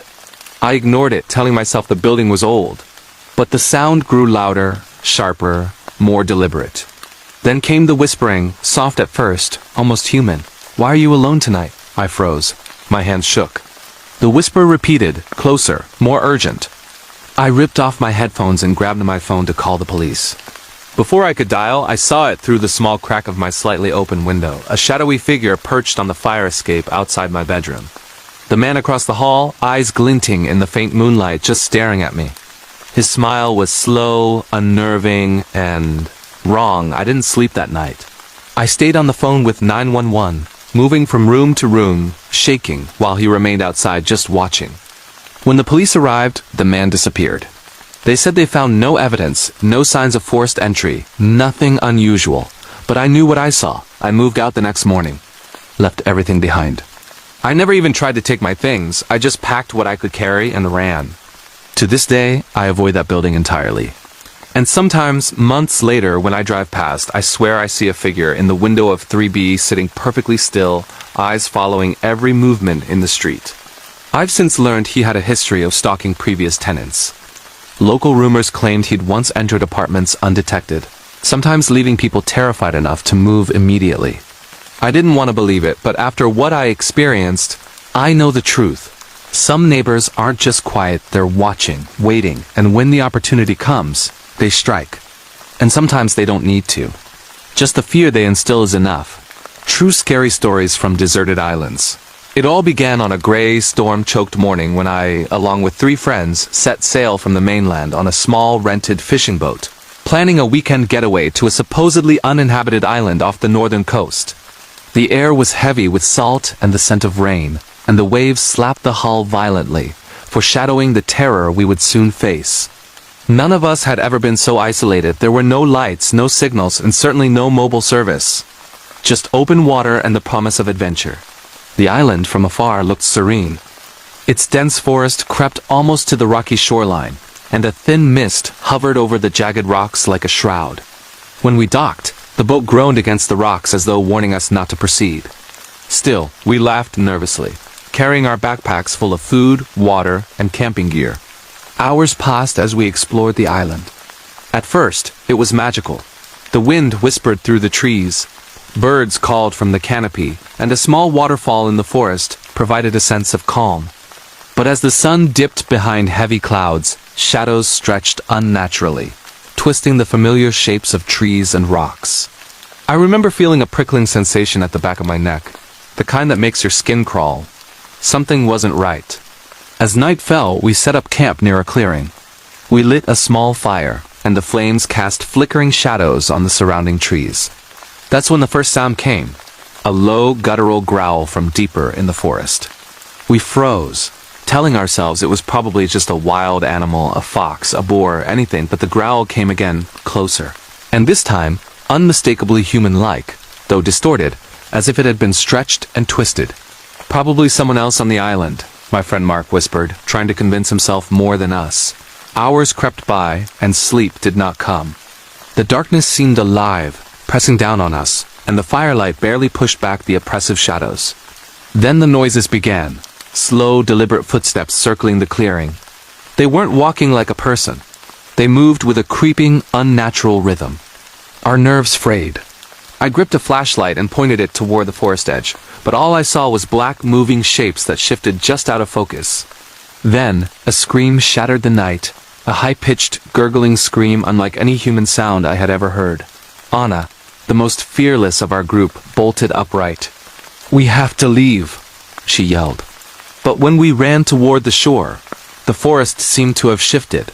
Paths we had walked hours ago now twisted back upon themselves, leading us in circles. Panic set in. We heard whispers then. Soft, indistinct words in a language none of us recognized, carried on the wind. The whispers seemed to come from all directions at once, echoing in the dark, bouncing off the trees, making it impossible to locate their source. Our flashlights flickered, as if some unseen force was interfering.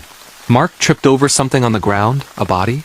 "No, just a twisted tree root," he said, but I saw it too, a pale, clammy, hand-like shape that had not been there before. Something unseen watched us, and every time we tried to shout, our voices faltered, choked by fear.